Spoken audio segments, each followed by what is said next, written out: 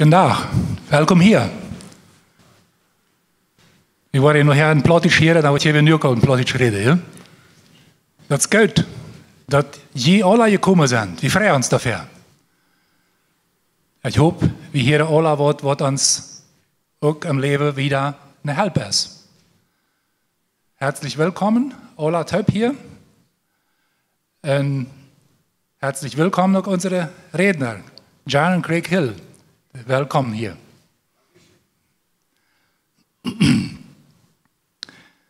We willen vandaag even thema nadenken die ons helpen zullen in onze ehe, met onze financiën, in dem wat we doen,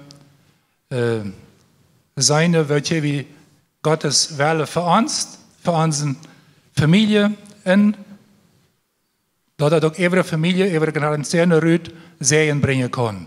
Dat is het Ziel, dat we dat verstaan, meer davon leren. We heeft God gewollt, dat we als Ältere in diesem Sinn umgehen und onze Kinder daran auch dann anlehren, auch begleiten können. Ich will diesen Tag mit einem Gebet anfangen. Leute und Ern, dort wir beten. Gott Vater, ich danke dir, dass wir in deiner Gegenwart sein dürfen.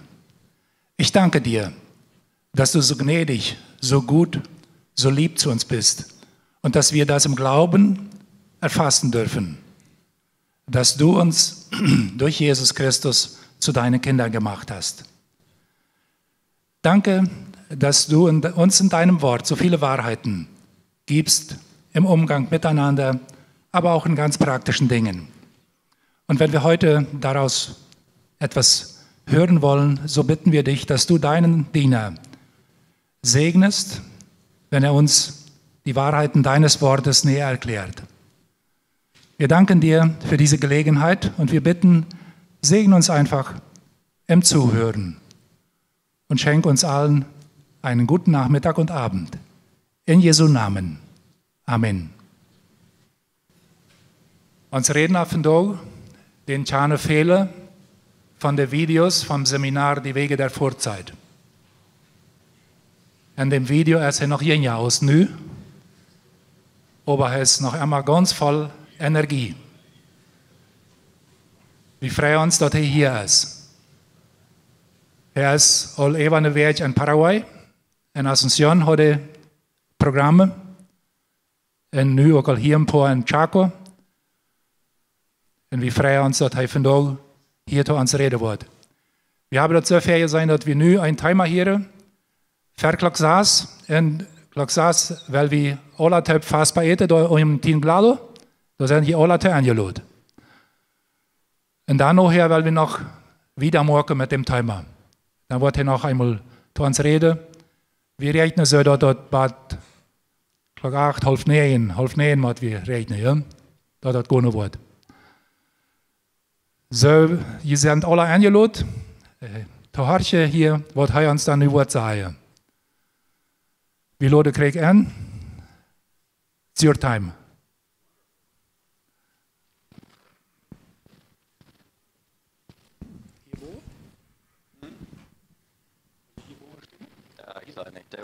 You're probably just going to want to run around over here, right? Because there's a lot of chairs too.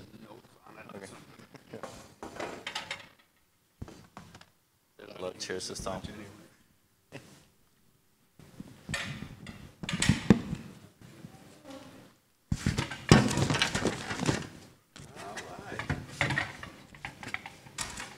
Okay, everything is ready. Alles is right. Good afternoon. Good middag. Let me ask you this. How many have been through an Ancient Paths seminar? Laat me dit vragen. Hoeveel van jullie zijn al durch een van de wegen der Vorzeit seminar durchgegangen? Oh, a lot of people. Oh, vele. How many have been through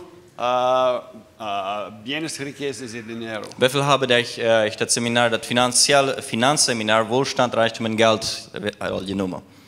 A few people. Okay. Manche. Wonderful. Good.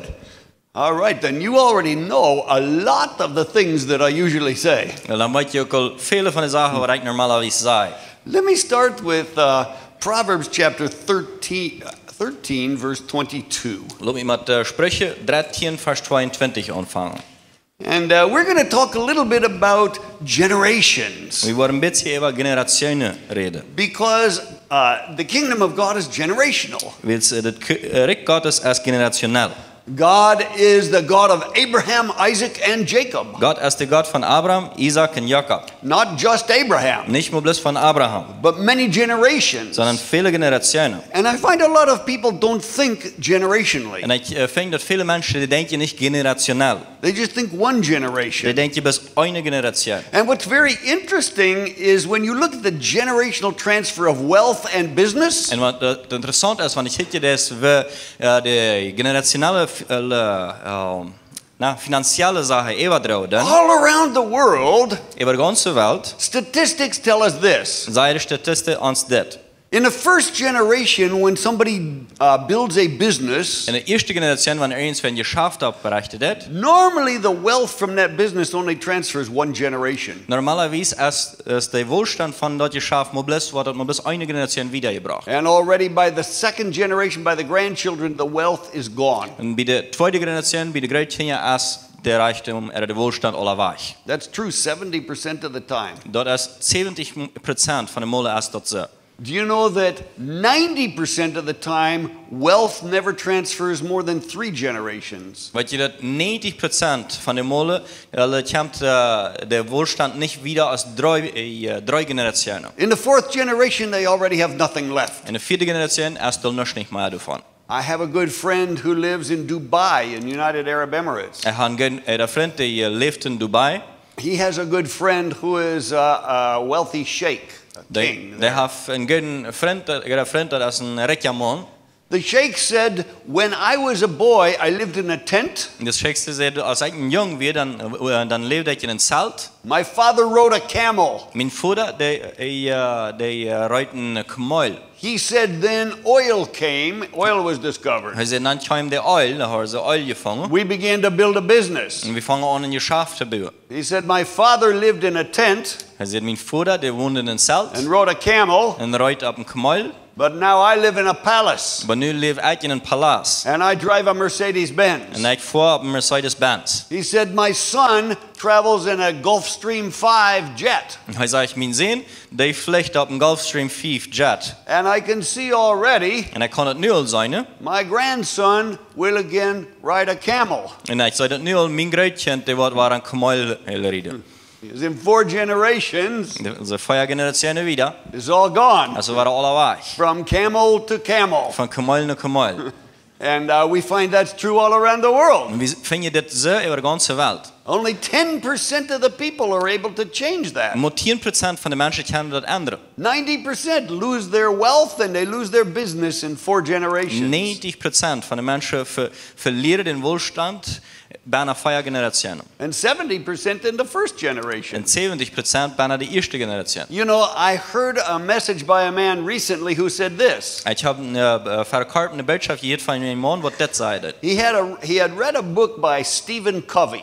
Der hat ein Buch von Stephen Covey gelesen. Stephen Covey was famous maybe 25, 30 years ago. He wrote a book called The 7 Habits of Highly Effective People. Stephen Covey, der Mann hat ein Buch geschrieben, das bekannt wird. Er hat heute 7 Habits of Highly Effective People. 7 Angewohnheiten von Menschen, die sehr erfolgreich sind. And he talked about an emotional maturity continuum. Und er redet über eine emotionelle Reife. So, how do people grow emotionally? Also, wie wachsen Menschen emotional? So, when we're little babies, Also, wenn wir kleine Babys sind, we start out emotionally dependent. dann fangen wir an, emotional aufhängig. What does that mean? Was bedeutet das? It means a baby cannot do anything for himself. Das bedeutet, ein Baby kann nicht für sich selbst tun. He can't even move. Der kann sich nicht mal bewegen. He can't eat. Er kann nicht essen. Without help, he will die. Ohne Halt wird er sterben. He's 100% dependent on his parents. Der ist 100% abhängig von seinen Eltern. This is the lowest level of emotional maturity. Das ist der letzte Niveau von emotionaler Reife. I mean, we find some marriages where there's still emotional dependence. En vi finner manche ehes wo det nog een emotionele afhängigheid is. And emotionally dependent people Emotion- always blame somebody else for their problems. Emotionele afhängige personen die beschuldigen andere personen voor ihre problemen. If a baby has a problem, Want een baby een trouble heeft, een probleem heeft. whose fault is it? Weems probleem is dat? Weems schuld is dat? Mom. Dat is mijn schuld. Nee! Fix my problem, it's your fault. Fix mijn probleem, dat is die schuld. Some marriages still live like that. Manche ehes die leven immer nog zo staan. And where they blame, the wife constantly blames the husband. Wo die Frau die ständig immer den Mann beschuldigt. The husband blames the wife. Und der Mann die beschuldigt die Frau. So people that are emotionally dependent, Und die Menschen, die emotionell abhängig sind, all of their life revolves around what somebody else is doing. der ganze Leben dat geht nur darum, was een andere Person deed. They're always a victim. Die sind immer die Empfangers. The problem is you. Das Problem bist du. You didn't do what I need. Du hast nicht dort getan, was ich brauche. Any problem I have Irgendein Problem, was ich habe, is your fault. das ist deine Schuld. This is an emotional baby. Das ist ein emotionales Baby. Sometimes when we minister to couples, Manchmal, wenn wir zu Ehes den we Teuen have gehen, people like that in our small groups. haben wir seine Person in unserer kleinen Gruppe. What's your problem? Was ist dein Problem? My husband. Mein Mann. He didn't do this. Die He haben nicht didn't das do getan. that. Die haben nicht He should do angetan. the other. Er hat das getan. What do I know? Was weiß ich? These people are in the lowest level of Diese emotional Menschen maturity. sind im letzten emotionale Reife. They're blaming somebody else for all their Und problems. die beschuldigen eine andere Person für alle ihre Probleme. The next level of emotional Der maturity nächste Niveau von emotionaler Reife is independence. ist Unabhängigkeit. Teenagers are usually in this stage. Die Jugendlichen, die sind die Teenager, sind meist einmal in diesem Stand. What does a teenager say? Was sagt ein Teenager? What is life all about for a teenager? Ja, aber was handelt sich das Leben für einen Teenager? Me. Me. Me. I don't need you. Ich brauche die nicht. I don't need a father. Ich brauche nicht einen I Vater. don't need a mother. Ich brauche nicht eine I don't Mutter. need a pastor. Ich brauche nicht einen I don't Pastor. need a teacher. Ich brauche nicht einen I Lehrer. don't need anybody. Ich brauche keinen mehr. I'm 100% independent. Ich bin 100% Self-sufficient. Ich habe nur für mich No selbst. needs. Ich habe keine Bedürfnisse nicht. And so I just shut everybody out. Und so ich schließe alle mit. I just do whatever I want Ich tue, was immer ich will. and take care of myself. Und ich besorge mich selbst. And I don't need other people. Ich besorge mich selbst und ich brauche keinen anderen. So this is still an emotional immaturity, Also das ist immer noch eine emotionale Unreife. but it's a teenage stage. Aber das ist eine Etappe von einem Teenager. And then adults, when we come into adult maturity, Und wenn wir der erwachsene Reife kommen, people hopefully come into a stage of interdependence. dann kommen Menschen hoffentlich in eine Etappe von Interdependence, wie würde ich das sagen? I'm going to use that word a lot, Yeah. so you better find Yeah, out so what we're it is. Interdependence. Also, die gegenseitige Abhängigkeit. Wo man so sagt, ja, okay, dale, alla brocco. Probeer we erom te denken. That's a little long in German, so you're going to have to give me some extra time for that. Sorry, sehr gut. Okay. Interdependence, Also diese gegenseitige Abhängigkeit, that person thinks about we. diese Person, die denkt über uns. The dependent person Die Person, die abhängig ist, is all about you. du geht alles um dich. You need to help me. Du musst mir You are helfen. my problem. Du bist mein You Problem. need to take care of everything. Du musst mir die um alles sagen. Independent person, Eine unabhängige Person, it's all about I. du geht alles um mich. I don't need you. Ich brauche dich I'm nicht. fine. Ich I'm okay. self-sufficient. Ich habe sie selbst als für mich The Fall. interdependent person Und die Person, die wie wird das nochmal? Gegenseitige abhängig ist, thinks about we. die denkt über uns. I don't need you. Ich brauche die nicht. I am okay without you. Ich sehe okay ohne die. But together we can accomplish much, much more. Aber taub habe ich viel mehr erreichen. In a marriage, In einer Ehe, people that are in the dependent stage, Personen, die in dieser Aufhängig steht sind, I describe that as two fleas. ich beschreibe das als zwei I'm going to use that word a lot too. Fleas. Lies. Flea, hupsflee. Du hast das. Hupsflee. What's a flea? What's eine Hupsflee? It's a parasite. Das ist ein Parasit.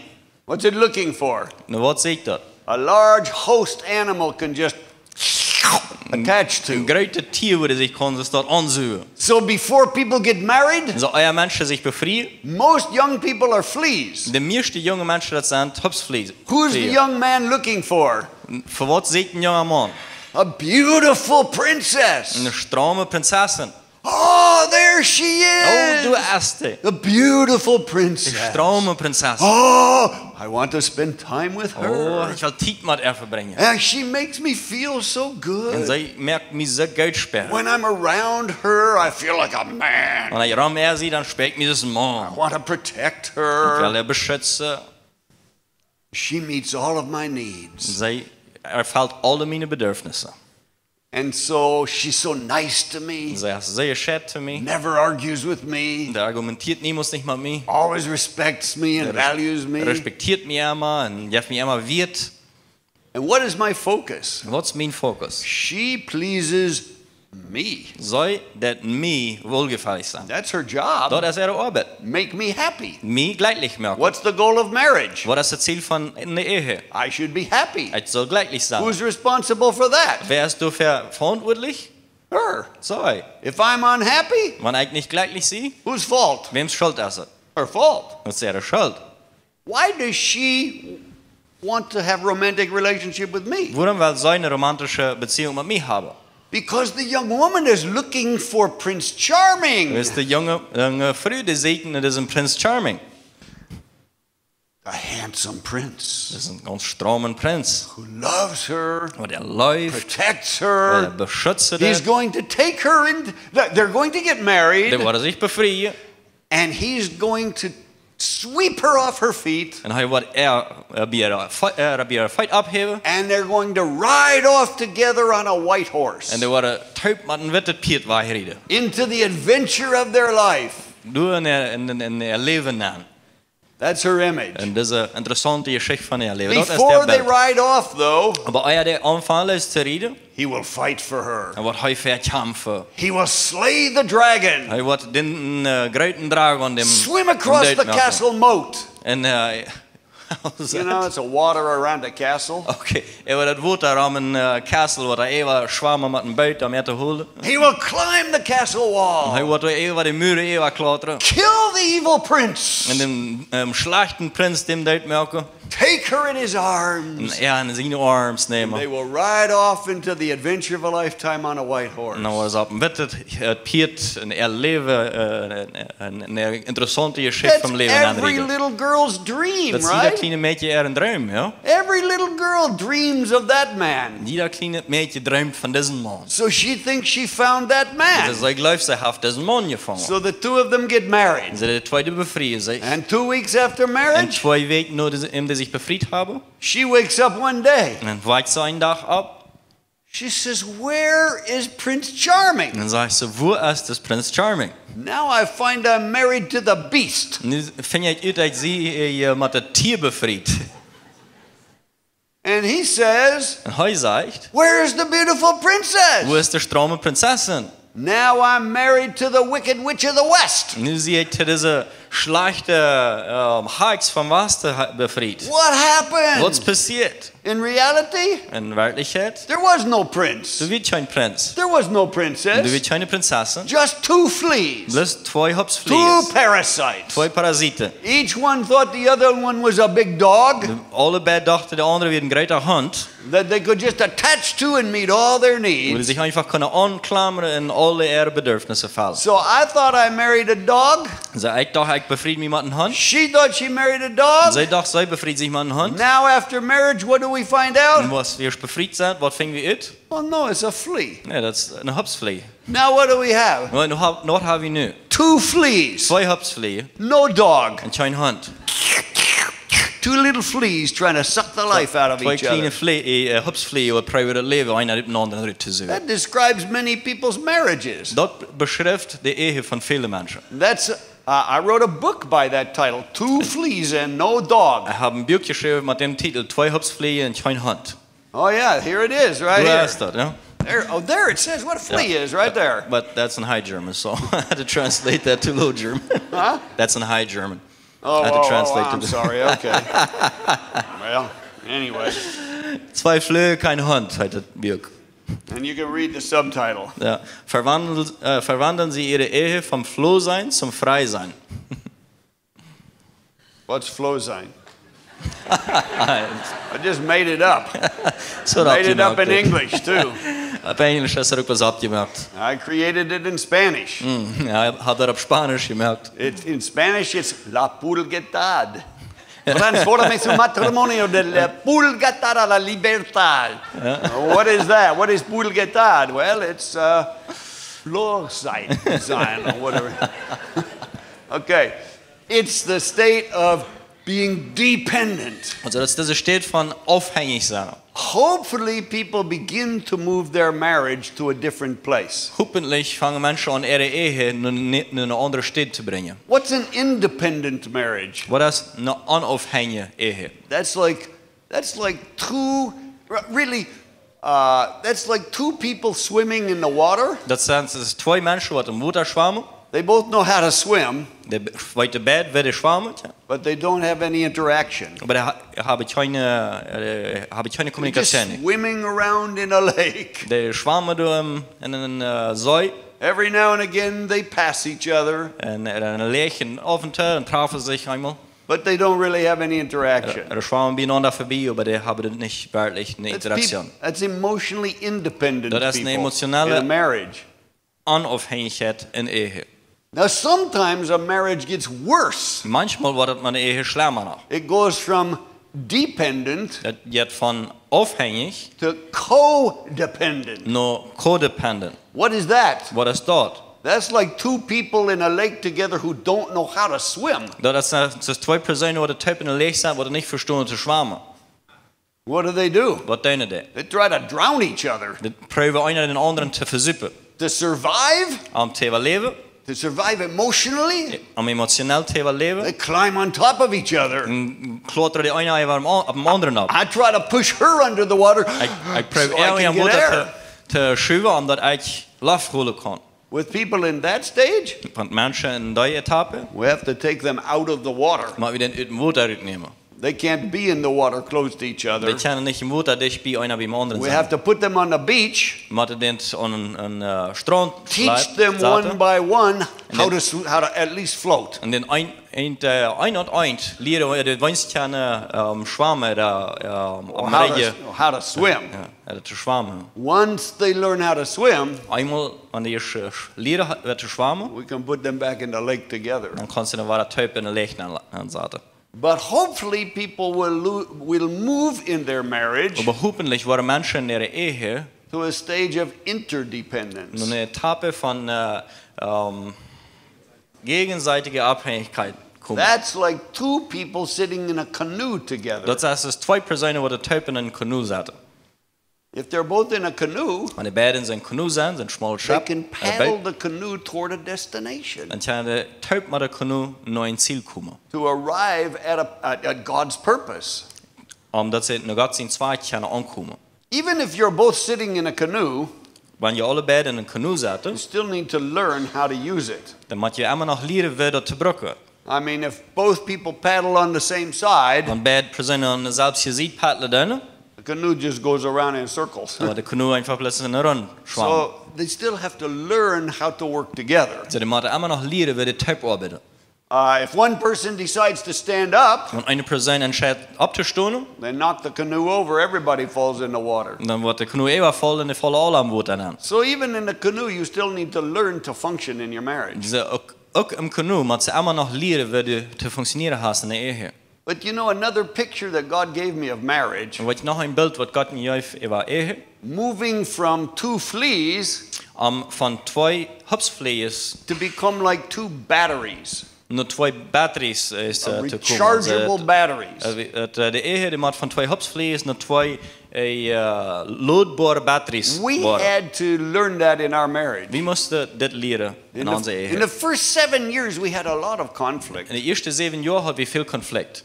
And finally we started to learn how to be a rechargeable battery. Waar we dan eerst aanvangen te leren, wie kunnen zijn batterie zijn om wat fresh op te laden. What does that mean? Wat betekent dat? My cell phone has a battery. Mijn cellphone heeft een batterie.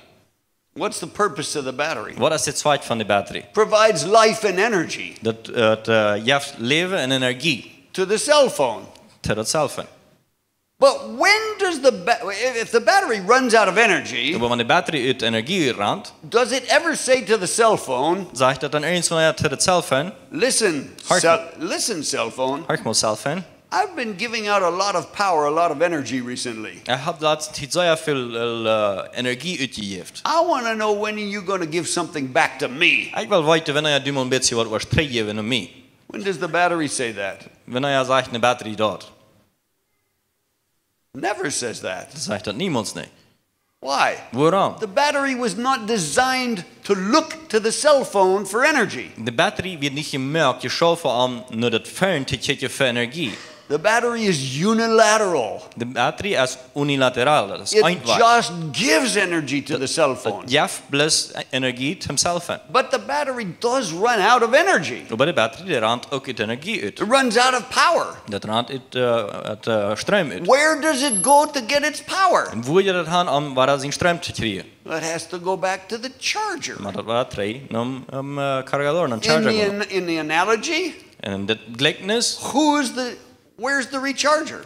wer is dat wat het waren opvallen dat de loader? Jesus, of course, is the recharger. Jezus is de loader. So I had to make a decision Dus ik moest een entscheiding treffen. to become interdependent. Omdat ik deze gegenseitige I afhängigkeit have to look to Jesus to provide life. moest ik naar Jezus kijken omdat hij mijn leven geeft. So when I run out of energy, Zodat wanneer ik uit energie I uitraak, run out of emotional energy, ik raak uit emotionele I energie run out uit, of life, ik raak uit leven uit, I don't say to her, dan zei ik niet te er, where's my life? waar is mijn leven? Give to me. Geef me. Gimme, my name's Jimmy. Geef me, mijn nummer is Jimmy. Doesn't rhyme in German. Doesn't rhyme in German, sorry. Dat riemt zich niet in Duits. I don't look to her for life. Ik kijk niet te er voor leven. I have to look to Jesus. Ik moet naar Jezus kijken. I receive life from him. Ik ontvang leven van hem. Fill up my emotional battery. En ik vul mijn emotionele batterie op. My spiritual battery. Mijn geestelijke batterie. Now I can give. Nu kan ik and geven. give. En and geven. give. En geven. and give. En geven. What if she does the same? Wat is wanneer zij datzelfde doet? She's getting life from Jesus. Zij vraagt om leven van Jezus. And she's giving. En zij geeft. Now what happens? Wat passiert nu? The energy from the two of us De energie van de twee van ons. combines in synergy. Dat draait zich uit in synergie. And we have more power than either of the two of us. En we hebben meer kracht als einer van ons apart. I mean, synergy is powerful. Deze synergie dat is The Bible krachtvol. says De Bibel zegt, one person can put 1,000 enemies to flight. eine persoon die kan 1000 vrienden in het vliegen maken. Two can put 10,000 to Maar flight. twee kunnen 10.000 in vliegen. Why? Waarom? Synergy. Dat is synergie. It's like Die zeggen op die. in physics Dat is in physics, with mechanical energy. met mechanische energie. If you have one 8 horsepower engine, Wanneer je nu een 8 horsepower motor let's hast. do this. Let's say you have one. Yeah, let's say you have one 8 horsepower engine. Ja, also du hast eine No, Motor. I'm going to change it. Ich wollte der andere. I want one 10 horsepower Ich will engine. ein 10 horsepower Maschine haben. Ja, Okay. 40 Kraft What Maschine. if you run it at 100% capacity? Eine Motor, wenn die 100% Fähigkeit dat der Rane ist, What's the greatest power it can ever produce? wie viel Kraft kannst du da holen? 10 horsepower 10 at Kraft. 100%. Mit 100%. What if you have 8 of those engines? Was passiert, wenn du 8 von seiner Maschine You hast? run them all at 100%. Wenn du alle auf 100% Rane ist. What's the most power you can produce? Was ist die meiste Kraft, was du erreichen kannst? 8 times 10. 8 mal 10. 80 horsepower. 80 Kraft. But what if you take those 8 10 horsepower engines, Aber was passiert, wenn du die 8 10 Kraft Motoren you nimmst? connect them together to one drive shaft like in a car. Die sind alle an ein Anhaken, das ist ein Auto. The, Oder ein Treibhaus. the synergy of those engines Also die Synergie von der Maschine creates a total capacity of 257 horsepower. Dat geeft een totaal van 274 horsepower op Jeetskraft. Yeah. What if you operate those 8 engines together at 50% capacity? Wat passiert, wenn du all die Motoren alle Typ auf 50% von Kapazität ran ist?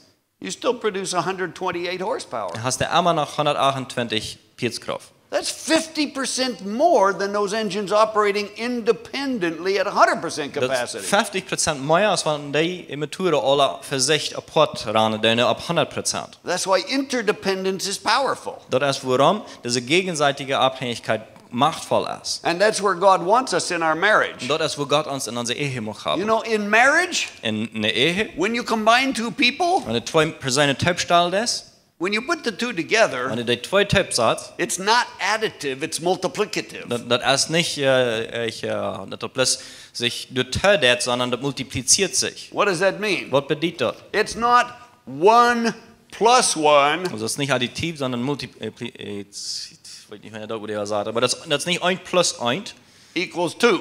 als 2. That's not marriage. Das ist nicht Ehe. It's not 1 plus 1. Das ist nicht 1 plus 1. It's 1 Das ist 1 times 1 mal 1. equals 1. Das ist 1. The Bible calls it one flesh. Die Bibel nennt das ein Fleisch. In Genesis 2:24. In 1. Mose 2,24. One man, Ein Mann, one woman, eine Frau, they marry in covenant, die befreien sich im Bund, they become one flesh. die werden zu ein Fleisch. 1 times 1. Einmal 1.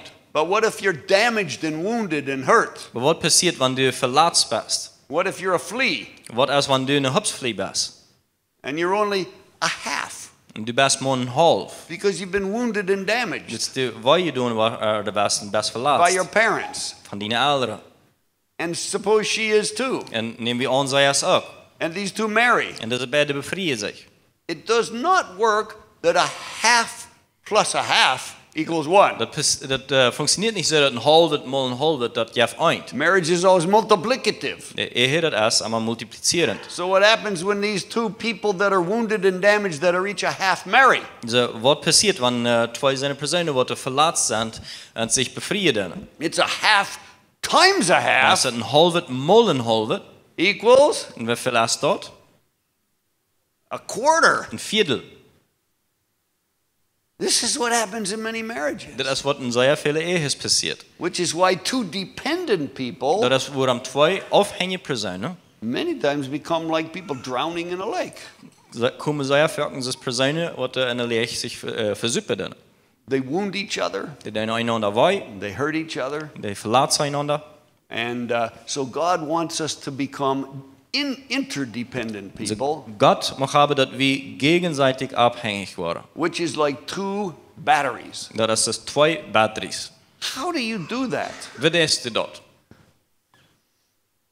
You know, I've taught many people what I call the 6-minute prayer. Weet je, ich habe viele Menschen das gelehrt, was ich nenne, das 6-Minuten-Gebet. How many know what is the 6-minute prayer? Wie viele von Ihnen kennen das 6-Minuten-Gebet? You do? Die ja? Raise your hand if you know the 6-minute Ich will mal prayer. auf die Hand, wenn die das Gebet kennen, das von 6 Minuten. Not many people know that. Nicht sehr viele Menschen kennen Okay. das.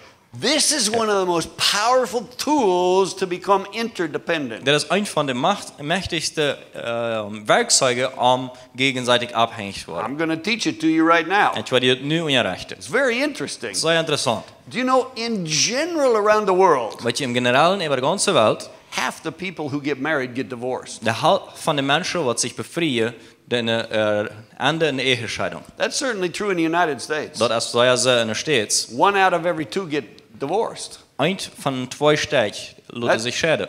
And it's no different for Christians. Und das ist nicht anders nicht für Christen. It's the same for Catholics, Das ist selbst für Katholiken, evangelicals, Evangelische, charismatics, Charismatische, atheists. Atheisten. It's 1 in 2.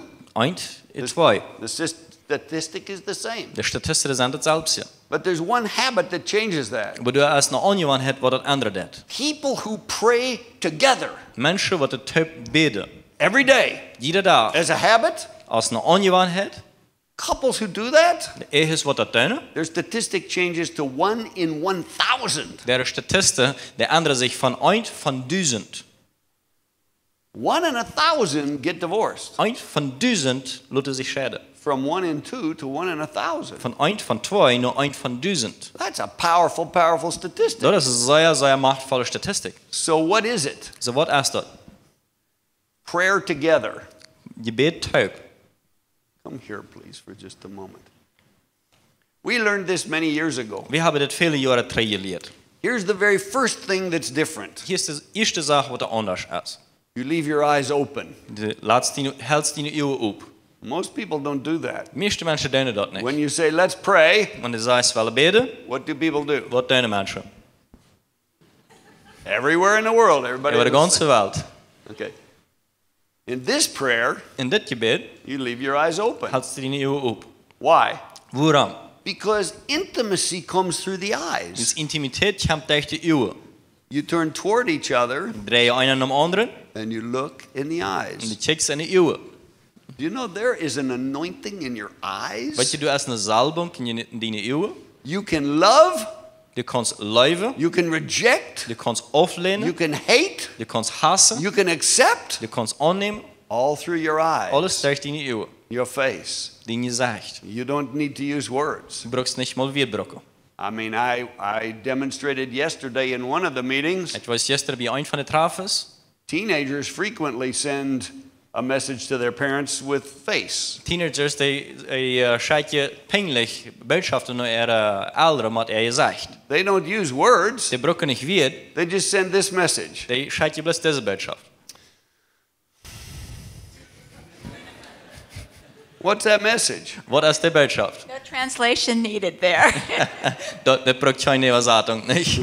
The message is, Die Botschaft ist, Mom, Ma, you are a complete idiot. du bist total blöd. You don't know anything. Du weißt You don't nichts. understand me. Du verstehst You mich don't nicht. listen to Du me. hörst nicht zu mir. No words. Keine Wort. Eyes are powerful. Die Augen sind machtvoll. Many people never look in their spouse's eyes. Viele Menschen, die kicken niemals nicht in ihre Ehepartner ihre Augen. It's a little dangerous. Das ist ein bisschen 'Cause gefährlich. if you hurt each other, Das wenn je einer den anderen weiter, ne? the moment you look in the eyes, In dem Moment, wo je einer den anderen in die Augen kicken, you're going to find out if there's a wall there. dann wirst du finden, dass du eine Wand hast. And if there is, you're going to have to repent. Und wenn du hast, dann wirst du mit der Buße dann. So the 6-minute prayer Das sind 6 Minuten Gebet, is looking in the eyes das in die Augen kicken and praying 3 things. und 3 Sachen beten. You're going to look at your wife's eyes, Du wirst in deine Frau ihre Augen kicken, but you're going to pray to God. aber du wirst zu Gott beten. Can God hear you with your eyes open? Kann Gott dich hören, wenn du deine Augen aufhast? I hope so. Ich hoffe so, ja. Otherwise, please never pray while you're driving a car. Wenn du nicht sagst, dann bet bitte niemals nicht, wenn du Auto fährst. And you need to pray on some of these roads.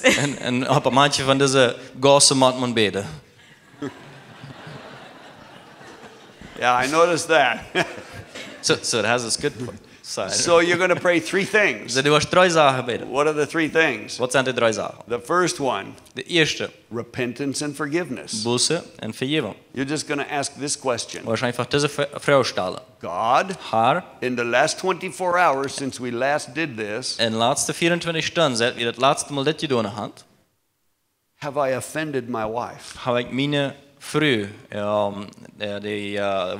Have I made her feel not valuable or not loved? Habe ich die Gefühl gegeben, dass sie nicht wertvoll ist oder nicht läuft And the ist. second part of that, Und der zweite Teil davon, God, Herr, in the last 24 in hours, den letzten 24 Stunden, have I offended you habe ich die getan. with my attitude, Mit meinem Benehmen, my mit words, meinen Worten, my actions? mit meiner Handlung. And if God says yes, Und wenn Gott Ja sagt, what are you going to do? was wirst du dann? Repent Buße, and ask forgiveness. Namen am Vergebung fragen. So, for example, suppose God convicted me Und dann nehme ich mal an, Gott redet zu mir, that I was unkind to a waitress in a restaurant last night. dass ich anständig eine Dienerin beim Restaurant wird letzten Abend. Now, that didn't happen because we didn't have dinner last Mir night. dort erst nicht passiert ist, wir haben gestern Abend nicht ankassiert. Nicht? But suppose that it happened Aber nehme ich mal an, das passiert. and I was convicted. Und ich fall mir Then I would pray this. Dann würde ich das beten. Father, Vader, I recognized last night ik zei aan dat laatste nacht, I was unkind to the waitress. wie dat ik niet geschädigt te deze dienaar. I used a tone of voice that was hurtful, Ik broek een stem wat wij verlaten wird. and I said words that hurt her. En ik heb weer gezegd wat wij doen hebben. Lord, I was wrong. Haar, ik werd falsch. God, please forgive me. God, bitte vergeef me. Now, if I realized I had hurt Jan in some way, En wanneer ik antwoord dat ik heb Jan op de weg verlaatst, I would ask her to forgive me. dan moet ik vragen om mij te vergeven. And then she would do the same. En zij wordt hetzelfde gedaan. Why is it 6-minute prayer? Waarom is het 6 minuten gebed? 3 topics, 3 timers, 2 people, 2 personen, 1 minute each. en 1 minuut jeder. 6 minutes. 6 minuten. Not an hour prayer, Keine Stunde van not gebed, a prayer meeting. niet een gebedstrafe. 6 minutes. 6 minuten. The second part, De tweede deel, thanksgiving. dankzij. Express gratefulness to God. Drijk uit die dankbaarheid naar God. For what? Voor wat? For your wife, Voor die vrouw, your husband, die man, your children, die kinderen, your business, die schaaf, the beautiful land you live in, de wonderbare land waar je leeft, the freedom you de have, vrijheid wat je hebt, the finances God has given de you, financiën wat God je all heeft, the things God has blessed you al with. de zaken hoe God die met je zegend heeft.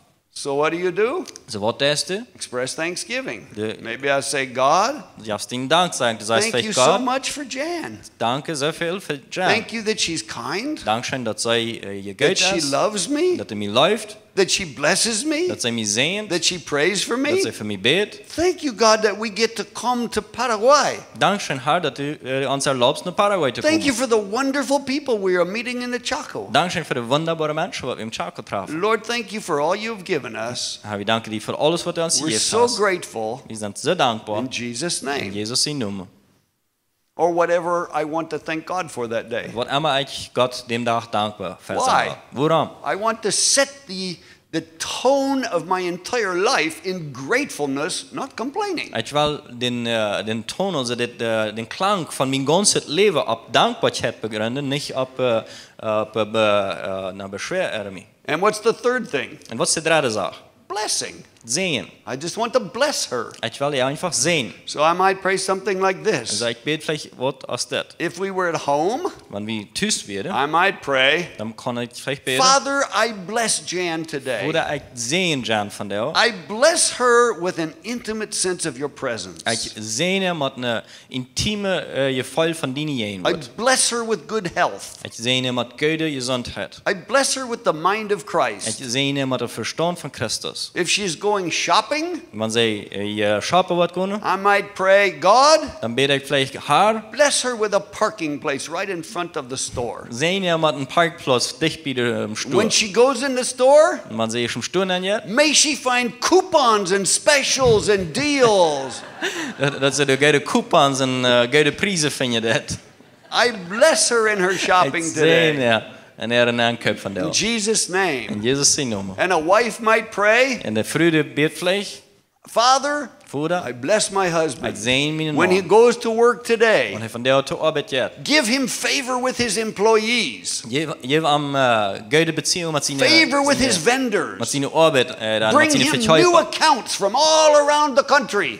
Breng hem nieuwe personen van het ganze land. Give him cheaper opportunities to buy his raw material. En geef hem betere gelegenheden om zijn producten te kopen. And new opportunities, Frisse new gelegenheden. accounts. En nieuwe I kanten. bless my husband with the mind of Ik Christ, zegen mijn man met het denkje van Christus. with a strong sense of intimate fellowship with you today. Een stootje en van een intieme beziehing met Christus van jou. And you can always pray Numbers chapter En 6, du kannst immer 4 Mose Kapitel 6 beten. verse 24 through 26. Vers 24 tot 26. May the Lord bless you and keep you. Mocht der Herr die zegnen en die May the hullen. Lord make his face shine upon you and be gracious Mocht der Herr unto you. zijn ongezicht über die schienen en gnädig zijn. May the Lord lift up his countenance upon you and give you his shalom. Mocht der Herr zijn bund über die Hölle en die zijn vrede geven. That's a powerful blessing. Dat is een stootje zegen. Good to pray every day. Gilt jede dag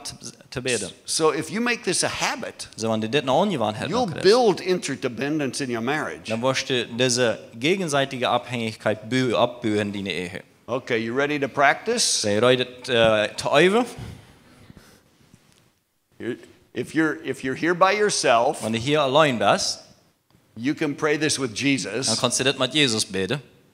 Simple thing. Ganz einfache Sache. Lord, Herr, if I offended you wanneer ik die wat je doen heb, in the last 24 in de hours, laatste 24 stunden, let me repent. en dat is boete. Thanksgiving.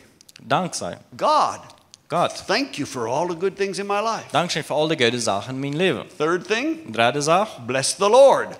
zijn dem Herr. How many Psalms say, bless the Lord? Hoeveel psalmen zeggen, zijn dem Herr. So if you're here by yourself, Dus wanneer je hier alleen bent, you pray those three things with Jesus. dan bid je die drie zaken met Jezus. But if you're here with your wife or husband, Wanneer je hier met een man of een vrouw bent, you're going to look them in the eyes. was je dient in de ogen kijken. Okay, so close your eyes first. Dan merk je eenmaal in de ogen toe. Close your eyes Merk je in de ogen toe. and think. En evalueer. Have I offended my wife Heb ik mijn vrouw wat gedaan? or my husband Of mijn man? in the last 24 hours? In de laatste 24 stunden? Or maybe since you never did this before, Of vielleicht wil je nog niemand zeggen, je gedaan hast. in the last 24 years? In de laatste 24 jaar? Now, probably don't go back that far. Of vielleicht niet ganz so weit wel teruggaan. Have I offended my husband? Heb ik mijn man wat gedaan?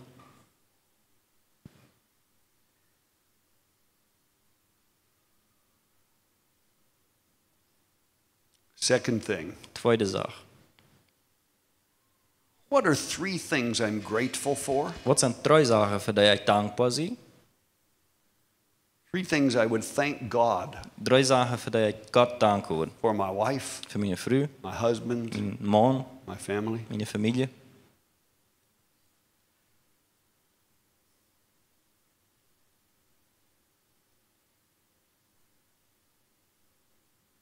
What's one blessing I could speak over my wife? Wat is or my een husband? zin wat ik over mijn vrouw of over mijn man kan uitspreken?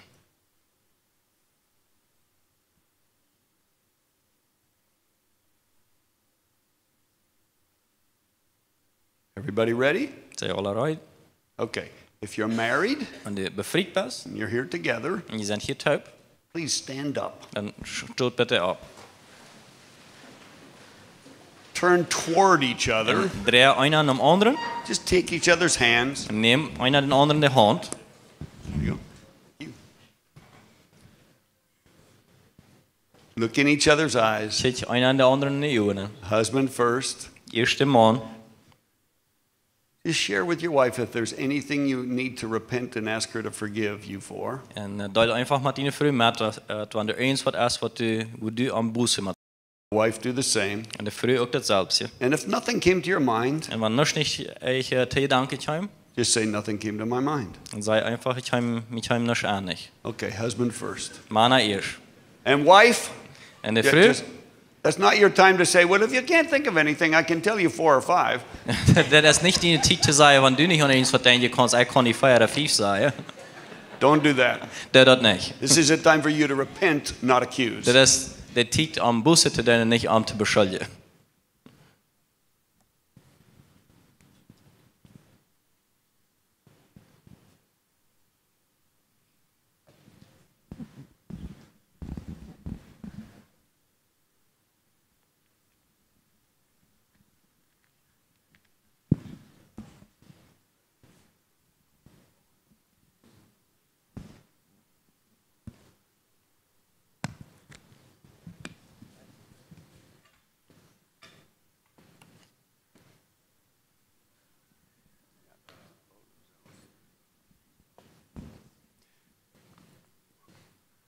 When you finish with that, move on to blessing En je moet dat voor je hebben, dan or to thanksgiving. ga je even naar danken.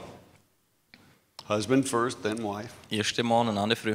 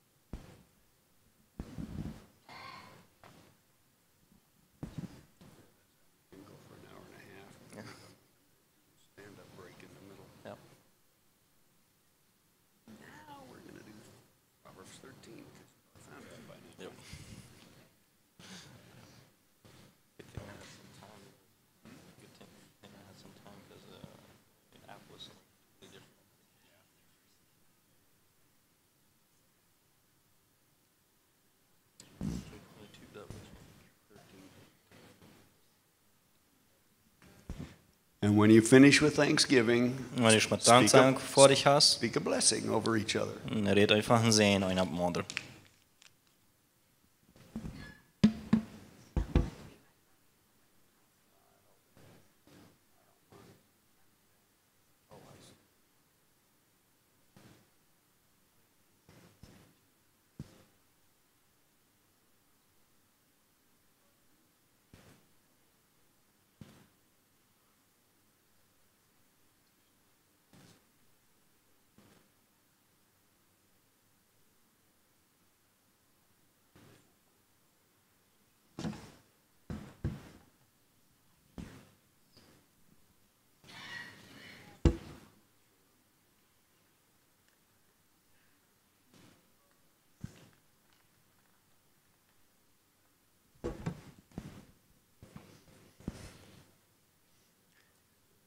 Take all the time you need.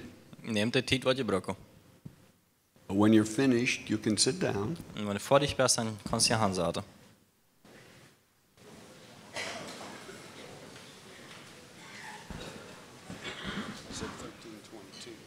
Ja.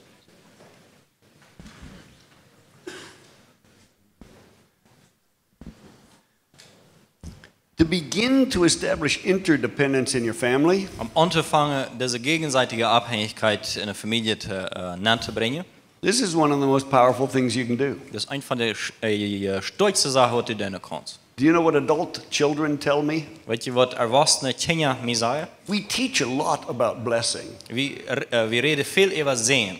Blessing from parents to their children. Sehen von den Eltern oder den Kindern. Ancient Paths is all about 7 critical times of blessing from parents to children. Das Seminar von Wege der Vorzeit, das geht alles über diesen 7 Stab von Sehen von den Eltern oder den Kindern. But you know what children tell me all the time? Weet je wat Kinder mir immer sagen? One thing more important than the blessing of my parents to me, Eine Sache, was noch wichtiger ist als das Sehen von meinen Eltern mir gegenüber. I want my parents to love each other. Ich will haben, dass meine Eltern sich lieben. I want my parents to bless each other. Ich will sein, dass meine Eltern sich einer den anderen sehen. My father blessing my mother is more important to me than my father blessing me. Mir ist es wichtiger, dass mein Vater meine Mutter sehen, als dass mein Vater mich sehen. Children whose parents have gotten divorced, Kinder von Eltern, die sich geschieden haben. you know the deepest desire of their heart? Weet je, de diepste verlangen van je hart? I want mom and dad to get back together. Ik mag hebben mama en papa waar het I komen. want them to love each other. Ik mag hebben dat hij zich liefde. That's the deepest longing in the heart of every Dat is child. het diepste verlangen in het hart van ieder kind. The most powerful thing you can do to bless your son or daughter En de grootste, de stoutste zaak wat je kan doen om die kinderen te zijn, is love your wife. is die vrouw te liefde. Honor and respect your husband. En te eren en te respecteren die man. Create a culture of blessing. Een cultuur van zegen te Create bouwen. a culture of interdependence. Een cultuur van deze gegenseitige Abhängigkeit te Now, bouwen. I was listening to a teaching by a man who has studied wealthy families and the transfer of business and wealth from one generation to the next. Ich hielt von diesen eine Lektion über das Thema von wenn man einen Wohlstand von Generationen überdreht der andere Generationen. In Proverbs chapter 13 verse 22 tells In us, Sprüche Kapitel 13 Vers 22 sagt a uns, good man leaves an inheritance to his children's children, ein guter Mann, der lässt ein Erbe zu den Kindern von seinen Kindern. at least 2 generations. Wenigstens 2 Generationen. Many people leave no inheritance at all. Viele Menschen lassen überhaupt keine Erbschaft. Many people only leave an inheritance to their children, Manche Menschen lassen bloß eine Erbschaft für ihre Kinder. and many don't leave an inheritance to their grandchildren or any future Und generations. viele lassen keine Erbschaft nicht für ihre Großkinder oder für Generationen danach. But what I heard my friend Tom Rogerson say, Aber was ich von meinem Freund Tom Rogerson hier deut, families who start businesses, Familien oder Menschen, die Geschäfte anfangen. Dann. usually the first generation are entrepreneurs.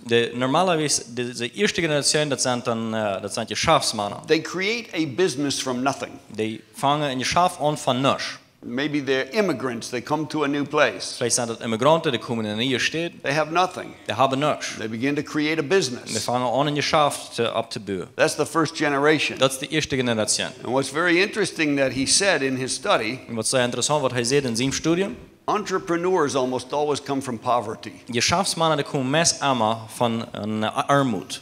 Entrepreneurs don't usually come from wealthy families. Geschäftsmänner, die kommen normalerweise nicht von reichen Familien. Usually entrepreneurs who create businesses come from a family of interdependence. Normalerweise diese Geschäftsmänner, die das Geschäft abbilden, die kommen von Familien, wo diese Kultur von gegenseitiger Abhängigkeit ist. Families that don't have much financial resource, Familien, die nicht viel finanzielle Ressourcen haben, poor families, auch arme Familien, they're almost always interdependent. die sind meist armer, sind die gegenseitig They abhängig. have to learn to work together. Die Mathe lernen, zusammen zu arbeiten. Why? Warum? Because if they don't, they die. Wenn die das nicht tun, dann sterben die. There's only one bathroom in the house. Du erstmal das Einwohner im Haus. So you have to learn to work with everybody. Also die Menschen lernen mit allem umzugehen. There's only one bathroom. Du erstmal Einwohner. So 5 kids in the house, Die 5 Kinder im Haus, you got to learn how to share. dann musst du lernen, wie mitzuteilen. Maybe the family only has one car. Vielleicht hat die Familie mal ein Auto. If the teenage son goes out on a date with his girlfriend and wrecks the car, Wenn ein Teenager-Jung mit Rückfahrt mit seinen Freundinnen, die killt das Auto zwei, it affects everybody das affektiert jedem. because it's the car. Die ist dort erst dort Auto. There's only one. Du erstmal eins. So people learn to work together. Also die Menschen lernen, zusammen zu arbeiten. Businesses Die Geschäfte, almost always start out of that environment. die fangen meist einmal in seiner Stadt an. But here's an interesting thing. Aber hier ist eine interessante Sache. Usually entrepreneurs do not produce entrepreneurs. Normalerweise produzieren Geschäftsmenschen nicht Geschäftsmenschen. Second generation is very rarely an entrepreneurial Die generation. zweite Generation ist sehr wenig mal, dass dort auch Geschäftsführer sind. Usually the first generation are entrepreneurs. Normalerweise die erste Generation von Geschäftsführern. Second generation are managers, Die zweite Generation, das sind Managers, administrators. also die Verwalter. They get involved in administration and management of the business. Die sind verwickelt in die Verwaltung und die Manejo von das Geschäft. And here's the thing that most families do. Und das ist die Sache, was die meisten Familien tun. They usually, as soon as they have some wealth, Also wenn sie was Wohlstand haben, they say to dann themselves, sagen sie zu sich selbst, I don't want my children to have to grow up like I did, ich will nicht haben, dass meine Kinder so abwachsen, als ich abwachse. in a house with one bathroom, Ein Haus mit einem Wohnjahr.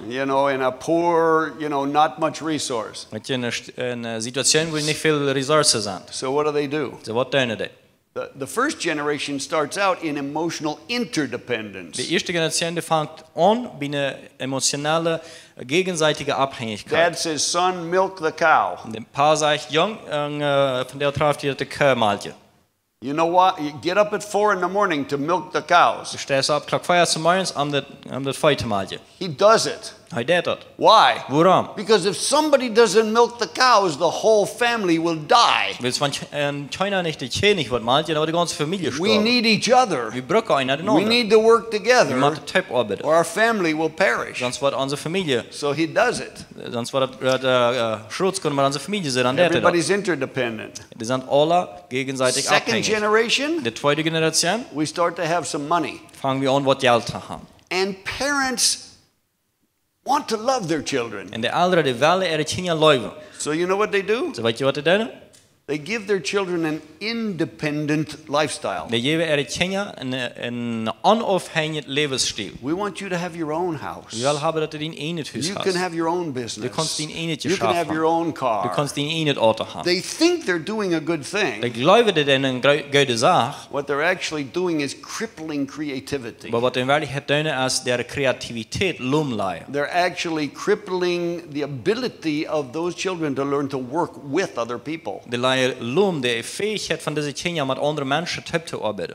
And the second generation Und die zweite Generation, becomes independent. die wird unabhängig. Many times, first generation are business owners, they're creative, they're entrepreneurs. Sehr viele sind die erste Generation Geschäftsmänner und sind kreativ. Und Second generation become lawyers, accountants, administrators. zweite Generation, das gibt die Rechtsanwälte und Verwalter. Parents have some money. De ouderen die hebben wat geld. Oh, we're going to send you overseas to get a good Oh, education. wie worden die im Uitland scheiden om een goede studium te krijgen? Because we can. Wie is wie dat kennen? Thinking they're doing a good De thing, geloven dat een goede zaak, but they're making those children independent. maar die merken dat ze kinderen onafhankelijk. It's a lower emotional level. Dat is een leraar niveau emotioneel. What do you think happens in the third generation? Wat geloof je passiert in de derde generatie? Grandchildren De grootkinderen. usually become dependent. Die worden normalerwijs afhankelijk. Dependent on what? Afhankelijk aan wat? The family business, Dat familiegeschäft, the money. dat geld. They are dependent on the money. Die zijn afhankelijk van het geld. So what do? Zo wat doen die? Spend it all, Die verbruiken dat alle. which is why the fourth generation starts over. Deswegen vangt de vierde generatie waar van verder aan. The reason most businesses don't perpetuate beyond the third generation. Dat is de grund voor waarom de meeste geschäften niet wieder als bij drie generaties komen. What can you do to change that? Wat kannst du doen om dat te ändern? Begin to think generationally. Anfangen generationeel te denken. What most families Wat de do, meeste families doen, they provide money. die laten het geld gaan. They provide position in the business. En die stellen in de positie im geschäft. You know what they don't do? Weet je wat die niet doen? They don't impart values. Die doen niet, weten niet, die het evalueren. They don't impart vision. Die evalueren die niet meer visioen. They don't impart to their children what does it mean to be who is a rhymer? What is that? Who is that Die person? leren ihre kinderen niet wat het bedeutet een Rema te zijn. Wat is dat voor een persoon? Who are we? Wer zijn we? What do we stand for? Voor wat staan we? Who are our children? Wer zijn onze Our kinderen? grandchildren? Onze For grootkinderen. how many generations? Voor hoeveel generaties? Here's an interesting thing. Hier is een interessante zaak. Look with me in Jeremiah chapter 55. Kijk maar mee in Pardon me, Jeremias. chapter 35. Jeremia is 34. Jeremiah 35. Jeremia is 34. And let's look at, let's read verses 3 through 8. Van vers 3 3. through 9. Vers 3 How tot about 3 through vers 10? 3 Sorry. tot 9, 3 tot 10. Yeah. 3 tot 10. Okay. Jeremia 34, 3 tot 10 sagt das folgende.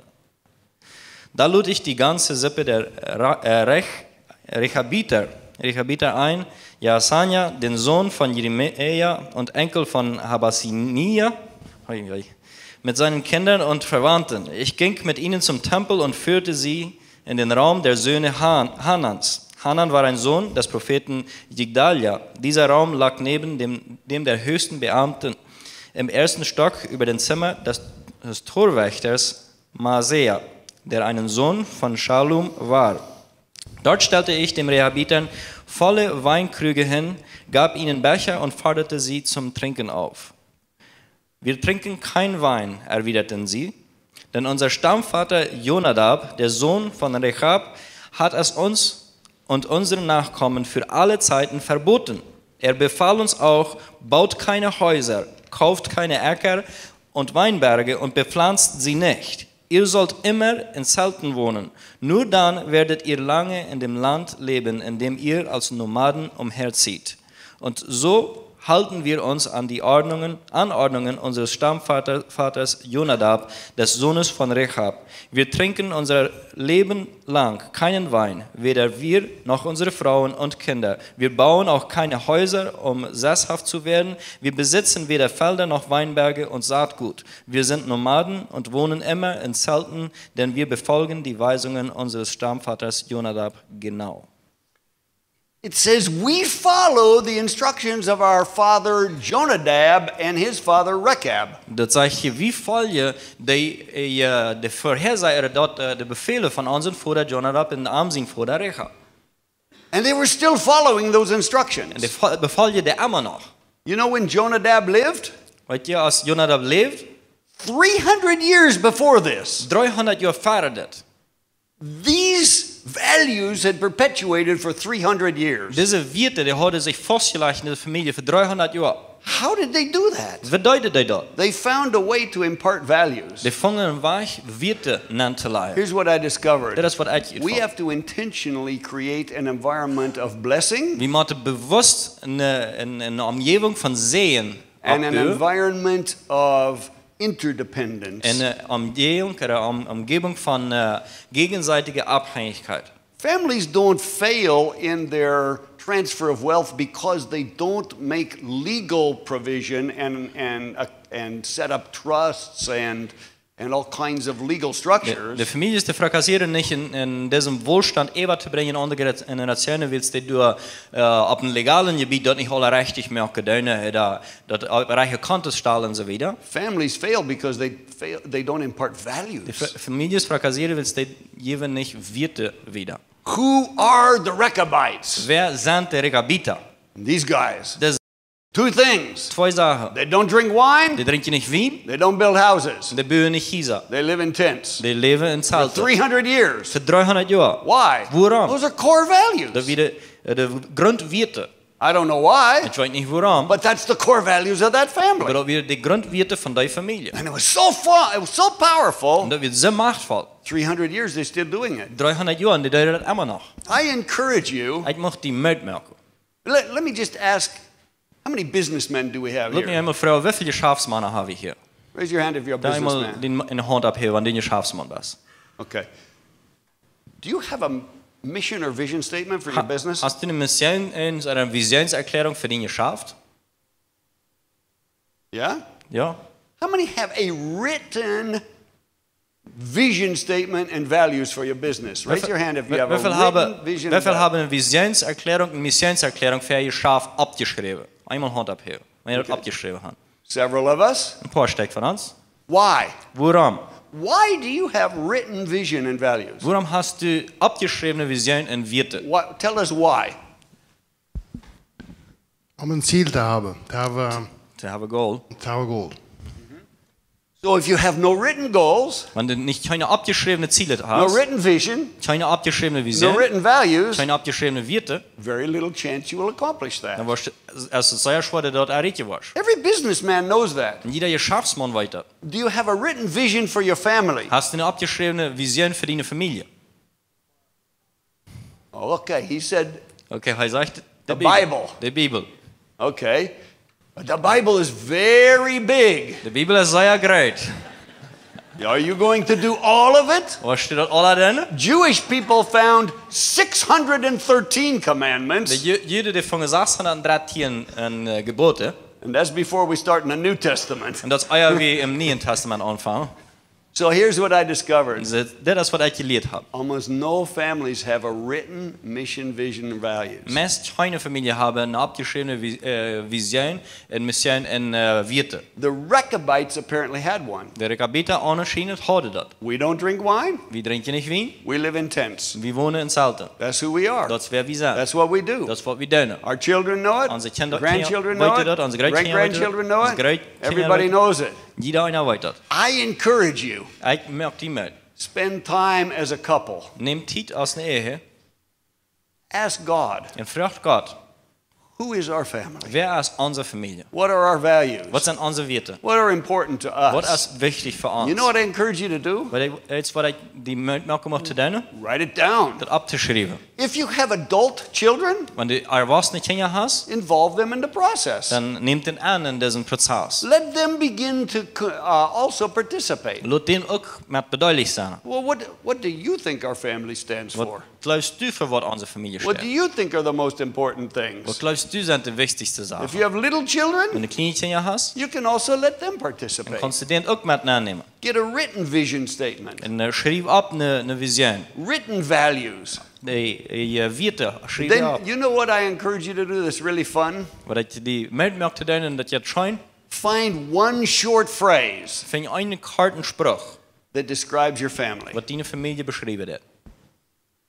Unfortunately, Leider, I only learned this recently. ich habe das mal für Karten gelehrt. We're just doing it right now. Wir tun das mal nu. We didn't do it before. Wir haben das vorher nicht getan. I just learned it. Ich habe das mal für Karten gelehrt. But one family, Aber eine Familie, they said, here's our two primary die values. sagen, das sind unsere zwei Hauptwerte. Number one, Nummer 1. we want all the decisions we make to be based on the rock of Jesus Christ. Wir wollen alle Entscheidungen, die wir treffen, ab den Fels von Jesus Christus zu bitten. Jesus is a rock. Jesus ist uns We want Fels. all decisions to be based on the rock. Wir wollen alle Entscheidungen ab diesem Fels gegründet werden. Number two, Nummer we 2. believe God called us to be role models for other people. Wir glauben, dass Gott hat uns geräumt, Vorbilder zu sein für andere Menschen. So people would look at us, Zodat wenn Menschen uns they anschauen would würden, say, I want a marriage like yours. die würden sagen, ich möchte eine Ehe dienen. I want a family like Ich möchte eine yours. Familie I want dienen. a business like Ich möchte ein yours. Geschäft dienen. You're a role model for Du us. bist ein Beispiel für uns. So those were their two primary values. Das sind die 2 Hauptwerte. All decisions All die Entscheidungen based on the rock of Jesus. begründet ab dem Fels von Jesus. And in all we do, Und alles, was wir tun, we want to be role models to others. weil wir Vorbilder sein für andere. So you know what their little family motto was? So weißt du, was ihr kleine Familienmotto ist? Rock and roll. Rock'n'Roll. We build on the rock. Wir bauen ab We want to dem be role Fels. models. Und wir wollen Modelle sein, also Sorry, Rollenmodelle. it only works in English. It doesn't translate. But I'm sure you understand the idea. Aber ich verstehe die Idee. So every time when they're together as a Also family, jedes Mal, was der Typ sein als Familie, they all know that phrase. die weiß ja alle, das ist ein Motto, das ist ein Teil. So. Rock and roll. What does it mean? Was bedeutet das? Build on the rock. Auf dem Fels zu Become bauen role models for others. und Beispiele für andere zu All our werden. children know it. Alle die Kinder weiter das. Son is making a decision. Der Junge, der Sehende merkt eine Entscheidung. Son, Sehen? remember, Erinnere dich, rock and roll. Rock'n'Roll. That's who we are. Das ist wer wir sind. That's what we do. Das ist was wir tun. That's how we weigh all our Das decisions. ist, wie wir alle unsere Entscheidungen treffen. How long do you think that will last? Wie lange glaubt ihr, wird dort bleiben? Probably many generations. Bestimmt für viele Generationen. They say people die 5 deaths. Es sind Menschen, die sterben 5 Deaths. Death number 1, Der erste Tod, when you can no longer have children. wenn du nicht mehr Kinder haben. Death number 2, Der zweite Tod, when you can no longer work. wenn du nicht mehr arbeiten kannst. Death number 3, Der dritte Tod, when your body dies physically. wenn dein Körper physisch sterben wird. Death number 4, Und der vierte Tod, when your body decomposes and your bones are no longer in the grave. It's just dust. wenn dein Körper ist verfüllt ist und du hast seine kleine Knöchel nicht mehr an die, du bist einfach zu Stoff geworden. Number Und 5, Nummer 5, when nobody remembers your name. wenn keiner sich mehr an die Nummer erinnert. That's a sad death. Das ist ein sehr trauriger Tod. 300 years later, 300 Jahre später, this family knew the name of Jonadab. die wussten noch die Nummer von Jonadab. They knew the name of Rechab. Die wussten die Nummer von Rechab. Why? Warum? The values transferred. Die Werte, die übergeben werden. How do you keep your business? Wie hältst du dein Geschäft? How do you keep your wealth? Wie hältst du den Wohlstand? It cannot just be transferring money. Da kann nicht bloß Geld wiedergeben You're sein. going to have to transfer Du values, wirst mit den Werten wiedergeben. or your children will waste all the money in the That's what- third generation. Das war deine Kinder in der dritten Generation all das Geld alle verbrochen. How do you do it practically? Wie tust du das praktisch? I suggest you have a meeting of your family at least once a year, Ich schlage vor, dass du once einmal im Jahr mit der ganzen Familie treffen hast. of the extended family. Also mit der großen Familie, Your immediate family, deine immediate Familie, meet once a month. das once einmal den Monat treffen. Once a month, have fun together. Einmal den Monat lass es schein gehen. Do things you enjoy, Sachen zu tun, was ich gleiche. but also Aber talk about your values. red okay, was ihr Werte. Talk about what's happening in the family. Red über was passiert in der Familie. Resolve the problems. Und resolviert eins Probleme. Brothers and sisters have offended each Wenn other. die Brüder und Schwestern sich wehgetan haben, sich verletzt haben, Help them resolve it. dann helft ihr dort zu Don't lösen. let it continue for years. Lass das nicht für Jahre angehen. That's how you transfer wealth. Das ist, wie du Wohlstand wiederbringst. You know what I realized many years ago Was ich Anfang viele Jahre drehe, in our family, in unserer Familie, starting with my father, wir fangen an mit meinem Vater, we were called to manage resources for the king. wie wir geraubt, Ressourcen für den König zu verwalten. God gave us this picture. Gott gibt uns das Bild. Be a financial eunuch. Sie ein finanzieller You know what a eunuch is? ja, Eunuch. Guy that's castrated. Wie sagt man das auf Deutsch? Ein Geschnittener. Eunuch? Eunuch. Yeah, the word's similar in every language. Ja. Okay. So what's a eunuch? So was ist ein Eunuch? Well, as I said, it's a guy Das who ist has ein no sexual desire. man, der keine sexuelle Verlangen hat. Why? Warum? He's been castrated. Dem ist geschnitten worden. No sexual desire. Keine sexuelle Verlangen. Where does that guy work? Wo arbeitet der Mensch? With the king's harem. Mit den König den König sein Palast. He has his harem of many wives. Also mit all seine Frühes. So he doesn't want a man around his wives Hij wil that niet- has any sexual desire. Er will nicht ein Mann, man seine Frühes haben, was ins sexuelle Verlangen So hat. the only people that get to work with the king's harem are eunuchs. Also die einzige Person, die mit den König seine Frühes der verarbeitet sind, das ist Eunuchs. People whose sexual desire has been completely removed physically. Menschen, die ihren sexuellen Verlangen ganz aufgelegt haben. Why? Warum? Because the king can trust them 100%. Das ist der König, der kann ihn 100% vertrauen. So what is the purpose of the eunuch? So was ist der Zweig von seinem Eunuch? Prepare the bride of the king for whom? Der Brut von dem König, für wem reut merken? For the king. Für den König. What happens if one of those men touches one of the king's wives for his own pleasure? Was passiert, wenn ein Mann seine Frau antwortet für sein eigenes Verlangen? You die. Du stirbst. So that's why only eunuchs. Deswegen muss bloß Eunuch. So God said to us many years ago, Und so Gott sagt viele Jahre zurück, I call you to be financial eunuchs. ich habe dir geraubt, finanzielle Eunuch zu What's a sein. financial eunuch? Was ist ein finanzieller Eunuch? Someone who manages a business Eine Person, die ein Geschäft dreht, for the king. für den König. Not for self, Nicht für sich selbst, for the king. für den König. God gave us a choice. Gott gibt uns eine Wohl. You don't have to do that. Du musst das nicht tun. It's your Das choice. ist deine Entscheidung. But I'm looking for financial eunuchs Aber ich sehe für finanzielle Eunuchen, that I can multiply through. was ich hier multiplizieren kann. It started with my father. Darum, dass ich hier multiplizieren kann, My fängt mit meinem Vater an. my father passed away 2 years ago at age 94. Mein Vater, der starb 2 Jahre zurück mit 94 Jahren. And he was a petroleum geologist. That was his work. Er war ein Geologist, oder His job was Geologe. to search for oil and gas, petroleum. Er sucht für Gas und für Öl. So in the 1960s, In den 1960er Jahren, he studied a particular gas field, da studiert er ein Wasserfeld, ein Gasfeld. ended up selling some gas properties to 2 oil companies. Und er verkauft dann zuletzt ein paar Städte, dort ein paar Ländereien, also eine Gaskompanie. He was trying to get as much money as he could in the sale, Er probiert so viel Geld als möglich zu holen im Verkauf. but they didn't give him much money. Aber die Jäuwe haben nicht viel Geld. But they gave him a royalty. Aber die Jäuwe haben how would you explain royalty? Ein Anteil. Okay.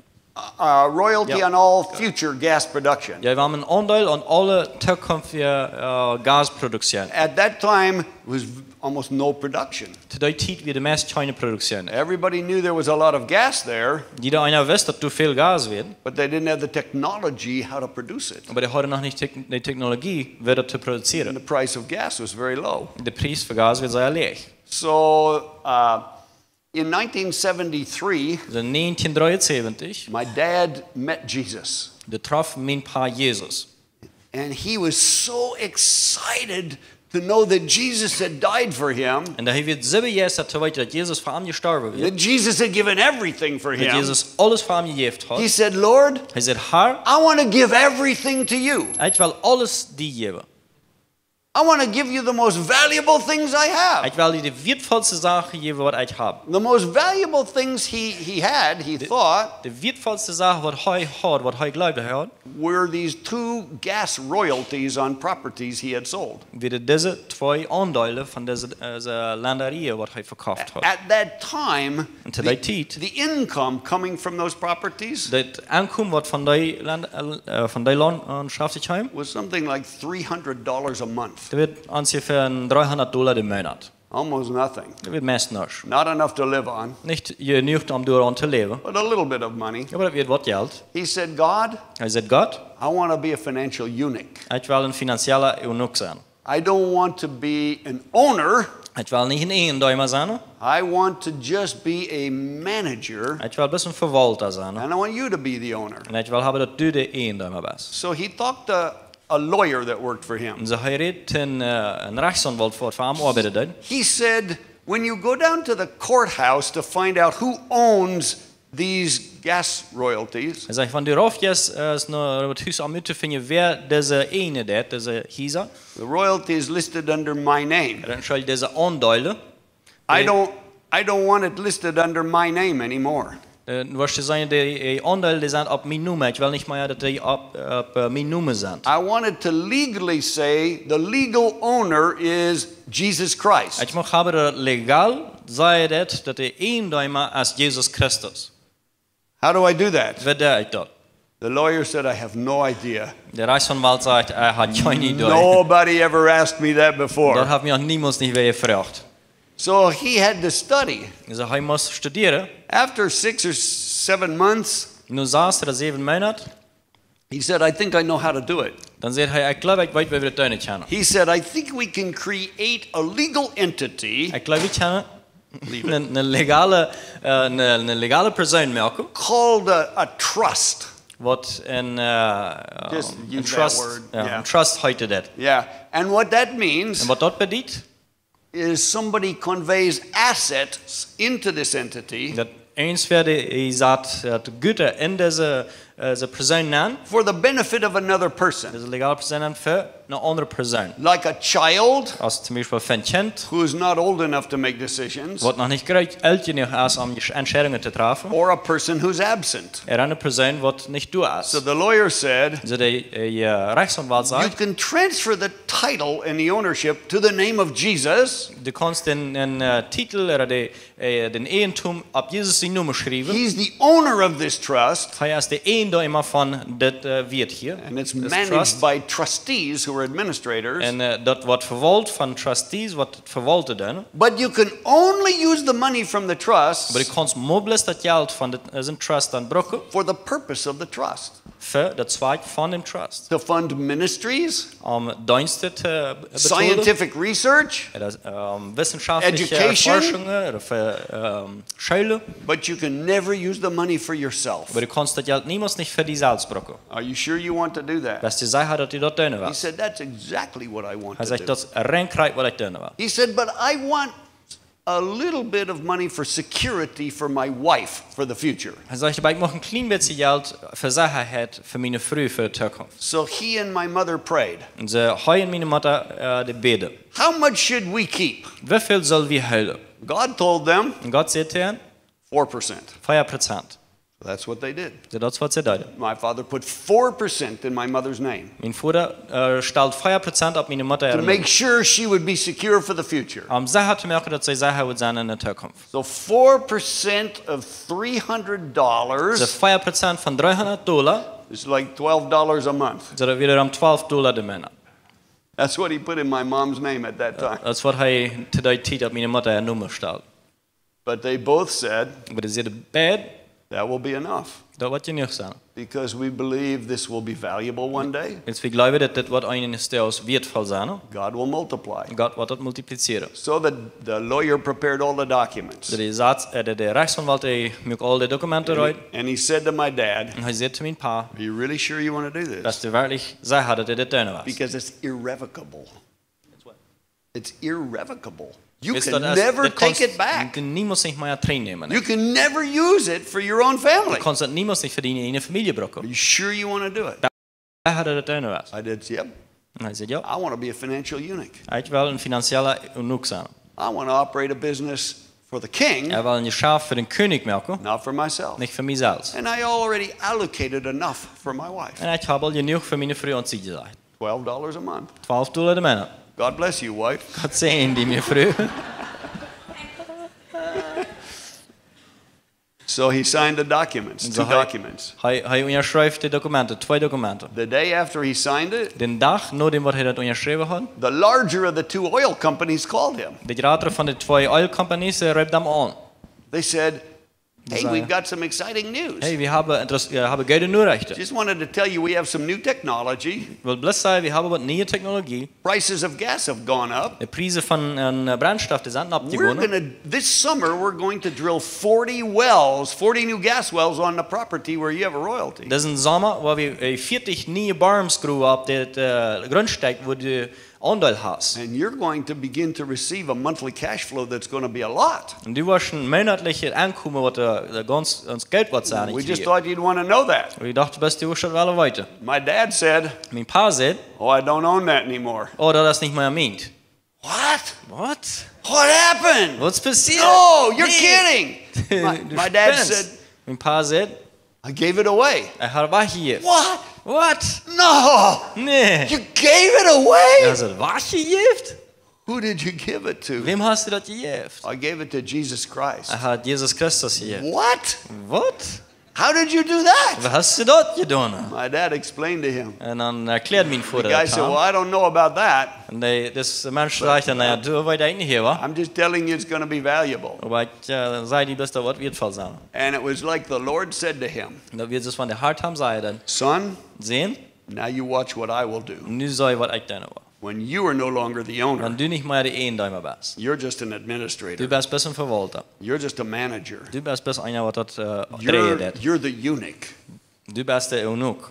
Watch what I will do now." Check, was ich nu dort war. Well, in the next 2 years, In den nächsten 2 Jahren, by the way, about 2 weeks later, the other company called and said the same thing. in 2 Wochen later, rief die andere Company an, die sagt dasselbe.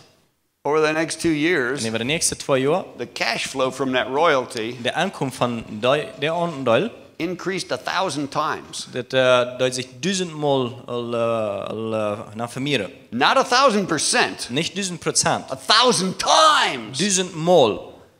And my father and the trustees Und mein Vater und die Anteilnehmer, had the pleasure of directing money into the kingdom of God. die Trustees, was verwaltet, die hadden deze ihr das Geld in Gott sein Recht zu To bringen. accomplish projects in the kingdom An Projekte in Gott sein Recht zu for the next verwalten. 10 years. Für die nächsten 10 Jahre. And of course, the 4% Und sie hatten 4%. suddenly became a lot more money than my mother could ever use. Das war mir einmal zu mehr Geld, als was meine Mutter brauchen kann. So my mother had to give away a lot of more money to other Und ministries. meine Mutter muss auch noch ein kleines Geld weggeben nach anderen Diensten.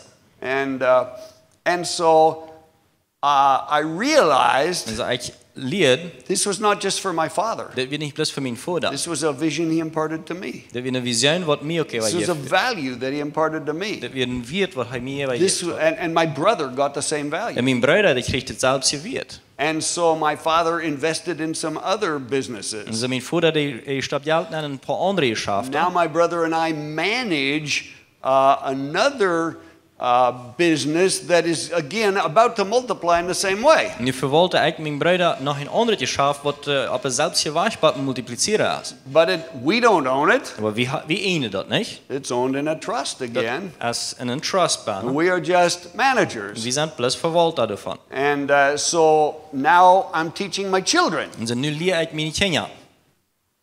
You will get to be managers too Die worden auch Verwalter geworden, if you understand the values, wenn je die Werte if verstehen, you understand the purpose, wenn je den Zweig verstehen, if you embrace what we're doing. wenn je dort umarmen, was wir tun. Now, most of my time Meeste von meiner Zeit, I spend in ministry, die verbringe ich im Dienst. traveling, speaking like I am now, Reisen, zum Reisen und Reden, developing das ich ancient nicht. paths, In diese Seminare teil. helping families create a culture of blessing. Familien helfen in kulturellen Sehen und haben. People say, Menschen sagen, how do you make money? What is your living? Von was lebst du? I said, do you want to know how I make money or how I spend money? Was willst du weiter? Wer ich Geld merke oder wer ich Geld verbrauche?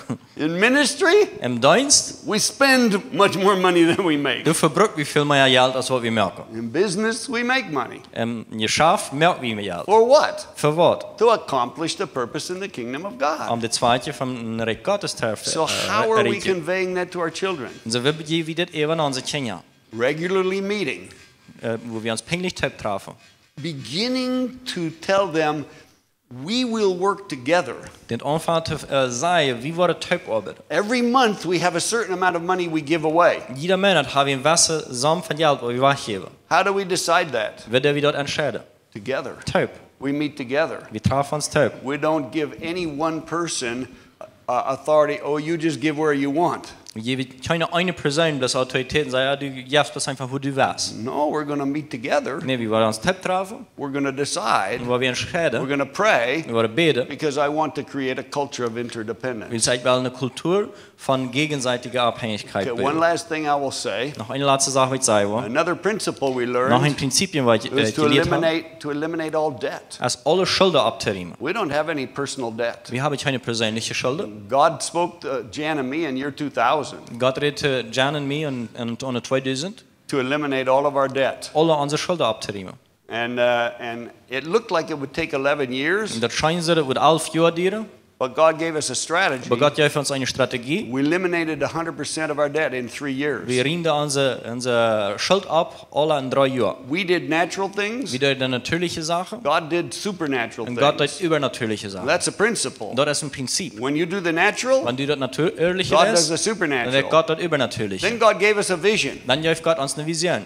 We don't want our children to ever be in debt. Wir wollen nicht haben, dass unsere Kinder jemals in Schuld sind. I realized until year 2000, Ich war an 2000, I always believed a lie. dass ich immer eine Lehre geglaubt habe. You know what? It's a cultural lie. Das ist eine kulturelle Lehre. Here's what the lie was. Hier ist, was die Lehre wird. Debt is normal. Die Schuld, das ist normal. Everybody has debt. Und jeder eine hat Here was Schuld. a lie I believed. Hier ist die Lehre, was ich geglaubt habe. We couldn't have a house if we didn't borrow from a bank. Wir können kein Haus nicht haben, wenn wir nicht von der Bank lehnen, oder?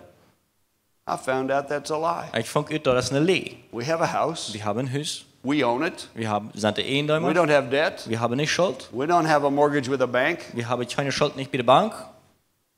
I have 2 adult children. Ich habe 2 erwachsene Kinder. They're 33 and Sie sind 36. 33 und 36. They have their own families. Sie They're haben married. eine Familie, sie sind My befriedet. oldest son, Mein ältester Junge, he owns a house with his wife. der hat ein Haus mit seiner Frau, They didn't borrow any money from a bank. der habe kein Geld nicht von der Bank They don't geliehen. have a mortgage that they owe to a bank. Der habe kein Geld, was er geliehen hat von My der Bank. youngest son, Mein jüngster Junge, he will buy a house with his wife next year. der wird mit seiner Frau nächstes Jahr ein Haus kaufen. They won't go to a bank. Der wird nicht nach der Bank They gehen. won't borrow any money and Der pay wird, interest. der wird kein Geld nicht liehen, nicht? Why? Und Zinsen zahlen. Warum?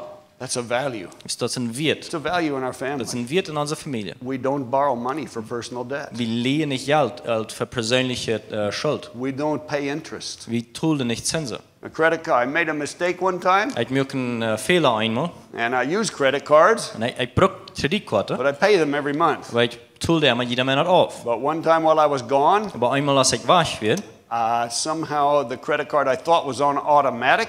eine Kreditkarte, weil ich das doch wird automatisch werden, It wasn't, das wird nicht. and I missed a payment. Dann fehlt mir eine Tolling. So I came back, Und so als ich zurückkam, found out they charged me $35 late fee dann fand ich aus, dass mir $35 coveriert hat für Lot zu tollen and $130 of interest. und $130 Zinsen. I called them up. Ich räume den ab. I said, can you please cancel the interest Ich sage, kannst du bitte die Zinsen and the late fee? wegnehmen und das Lot, They, der Toll they Fee? said, well, sir, it was your fault. Ich sage, aber Mann, das wird deine Schuld. You missed the payment. Du hast eine Tolling verspielt. I said, no, I understand, Ich sage, nee, ich verstehe, but I don't pay interest. aber ich tue nicht Zinsen. It's a value. Das ist ein Wert. I don't pay interest. Ich tue nicht Zinsen. So could you please cancel the interest? So kannst du bitte die Zinsen I'd be weglassen. I'd be willing to pay the $35 late fee, Ich würde wollen sein, die $34 zu tollen für das Lot sein, was tollen. but I don't pay interest. Aber ich tue nicht Zinsen. I'm sorry, sir, I can't do that. Ich kann das nicht tun. I said, could I please speak to your supervisor? Ich sage, kann ich bitte mit dem Supervisor I got a reden? supervisor.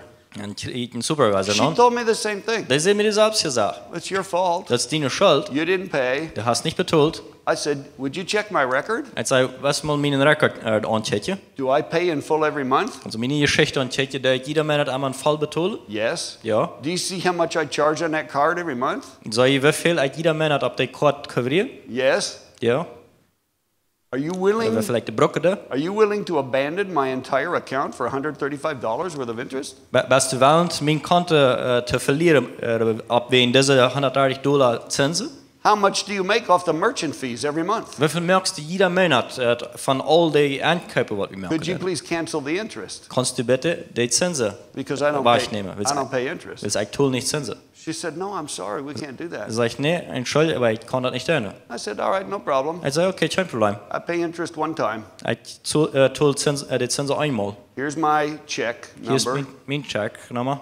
Please close the account Und bitte merkt das Konto zu. and never use your bank again. Ich will niemals mehr die Bank brauchen. I'll go to a different bank. Ich will in eine andere Bank kommen. Lots of banks want my Ja, business. viele Banken, die meine Schafe wollen. God bless you. Gott segne dich. You're willing to destroy the entire account and the customer relationship for Du $135. bist willing, das ganze Konto zu verstehen in eine Beziehung mit einer Kunde für $135. You probably make $7,000 or $8,000 in merchant fees every single year. Du merkst bestimmt $7.000 oder $8.000 an all die Käufe, die wir merken in der Konto. You're gonna throw that away for Du $135. wirst das wegschmieden für $135. I'm sorry, sir. Entschuldigung. That's our policy. Das ist unsere Regel. Okay, God bless you. Okay, Gott segne dich. Close the account. Dann merkt das Konto zu.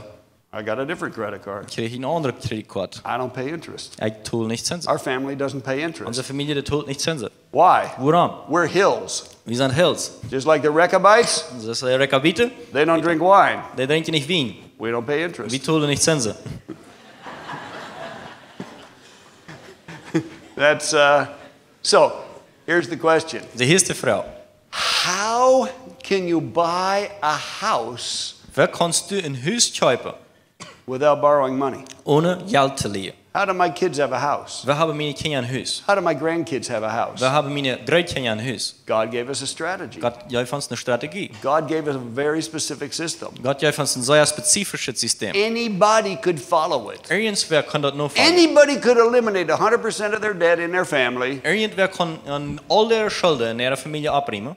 in at least 2 generations. Wenigstens beinahe 2 Generationen. Usually 1 generation. Normalerweise in einer Generation. You could set something in motion today Du kannst von der Wort in Gang starten, that would ensure that your grandchildren would have houses, wo du Sachen merken wirst, dass deine Großkinder Häuser haben, but never be in debt. aber niemals nicht in Schulden sein. Never borrow money from a bank. Niemals nicht Geld brauchen von der Bank. So what is that system? So was ist das System? How does it work? Wie funktioniert das? That's what I want to tell you Das ist, was ich über reden will.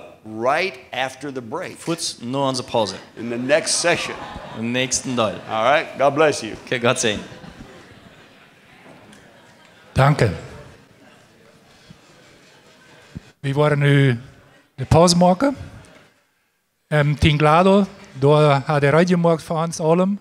Daar zijn we nu aangeladen, door aan te komen voor dat Vesper.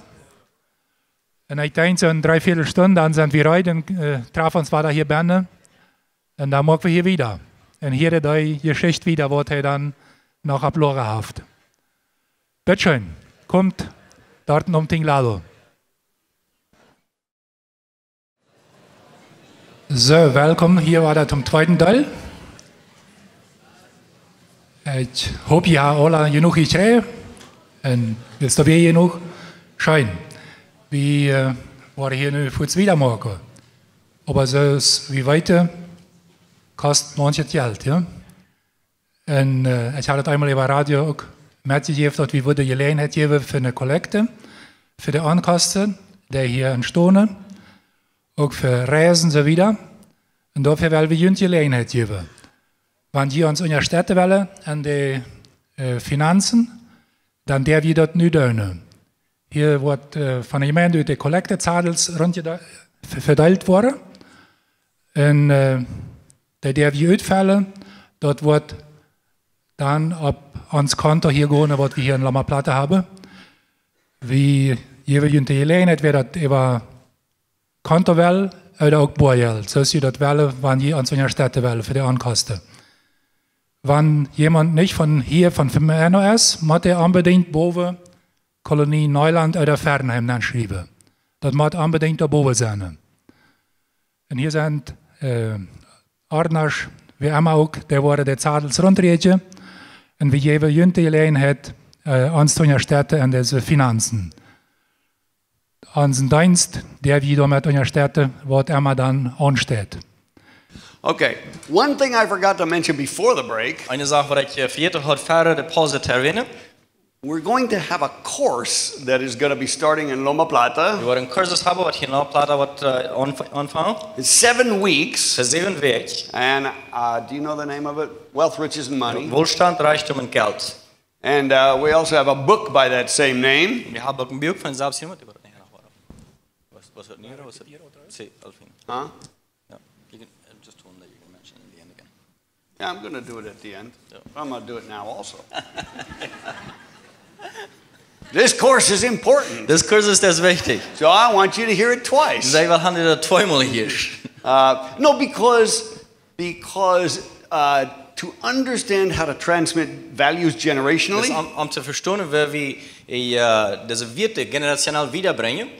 it's a process. Dat is een proces. It's not just something you hear one time Dat is niet een zaak wat je eenmaal heerst. and you say, oh, now I have it. En je zegt, op, nu heb ik dit No, kapiert. there's a process of God renewing our Dat is minds. een proces van waar God ons verstand erneuert. And so that's why we have that course, Wealth, Riches and Money. En deswegen hebben we deze cursus, Wohlstand, Reichtum und Geld. You know, many people don't even know the difference between wealth and money. En viele Menschen verstehen nicht mal den Unterschied zwischen Wohlstand und Reichtum. You know, we read in Matthew chapter 6, verse 24, Wir lesen in Matthäus Kapitel 6, Vers 24. that there are two opposite powers on this earth. Also, ja, zwei Mächte, die gegeneinander sind auf dieser Erde. God is one, Gott ist ein, and Mammon is the other der one. Mammon ist der andere. Now, most of our Bibles translate that as riches. Und meeste von unserer Bibel, die übersetzen das als Reichtum. Jesus said you cannot serve God and Mammon. Gott, Jesus sagt, du kannst nicht Gott und den Mammon dienen. In English and Spanish, it says riches. Im Englischen und im Spanischen sagt er I Reichtum. think probably in German is the same. Ich glaube bestimmt, dass das in die dasselbe. But riches is not the problem. Aber Reichtum ist nicht das Problem. Riches is neutral. Reichtum ist neutral. It's not good. Das ist nicht gut, It's not bad. das ist nicht It's schlecht. just a tool. Das ist einfach ein Werkzeug. It's like a shovel. Das ist ein Sporen. Money is like a shovel. Geld ist ein Sporen. If you want to dig a hole, Wenn du ein Loch graben willst, good to have a shovel. dann ist es gut, ein Sporen zu If haben. you don't need to dig a hole, Wenn du nicht brauchst ein Loch graben, you don't need a shovel. dann brauchst du nicht einen Sporen. But there's a spirit called Mammon. Aber du hast ein Yes, was der Mammon hat. Mammon doesn't mean money. Mammon, das bedeutet nicht Geld, It doesn't mean riches. das bedeutet nicht Reichtum, It doesn't mean greed. das bedeutet nicht Jits. It was the name of a god that was worshipped by Canaanite people in Jesus' time. Da wird der Name von einem Gott, was die kananitische Personen anbeten, zu Jesus in der Zeit. It's like Baal or Ashtaroth or Dagon. Das ist Baal oder Ashtaroth oder Dagon. These are gods that were worshipped. Das wären Götter, die angebetet werden. So Canaanite people worshipped a god called Mammon they prayed to for prosperity. Also die Kananiter, die beten diesen Gott, was sie Mammon nennen, an, für Geld oder für Reichtum. And one of the things that spirit of Mammon Und does eine von den Sachen, was das Yes von Mammon tut, is causes people to give great importance to money. das produziert, dass Menschen große Wichtigkeit auf Geld leiden. What is money? Was ist Geld? It's just a tool. Das ist ein bisschen We Werkzeug. use it to accomplish God's purpose. Was du brauchen kannst, um Gott seine zweite Tätigkeit. But Mammon causes people to focus on it Aber der Mammon, der produziert, dass Menschen sich darauf konzentrieren. and make it much more than a tool. Und die merken das viel mehr als ein bisschen Werkzeug. I mean, a shovel is a tool. Ein Sporen, das ist ein Werkzeug. How foolish would it be for somebody to say, Wie blöd würde es sein, wenn ein Mensch sagen würde, you know what? weißt du was? I have 40 shovels. Ich habe 40 Sporens. Well, glory to you. Also ja schön. What do you do with your shovels? Was tust du mit deinen Sporens? Do you employ 40 men to dig 40 holes? Dass du 40 Männer Arbeitgeber und 40 Leute grüben? No. Nee. What do you do with your Was shovels? tust du mit deinen Sporens? They just hang in my garage. Hängen du in meine Garage. But I want you to know, Aber ich will haben die weiß. I have 40 Ich habe shovels. 40 Sporens. How stupid is that? Wie dumm ist das? You know, people say things like that. Menschen, die sagen seine Sache. I have $50 million. Ich habe $50 Millionen. What do you do with your 50 million? Was tust du mit deinen 50 Millionen? Nothing. Nichts. Sits in the bank. Das sagt er in der Bank. I just want you to know, Ja, was haben die weiß? I'm a very important person. Jetzt sehen Sie, welche Person. I have $50 million. Ich habe $50 Millionen. What is money? Was ist Geld? It's just a tool. Das ist ein It's Werkzeug. like a shovel. Das ist ein Sporen. If you need to dig a hole, it's good to have. Wenn du in ein Loch graben musst, dann ist es gut, das zu haben. But if you don't need to dig a hole, what do you need it Aber for? wenn du nicht brauchst ein Loch graben, für was brauchst du das? It has no value in itself. Das hat keinen Wert nicht an für sich. Its only purpose is to accomplish a vision. Der einzige Zweck ist, um eine Vision zu erfüllen. So the spirit of mammon Also der Geist von Mammon, causes people to focus on money. der produziert, dass Menschen sich auf Geld konzentrieren. And you know what that spirit really causes people to do? Und weißt du, was der Jesus wirklich Love money. der bringt Menschen das Geld zu lieben. Paul said in 1 Timothy chapter 6 verse 10, Paulus sagt Timotheus in 1. Timotheus Vers 8, the love Kapitel 6, of, Vers 10. yeah, 6 verse 10, Yep. you said that, right? Yep. The love of money Die Liebe von Geld, is the root of all evil. das ist der Wurzel von allem Schlechten. All sorts of evil. Alle Handje Schlechten. He didn't say money is the problem. Er sagt nicht, das Geld ist das Problem. Money is, again, a neutral. Das Geld, das ist neutral. Money is not good. Geld ist nicht gut, Money is not es bad. ist nicht schlecht. Just like a shovel. Das kriegst du aus dem Spuren. Shovel's not evil Der Spuren, der ist nicht schlecht, or good. er ist auch nicht gut. It's just a shovel. Das ist einfach ein Spuren. You use it to dig a hole. Du brauchst da ein Loch zu graben. Money is the same. Das Geld, das ist selbst. Not good, Das ist nicht gut, not evil, das ist nicht schlecht, just a tool. das ist einfach ein You Werkzeug. use it to accomplish a Du purpose. brauchst das, um ein Zweig zu erreichen. But when people love money, Aber wenn Menschen das Geld lieben, it changes something dann inside. ändert das was bei ihnen. And there is literally a demonic principality that motivates and moves people to love money. Und du hast einen dämonischen Geist, was Menschen dazu bringt, das Geld zu lieben. Let me give you a simple example. Lass mir ein ganz einfaches Beispiel geben. Acts chapter 5. In Apostelgeschichte Kapitel 5. We won't read it, you can read it later. Wir werden das nicht lesen, du kannst es nachher But lesen. it's the story of a couple. Aber das ist eine Geschichte von einem Paar. Ananias and Sapphira was their name. Ananias und Sapphira wird der Nummer. And at the end of chapter 4, Und am Ende vom Kapitel 4 it says people were giving their land and their money to the apostles sagt, dass die Menschen geben ihr Geld und ihre Ländereien der Apostel, to help expand the kingdom of God. um halb das Recht zu machen. So Ananias and Sapphira, Und Ananias und Sapphira, they had a good motive in their heart. die hatten ein gutes Motiv in ihr Hart. They wanted to do the same. Die wollen das selbst tun. So they owned some land. Also die hatten was Land. What did they decide to do? Was entschließen sie zu tun? Dedicate it. Sie sagen dort an sie. How much of it? Wie viel von dort?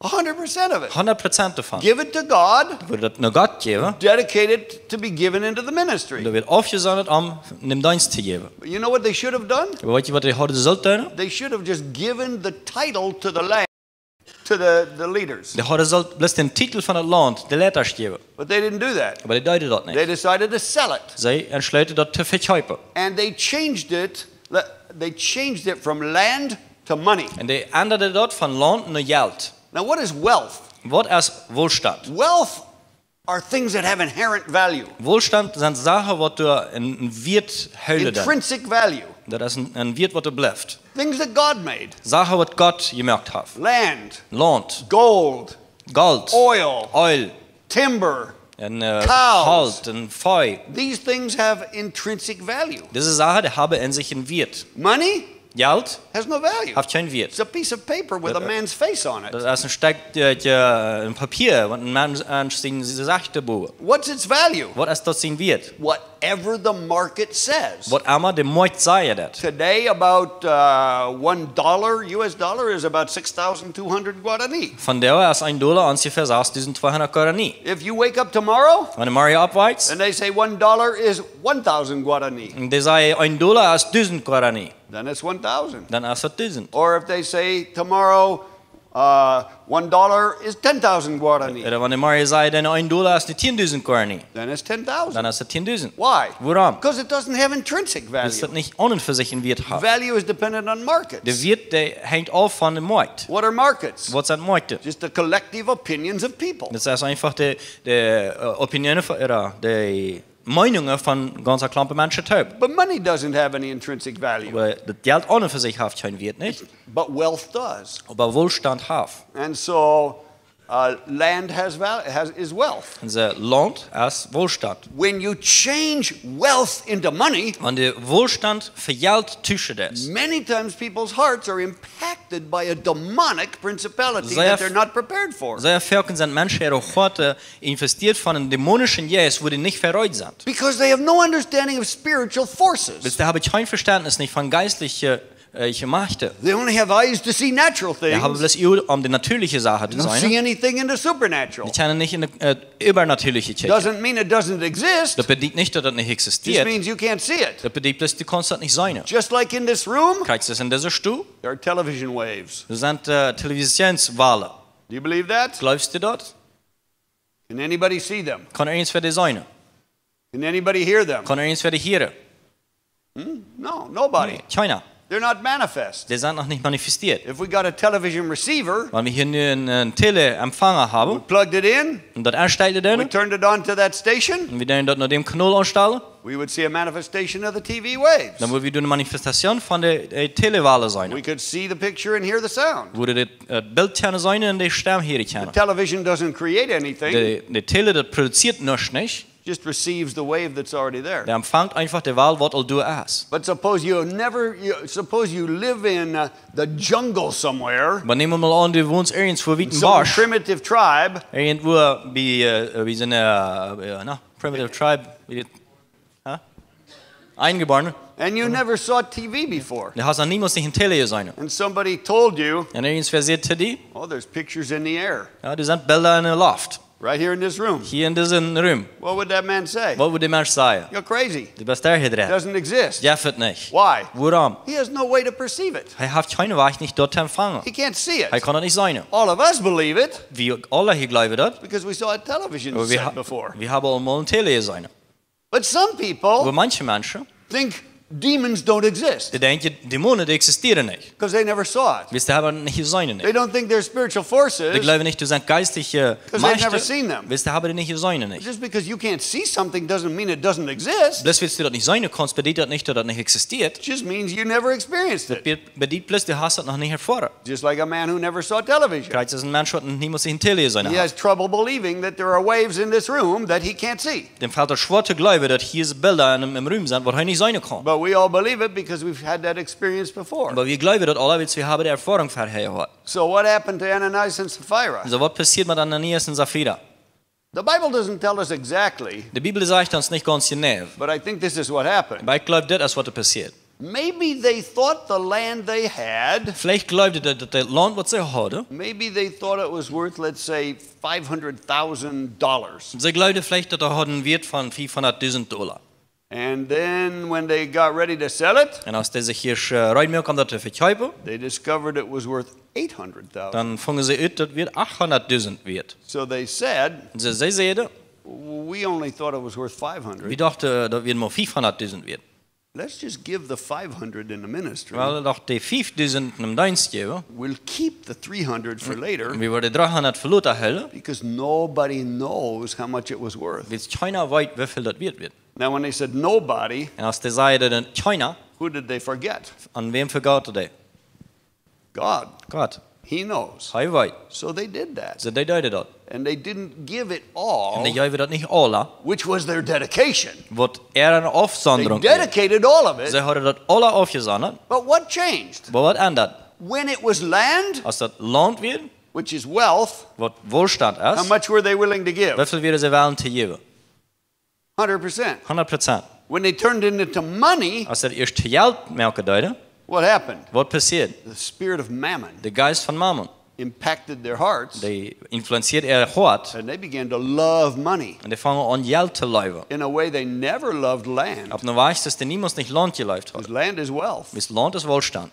Their heart began to love money. Der Hort fängt an Geld zu leben. So they kept some of the money. Und sie hielten Wort von das Geld. And they brought the money to Peter. Und die brachten das Geld nach Peter. Oh, here's all the money from our land. Oh, hier ist all das Geld von uns Land. What happened? Was passiert? They lost their lives. Sie verloren ihr Lebens. It cost them their lives. Das kostet ihr They Leben. died. Die starben. Both of them. Beide von denen. Why? Warum? They lied to God. Die haben zu Gott gelogen. They deceived, they tried to deceive the Holy Spirit. Sie prüften den Heiligen Geist zu verleiten. Okay, I've seen that 100 times in practical life. Ich habe das 100 Mal in praktischen Leben gesehen. Have you ever seen a family that owns a farm? Hast du mal eine Familie gesehen, die eine Wirtschaft hat? For several generations, the family passes the farm from parents to children to children. Für ein paar Generationen hat die Familie diese Wirtschaft von Familie zu Familie, von Tjenja zu Tjenja. They don't have problems with the family. Die haben nicht Probleme nicht mit der Familie. Let's say finally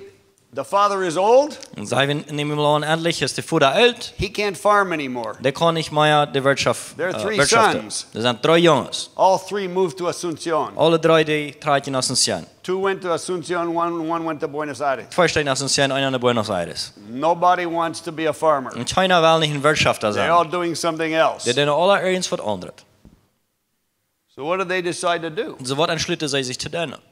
None of the sons want to be a farmer. Kein von den Sehens wollen Wirtschafter sein. Dad is too old to farm. He's going to retire. Paar der ist halt zu alt, um zu wirtschaften. What do they do? Was tun sie da? Sell the farm. Ja, für die Wirtschaft verkaufen. First thing that happens, Ist dort passiert, arguments between the 3 sons. fangen sie sich da an zu streiten unter die 3 Sehens. I'm the oldest. Ich bin der Älteste. I should get more. Ich soll mehr kriegen. Second says, but I worked on the farm. Zweiter sagt, aber ich habe aber Wirtschaft You gearbeitet. never worked on the Du hast farm. niemals die I should Wirtschaft get gearbeitet. more. Ich soll mehr They kriegen. start fighting. Die fangen an zu fetten. They each hire lawyers. Die nehmen sich alle bei der The Rechtsanwälte an. lawyers fight in court. Die Rechtsanwälte, die fetten, das Recht. Let's say the farm is worth $5 million. Nehmen wir mal an, die Wirtschaft ist $5 Millionen wert. When all the fighting is finished, Als hier alle Kämpfe vorbei ist, the lawyers take $2 million, die Rechtsanwälte die nehmen 2 Millionen and each brother gets $1 million. und die Brüder die kriegen jeder 1 Million Dollar. We come back 5 years later. Wir kommen 5 Jahre später zurück. What do we find? Was fangen wir? How much does each brother have left? Wie viel haben jeder von den Brüdern? 0. 0. Why? Warum?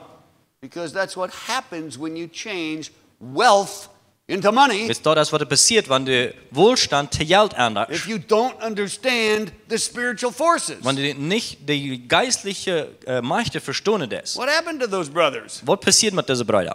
The spirit of mammon Der Geist von Mammon. caused them to fight each other. Der produziert, dass er sich fetten dort. Created conflict. Und einen Konflikt The ja. spirit of mammon Der Geist von Mammon, caused them to love money. der produziert eine Leute für Geld in denen. How could the family pass the land, the wealth, for 5 generations, no problem? Wie kann die Familie diese Wirtschaft für 5 Generationen ohne Probleme immer And wiedergeben? in one generation, Und in einer Generation, when they turn it into money, als er erst ein Geld änderte, they lose it all.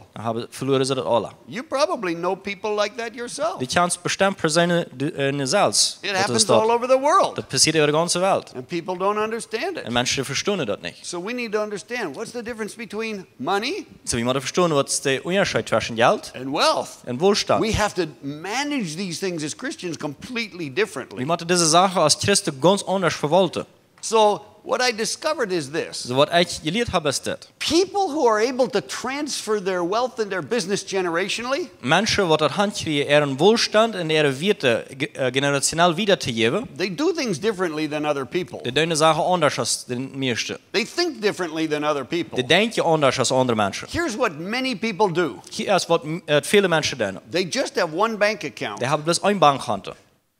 And any time they receive money, Und wenn einmal die Geld kriegen, they put their money in the bank dann account. sagt er, Geld in das Bankkonto. And then what do? Dann was tun die? First thing, Die erste Sache, pay their bills. dann ihre Schulden betalen.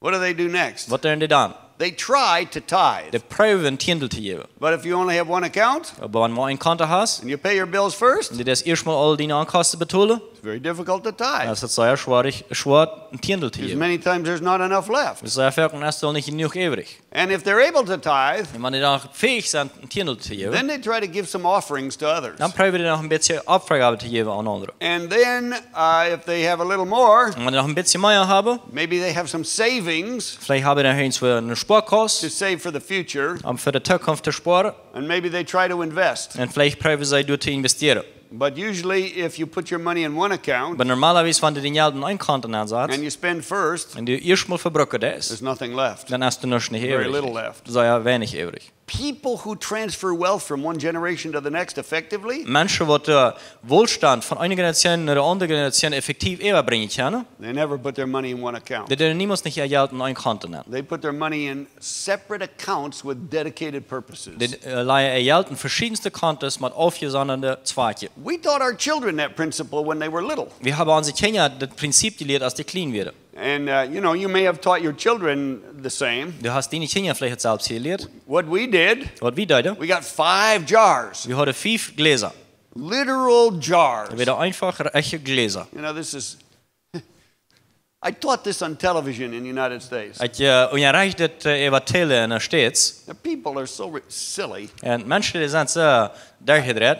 I said, there's a jar for the tithe. Hij zei, er is een glas voor de tiende. There's a jar for multiplication. Er is een glas voor multiplicatie. 2 or 3 people called our office. 2 of 3 personen ruimden onze officina aan. They said, I want you to send me that jar he was talking about. De zei, ik wil dat u mij dat glas schatje is van de hij de reden deed. My secretary said, what jar? Mijn secretair zei, wat voor een The glas? jar he had on TV. Het glas wat hij op de tele had. The one where it multiplies. Het glas waar het multipliceren deed I bijna. want that jar. Hij wil dat glas. The jar he prayed over. Het glas wat hij beden deed.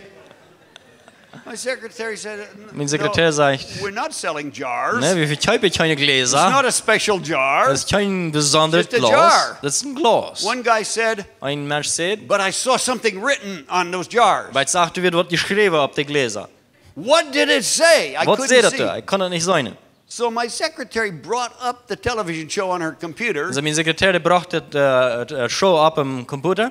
And he said, what does it say? I want exactly that jar. En hij zei, wat zei het? Ik wil graag dat glas. She looked. En check ze. Okay, the first one Eerste, says Sorry. peanut butter. peanut butter. Second De one, tweede, mayonnaise. mayonaise. People thought, I could have made a lot of money selling special holy jars. Hij had that kon I veel prayed geld over. melken, ganz besondere, heilige gläser verkopen. People are so stupid. Mensen zijn zo doorgedreid. No, there's not special jars. Je hebt geen bijzondere So we got glas. 5 jars So for we our hebben kids. 5 gläser. What are the 5 jars? Wat zijn de 5 gläser? The very first jar was De this. eerste glas is dit. The tithe. De tiendel. The Lord's De tithe. haar zijn tiendel. And I realized, when I first studied about the tithe, En als ik eerst mal de tiendel moest studeren deed, I learned something I did not know. dan leerde ik wat ik niet wist. You know what I always thought most of my adult life? Weet je wat ik de meeste van mijn erwachsene tijd leven deed? I thought the tithe was me being very generous Ik dacht dat de tiendel dat weer echt zeer vrijgebig zijn and giving God 10% of my money. en God 10% van mijn geld geven. So when I would give 10% of my money to the church, En zei ik wil 10% van dat geld van mijn geld naar het God geven. I felt really generous. En ik voelde me zei ik weer zeer vrijgebig. God, I do this regularly, God, ik deed het ganz I mean, normaal, always, regular, consistently. allemaal ständig dabei. I know several other people, Ik weet van een paar andere personen, they don't tithe. die geven niet het tiendel. They don't even give Die 5%. geven niet maar They 5%. don't do it consistently. Die doen dat niet beständig. I tithe. Ik geef een 10%. tiendel. I'm really generous. Ik zie zeer beständig, ik zie zeer vrijgebig. God, you're really lucky to have me in your kingdom Gott, du bist sehr gleich mit haben in Rechten. because I'm so generous and faithful. Jetzt ich sie sehr freigebig und treu. And then I read Leviticus 27. We'll go there. Dann las ich also Leute, Leviticus, 3. Mose third book of 27. Moses. 3. Mose 27. Chapter 27. 3. Mose 27, Verse 30. Vers 30. And it says about the tithe, Da sagt hier über den Tiendel, ein Zehntel jeder Ernte an Getreide und Früchten ist als heilige Abgabe für mich, den Herrn bestimmt. first thing it says, Erste, was das sagt, the tithe belongs to who? der Tiendel, der hier zu wem? Doesn't say it on this one. What does it say? Yeah, Tell me what it says. the tithe of every crop Yeah. and every fruit, it is holy. And for me, holy and set apart for me, the Lord. Okay. It says the tithe belongs to the Lord. Sagt der Tiendel, die hier zum Herrn, That's what it says in Hebrew for das war das sure. einmal Hans im Hebräischen sagt. The tithe belongs to the Lord. Der Tiendel, die hier dem Herrn, That was a revelation for me right there. das wird eine Offenbarung für mich. The tithe belongs to the Der Lord. Tiendel, die hier dem Herrn. If the tithe belongs to the Lord, who does it not belong to? Wenn der Tiendel dem Herrn gehört, wem gehört er nicht? Me. Me. Oh. I thought I was being generous, Ik dacht, ik werd vrijgebig. giving God my money. Dat ik God van mijn geld geef. And then I realized En dan word ik aan, that's not my money. dat is niet mijn geld. That's God's money Dat is God zijn geld. that He lets me administrate. Wat hij mij erlaubt te verwalten. That was a complete paradigm shift. Dat wordt een ganze Änderung in mijn paradigma. I mean, suppose, do you put a deposit on a house when you buy it? Or you don't? Well, kind of. They expect for you to have something already. And who do you give it the deposit to? Deposit, no. Okay, do you have a stockbroker? No, they don't know what a stockbroker is here. Do you have anybody that ever manages anybody else's money? For any reason? Okay, let me just give you this example. Suppose I'm a stockbroker. Neem je maar aan, ik zie een stockbroker. Dat is een persoon wat geld voor andere mensen stockmarkt verwalten. What's my job? Wat is mijn arbeid? Invest other people in the market. Andere mensen geld market So suppose he gives me 10 million guaranis. Dan neem je maar aan, hij heeft me 10 miljoen guaranis. And then he says, invest in the market for me. En hij zegt, investeer dat markt voor mij. That's my job. Dat is mijn arbeid. First thing I have to know. De eerste zaak wat ik weten moet. Whose money is that? Wem's geld is dat? If I'm confused, Wanneer ik tegenander zie, and I don't understand what's his money and my money, en ik weet niet wat zijn geld is en wat mijn geld is, we're going to have a problem, dan right? we een probleem hebben, hè? Because if he lets me invest his money, Dus van hij erlaubt dat ik zijn geld te investeren doe. first thing I must Het understand, eerste wat ik moet verstaan, that's his money, dat is aan zijn geld, it's not my is money. niet mijn geld. Second thing, De tweede zaak, what kind of money is that? wat voor geld is dat? Can I take his money Kan ik aan zijn geld nemen and put it here to en keep it? dat hier zijn aanduiden om dat te hullen? Can I do that? Kan ik dat doen? No, she Nee. says no. Zij zegt nee. Why not? Waarom niet? Because what Means- kind of money is this? Wat voor een soort van geld is dit? This is my personal money. Dit is mijn persoonlijke geld. What kind of money did he give me? Wat voor geld geeft hij mij? His money, Zijn geld, it's dedicated. dat is afgezonderd. What's another word for dedicated? Wat is nog een woord voor afgezonderd? Holy. Heilig. Holy doesn't mean righteous. Heilig, dat betekent niet gerecht. Holy means dedicated. Heilig, dat betekent einfach You afgezonderd. know how I found that out? Weet je waar ik dat uitvang? I did a word study of holy in the Bible. Ik heb een woordstudium over heilig in de Bijbel. It's the Hebrew word kadosh. Het is het Hebreeuwse woord kadosh. I looked in Deuteronomy Ik zag dat op in 2 Mose, and it talked 5 about Mose. female and male prostitutes En dat redt over mannelijke en weibliche huren. dedicated to demonic idols in idolatrous temples. Wat er afgezonderd werden voor demonische geister in paganische tempels. And you know what it said about these prostitutes? En weet je wat het zei over deze huren? They are holy Die zijn heilig. unto the No. demonic god. Also deze götzen in eeuwen. Does that mean they're righteous? Betekent dat die reich zijn? Not righteous. Ze zijn niet What does reich. it mean? Wat betekent dat? Dedicated. Afgezonderd. So what does holy mean? So wat betekent heilig? Just means dedicated. Betekent einfach afgezonderd. That's what it actually means. Dat is wat het betekent. Kadosh. Kadosh. I can say, Ik kan zeggen, this man deze man, has a relationship with her die heeft een beziehing met that's different than I do. die is anders als die wat ik heb. What is his relationship? Wat is zijn beziehing? Dedicated. Die is afgezonderd. Why? Waarom? He's married. Hij is bevrijd. What is my relationship? Wat is mijn beziehing? Common. Dat is normaal. Does that mean he's more righteous than me? Betekent dat hij rechter is als ik? Does it mean he has a higher moral standard than me? Betekent hij heeft een hogere morele standaard als ik? Maybe he does, Vielleicht heeft hij, but that's not what the word means. maar dat is niet wat dat woord betekent. I can say Ik kan zeggen, he's holy hij is heilig, unto her. nur voor I'm not. Ik niet. I'm common unto her. Ik zie normaal voor What's the difference? Wat is de onderscheid? He is dedicated Hij is afgezet because of marriage covenant. wegen een ehebond, I am not. niet. So what is holy money? En zo wat is heilig geld?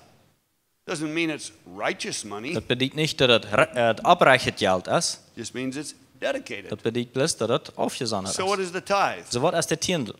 Holy. Dat is heilig. Unto who? Naar wem? God. Gott. What does that mean? Wat betyder dat? Dedicated Dat to is God. afgezonderd voor God. So if he gives me his money Dus wanneer hij mij zijn geld geeft and he says invest it, en hij zegt, ik investeer dat, I cannot put it here. kan dat niet hier aanzetten. In any country, In ergens een you're land not allowed to mix holy money with common money. best du niet erlaubt, heilig geld met normale geld te vermischen. This is my common money. Dit is mijn normale geld. If I want to manage his money, Wanneer ik zijn geld verwalten wil, where do I have to put it? waar moet ik dat aanleggen? Dedicated account. Of je zet het konto. Why? Waarom? Because it's dedicated. Dit is dat afgezonderd It's his is. money. Dat is zijn geld. Now, suppose he gives me 10 million guarani, Nu nemen we mal aan, hij heeft mij 10 miljoen guaraníes. and I make, in the market, I make 50%. En in mijn markt doe ik 50%. So I have 15 million. Dus hij heeft nu 15 miljoen. And so I give him back 8 million. En zei ik, je hem 8 miljoen terug. And I say, En ik zei, he says, where's the other 2 I gave you? en hij vraagt, waar zijn de andere 2 wat ik die And where's geef? the profit? En waar is de verdienst? Suppose I say, Neem je mal aan, ik zei, I had a lot of bills this month. ik had zeer veel zaken te betalen deze maand. So I had to use 7 million to pay my bills. En zei ik, moest 7 miljoen gebruiken om mijn zaken te betalen. But here's 8 million. Maar hier zijn 8 miljoen. Aren't I generous? Zie ik niet, ik vrijgebig. Will he think I'm generous? Wat hij geloven dat ik vrijgebig zie? No. Nee. He'll think I'm a thief. Hij wat geloven hij zijn duif. Why? Waarom? Because it wasn't my money. Weet dat weer niet mijn geld. It was his money. Dat wird zijn geld. Are you getting what the tithe is? Verstehst du, wat de tiendel is? The very first step De ganz eerste stap in managing finances en om geld te is verwalten, learning to manage money which does not belong to you. is het leren geld te verwalten wat niet die heeft. Jesus said, Jesus zei, if you want to multiply and increase, wanneer du multipliceren was en wassen was, learn how to manage that which does not belong to you. leer dat te verwalten wat niet die heeft. Let's look in Luke chapter 16, En dat je in Lukas kapitel 16, verse 12. vers 12. Jesus said, Jesus zei, who in their right mind, yeah, you can read it. Let's Okay. read it. Who in their right mind, well, can you talk and look at the same time? Not can. just look. I can't do that. Luke 16, Lukas kapitel 16, 12. Vers 12. Sagt du, wenn ihr schon die Güter nachlässig verwaltet, die Gott euch nur vorübergehend anvertraut hat, wie soll er euch dann die Dinge schenken, die wirklich euch gehören sollen? Who will give you what is your own Wer wird die dort hier, was ihn ähnelt ist, if you don't learn how to manage something that belongs to another? wenn du nicht lernst, dort zu verwalten, was einen anderen hier The hat? qualification to manage a large account yourself Die Qualifikation, um ein großes Konto selbst zu verwalten, is to learn how to manage a small account that belongs to somebody ist else. zu lernen, ein kleines Konto zu verwalten, was eins einen anderen hier hat. What's the very first small account that you manage that belongs to somebody Was else? ist das erste kleine Konto, was du lernen musst zu verwalten, was einen anderen hier hat? It's the Lord's tithe.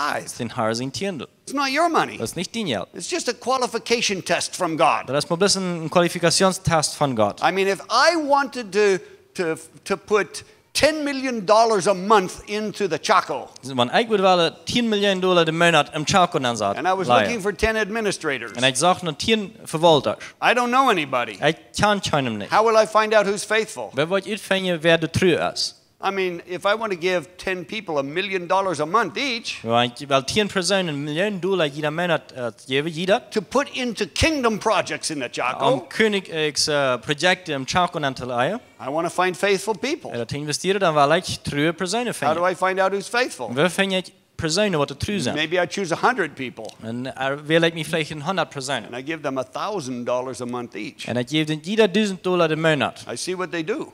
Und ich sage, was sie tun. If they spend it for themselves, Wenn er das für sich selbst verbrochen, disqualified. dann ist er disqualifiziert. If they spend half of it, Wenn er die Hälfte von verbrochen, disqualified. disqualifiziert. Who am I looking for? Wem sehe ich jetzt? Faithful people Treue Menschen, who understand two things. die zwei Sachen verstehen. It's not your money, Das ist nicht dein Geld, it's my money. das ist mein Geld. Second thing, Zweite it's Sache, dedicated das ist aufgesondert. for the kingdom, Für Gott sein Reich. not for your expenses, Nicht für deine not for your bills, Ankosten, nicht für deine not to Ankosten, give to the Christian school, nicht für die christliche Schule zu not to give geben, to the television station, nicht für ich am not to give to to the missionaries. Gebe nicht den Missionaren Not zu to give geben. to the poor people. Nicht die armen Menschen zu Where are you geben. supposed to put it? Wo sollst du das haben denn? Where I tell you to put it. Du, wo ich die sei, wo das haben sollst Why? denn? Woran? It's my money. Das ist mein It's Geld. not your choice. Das ist nicht deine It's not your money. Das ist nicht dein It's Geld. my choice. Das ist meine It's my money. Das ist mein I'm Geld. looking for faithful people. Und ich sehe für treue Personen. I believe God does exactly the same. Ich glaube, dass Gott der kriegt das selbst. He gives everybody a qualification Er test. gibt jeder einen Test von Qualifikation. What's the qualification Was ist der test? Qualifikationstest? The Lord's tithe. Den Herr sein Tiendel. Two things you have to recognize. Zwei Sachen, was du musst sein. Number one, Den Nummer hier. it's not your money. Das ist nicht dein It's Geld. His money. Das ist sein Geld. Number two, Nummer zwei, it's dedicated. das ist aufgesandt. Where does it go? Wo ihr das haben. Where He said to put it. Wo er gesagt hat, wo das Where did He haben. say? Wo sieht er, soll das In haben? Malachi chapter 3, Malachias Kapitel 3. He said you put it in the storehouse. Er sagt, du bringst das nur im Tempel. Where's the Wo storehouse? ist der Tempel? Oder das Storehouse? In modern day, Von der ersten Tag, that's the local church. wo das die lokale Kirche sind. Where does it go? Wo soll das hingehen? Doesn't go all over 10 different Das places. geht nicht immer hier in verschiedenen Städten. It goes to the local church Das geht nur die lokale Kirche. because that's how God funds His church. Das ist dort, als wir Gott seine Kirche Geld geben hat. So that's the first jar. So dort ist das erste Glas. That's the first baby step if you want to see increase. Dort ist der erste Babystopp, an dem was seine dort Wasser ist. So we taught our children that. Und so, wir haben ja unsere Kinder dort gelehrt. Second thing, Und zweite Sache, offerings. That's another jar. Opfergaben, dort ist noch ein Glas. What is offerings? Was sind Opfergaben? That's you giving your money. Dort bist du von dein Geld geben. That money comes from this place, Dort Geld, das kommt von dieser Stadt. my personal money. Mein persönliches Geld. I put that in an offering jar. Ich gebe, ich leide eine Opfergaben For what ein purpose? Glas. Für was? Poor people, Für die Armen, missions, für Missionen tragedies. und für There's a Anlegs. flood somewhere. Wenn da irgendwo Überflutungen Somebody sind, loses their house. irgendwo haben ein Haus We verloren. want to help Wie them. möchte denn We helfen? don't have any money. Wir haben kein Geld. We can't help Dann können anybody. wir das nicht helfen. Nicht. So where does that come from? So von wo kommt das? Offerings Von jar. der Opfergaben Glas. Third jar that we told our children, Dritte Glas, wo wir unsere Kinder lehren, savings. sparen. What is that? Was ist das? To save for the future, Für die Zukunft zu sparen. for larger expenses. Für größere Ankosten. We told our children Wir sehen unsere Kinder, 10% goes in the tithe jar. 10% jetzt in das Glas für den Tiendel. You don't have to pray about that Brauchst du nicht immer beten, nicht? because the word in Hebrew for tithe Das Wort in Hebräisch für Tiendel, means 10%. das bedeutet 10%. You can't tithe 5%. Du kannst nicht 5% von Tiendel, du kannst nicht ein Tiendel von 5% geben. Tithe Du 12% kannst nicht ein Tiendel von 12% geben. because tithe means Das 10%. ein Tiendel bedeutet 10%. Like in Spanish. Das ist in Spanisch. No puedes diezmar 12% porque diezmar significa 10. No es 12 mar, no es 8 mar, no es 5 mar, es 10 mar. Este significa 10. Got it? Okay.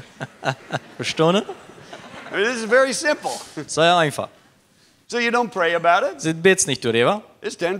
Das ist 10%. Where's it go? Wo geht das hin? Storehouse. Nur im Tempel. Why? Woran? Because that's what God Das said. ist das, was Gott sagt. Offerings Opfergaben. goes wherever you want. Gehen wo immer du willst. Is it 10%? Das ist 10%? No, it can be any number. Nee, das kann ernst It Zahl can be sein. 10%, Kann 10% sein, 20%, 2%, 2%, any number. ernst Nummer. You decide. Du entscheidest. That's offerings. Das ist Opfergaben. Something totally different than a tithe. Das ist eine ganz andere Sache als ein Tiendel. Many people are confused about tithe and offering. Viele Menschen kriegen durcheinander. This is critical to understand. Das ist kritisch zu verstehen. Offering's not holy unto the Lord. Opfergaben sind nicht heilig zu den Herrn. It's not dedicated. Das ist nicht aufgesondert. That's you giving your money. Das bist du, was von deinem Geld The gibt. tithe, Der Tiendel, that's holy. das ist aufgesondert. That's you managing God's money. Das bist du, wo die Gott sein Geld verwaltet ist. Totally different Das ist ein concept. ganz anderes Konzept. Third thing, Dritte Sache, we told our children, let's put another 10% in savings. wir sehen, dass sich ja noch einmal 10% für den Sparkost geben. Why? Woran? For larger expenses in the future. Für größere Ankosten in der Zukunft. And then the fourth jar, In einem vierten Glas, multiplication. Multiplikation. Let God teach you how to multiply resources. Lass Gott die Lehre, wie du Ressourcen kannst multiplizieren. Supernaturally Übernatürlich or naturally. oder natürlich. The fifth jar, Der fünfte Glas, spending. Dat is verbrok. So we put 10% in tithe, Dus we leiden 10% om tiende, 10% in offering, 10% in de opgave, 10% in saving, 10% in 20% in verspoorkost, multiplication, 20% voor multiplicatie 50% in spending. en 50% om te verbrokken. It's easy to do when you're 10 years old. Dat is leicht te doen wanneer je 10 jaar oud bent You have no expenses. en je nog geen aankosten niet hebt. But people say, Maar mensen zeggen, I can't live on 50%. ik kan niet op 50% leven. When we first started, Als we eerst aanvangen, we also could not live on 50%. kunnen we ook niet op 50% leven. Now we can live on a lot less than 50%. Nu hebben we met veel weniger als 50% Very leven. easy for us now. Dat is heel einfach voor ons nu. In the beginning, it was very difficult. Am Anfang wird es sehr schwer. So, did you hear one jar that was not included there? Hij heeft van een glas gehad wat er niet door met banen wird. Debt. Dat is schuld. Where's the debt jar? Wo ist das Glas für die Schuld? Oh, it's not in that system. Das ist nicht in das System. Doesn't exist. Das existiert nicht. So all my life, Also mein ganzes Leben, I thought that was normal. da wird Schuld ganz normal. Everybody had debt. Und jeder einer hat Schuld. My parents had debt on their house. Meine Eltern hatten Schuld auf ihr Haus. When Jan and I bought a house, Als Jan ein Haus kaufte, we went to a bank and borrowed money. gingen wir in eine Bank und liehen Geld. All of our friends went to the bank and borrowed money. Alle unsere Freunde gingen in eine Bank und liehen Geld. We thought that's what everybody does. Wir dachten, das ist das, was jeder That's einer just tut. normal. Das wird normal. Then in year 2000, Und dann Jahr 2000, I was reading Proverbs 22, verse 6. las ich Sprüche 22, Vers 6. It says, train up your children in the way they should go, Sag ich, lehr die nicht kennen an dem Weg, wo die gehen sollen. and when they are old, they will not depart. Und wenn die alt sind, dann werden die nicht davon aufkommen. Everybody knows that, right? Jeder einer weiß das, ja? You should do that. Das ist das deine. What's the first thing you should train your children? Was ist die erste Sache, wo die Kinder so sein lehren? How about the next verse? Was ist, wenn wir auf den nächsten Vers gehen? What's the next verse? Was ist der nächste Vers? Proverbs 22, 7. Sprüche 22, 7. What's that say? Was sagt du? It says, the rich rules over the poor, Das sagt der Richter, der regiert über die Arme. and the one who borrows money Und der Janja, was die Geld liehen hat, is a slave to the one who lends money. ist der Sklave zu dem, was die Geld liehen hat. Utliehen hat. The Holy Spirit impacted me. Der Herr Jesus, der redet mir an. You know what I realized? Weißt du, was ich antworte? I've been a slave all my life. Ich bin mein ganzes Leben lang ein Sklave gewesen. I chose to be a slave Ich habe entschlossen, ein Sklave zu sein. because I made, I'm going to use the word master. You need to use something like amo or señor in Spanish. I don't know what, Herr or something like that in German, but it's not teacher, okay? Also, ich habe das Wort Meister gebrochen. Ich glaube, Ja. auf Deutsch würde das auch Meister sein, oder Herr. Everybody has a choice. Und jeder einer hat eine Entscheidung. You can be rich, Du kannst entweder reich sein, you can be poor. oder du kannst arm sein. Your children can be rich, Deine Kinder die können reich sein, your children can be poor. und deine Kinder können arm sein. You can be a master, Du kannst ein Meister, ein Herr sein, or you can be a slave. oder du kannst ein Sklave sein. That's a choice. Das ist eine Entscheidung.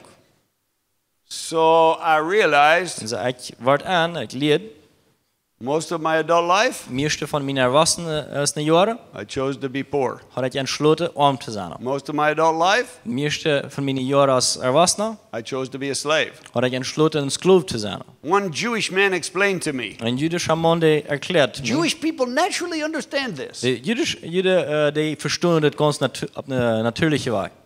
Do they normally borrow money? Denn die normalerweise Geld liehen, Not usually. normalerweise nicht. What do Jewish people do? Was tun die Juden? They own the bank. Die sind die Einheimers von den Banken.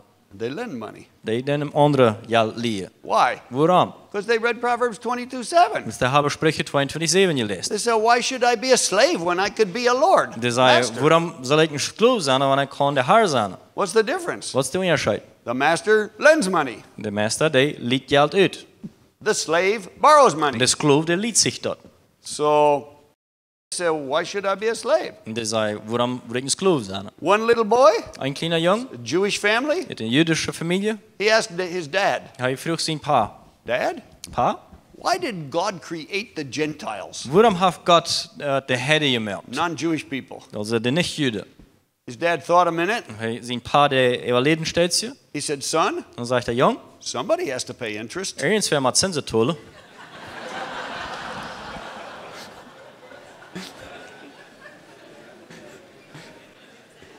Somebody has to be a slave. Irgendwer muss ein Sklave sein. Ne?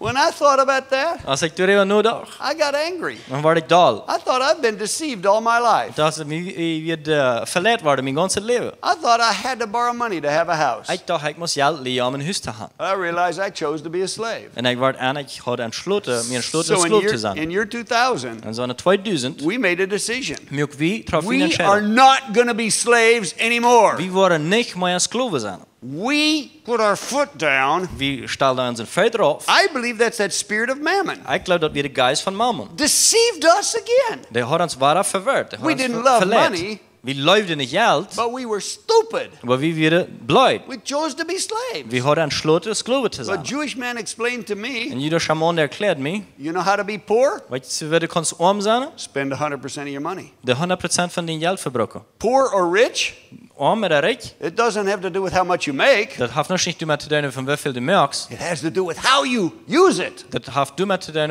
te doen wie die dat verbruiken is. And if you choose to use 100% of the money you have, En wanneer je you entscheidet spend it is, every month, 100% van al die geld wat je hast einmal te verbruiken jeder maand, you'll be poor all your life. dan word je arm zijn die ganze You'll leven. struggle all your life. Dan word je die ganze leven kämpfen. That's what most teenagers do. Dat is wat meeste teenagers doen. Anybody have a teenager? Of eens hier een teenager? What happens if you give your teenager money? Wat passiert wanneer die teenager geld No, you geeft? tell him we're going to give you, we're going to give you what's something you'd give 20,000 guarani a week? Ja. 25,000 guarani a week. You're Dat is generous. oh, du was schon 25.000 guarani de week You're very geven. generous. We're going to Dat give you zou je vrijgeven 25,000 guarani a week. We worden die 24.000 guarani de week geven. What's that teenager going to do? Wat wordt die teenager dan doen? They're going to spend it. Die worden dat verbruiken. How much of it? Wij veel van dat. All of it. Alles. Right? Stem? And if you ask that teenager, Wanneer een teenager vrouw was, have you got financial problems? hast du finanzielle Probleme? Yes, I certainly do. Ja, ganz ehrlich. What's your problem? Wat is dein Probleem? Dad and mom don't give me enough money. Mama en papa geven mir nicht genug geld. Okay, let's solve that for you. Okay, wel dat mal abnehmen für die. We're going to give you 40,000 guarani per week. Wir worden die von dir wieder 40.000 de week geven. Couple weeks go by, Ein paar Weken later, you ask the teenager, fragst du den Teenager, do you have money? hast du Geld? Yes, I do. Or do you have problems? Financial problems? Hast du finanzielle Probleme? Yes, I do. Ja, habe ich. What's your problem? Was ist dein Problem? Dad and mom don't give me enough money. Mama und Papa geben mir nicht genug Geld. Expenses are too high. Der Verbrauch ist zu hoch. I need more money. Ich brauche mehr Geld. Okay, let's solve that. Okay, wel dat abnehmen. Let's give you 60,000 guarani per week. Wel, die moet 60.000 de week 2 geven. weeks later, 2 Weken later, you have financial hast problems? finanzielle Probleme? Yes, I do. Ja, habe ich. What's your problem? Was ist dein Problem? Dad and mom don't give me enough money. Mama und Papa geben mir nicht genug Geld. What's the problem? Was ist das Problem? Not enough money? Nicht genug Geld? No, they think wrong. Die denken falsch. I meet so many people, Ich traf so viele Menschen. 30, 40, 50 years old, 30, 40, 50 Jahre alt. they still use their money like a teenager. Die brauchen ihr Geld immer noch als ein Teenager. You know what they do? Weet je wat die doen? Put all their money in one account Die zetten al ihr Geld in een konto and spend first. en dan eerst verbruiken. People who transfer wealth generationally successfully, Mensen wat Wohlstand en erfolgreich op andere generationen wiederbrengen doen. what do? Wat doen die? They tithe first. Die doen eerst mal Tiendel geven. Tithe is never a problem. Tiendel ist niemals ein Problem. We made a decision when we got Wir married. müssen treffen einen Schluss, als wir uns We befrieden. understood the tithe is the Lord's. Wir verstanden, dass die Tiendel liegt im Haar. We never wanted to be in a position of using God's money for something other than what God Wir told wollen us. niemals nicht in einer Position sein, Gott sein Geld für etwas anderes zu brauchen, als was heute sagt. So we made this decision. Also wir treffen diese Entscheidung. If there is a choice between tithing and eating, Wenn du eine Entscheidung mit dir treffen würdest zwischen Tiendel geben und Eten, we will tithe. dann wollen wir Tiendel geben. We will fast before we use the Lord's tithe for eating. Wir wollen fasten, euer wie den Haar sein Tiendel brauchen dann, am zu eten.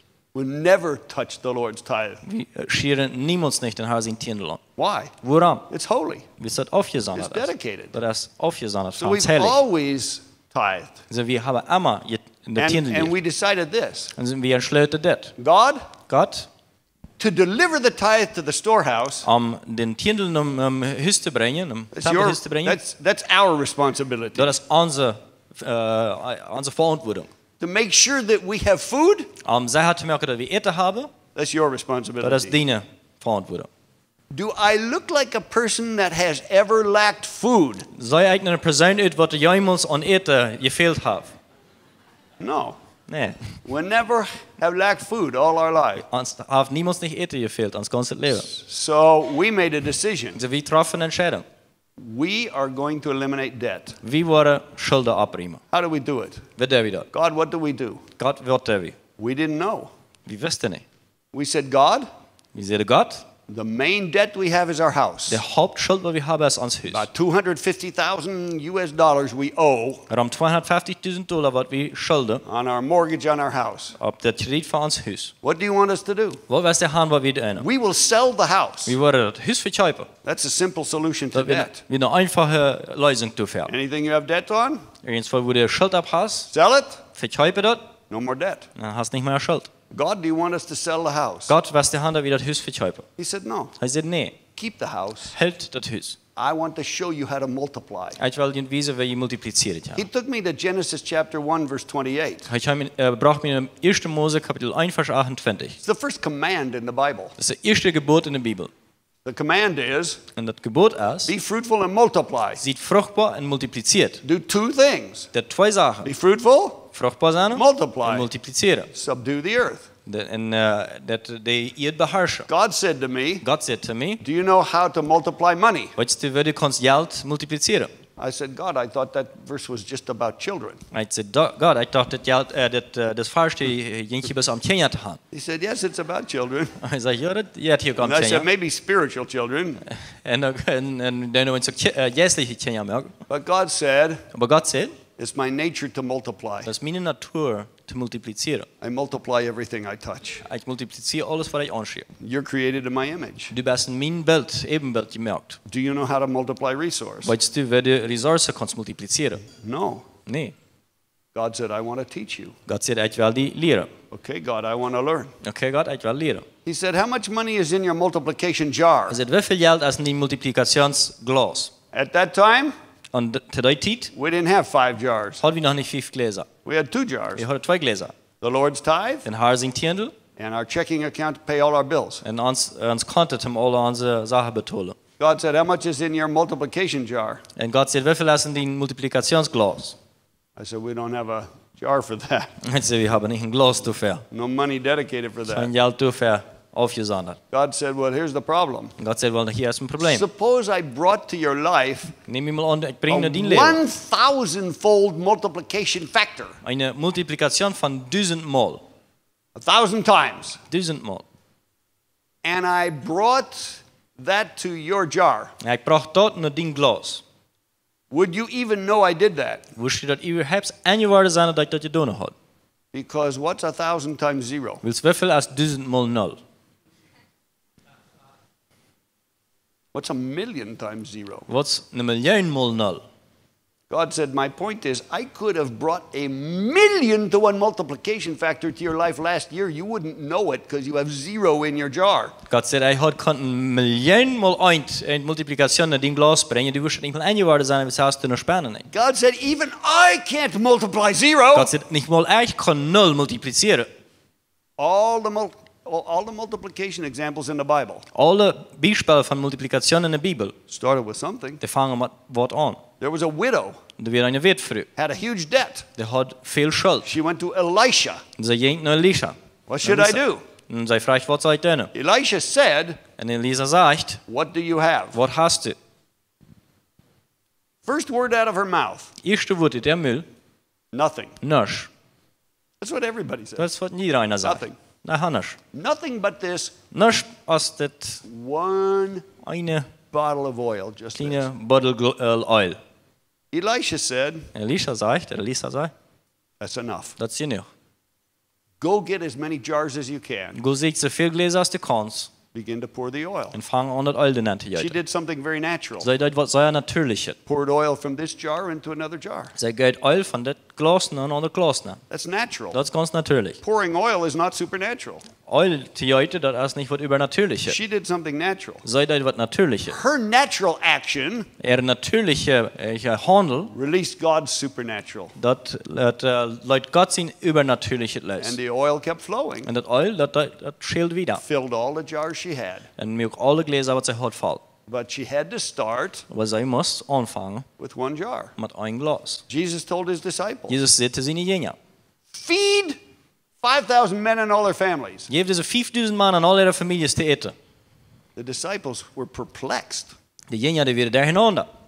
How? They started reciting what they don't have. Ze vangen aan op te reden wat ze niet hadden.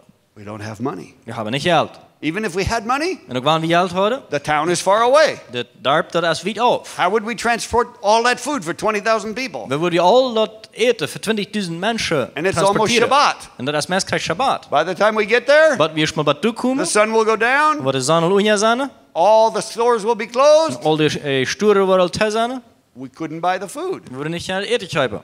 I think Jesus was just watching them, Ik geloof Jezus die beobacht hem. probably laughing, En bestemd lacht daarmee. because he knew what he was going Dus to do. hij wist wat hij doen wil. What was he trying to do? Wat probeert hij te doen? Move their thinking Hij probeert het denken from the natural van het natuurlijke to the supernatural. naar het übernatürliche He te wanted to do bewegen. something supernatural, Hij wil wat übernatürliche but doen. he needed them to do something natural, Maar hij braucht dat zij wat natuurlijke doen. because he can't multiply zero. Dus hij kan niet 0 multipliceren. He said, what do you have? Hij zegt, wat heb je? They first said nothing. Je zegt het hier is niks.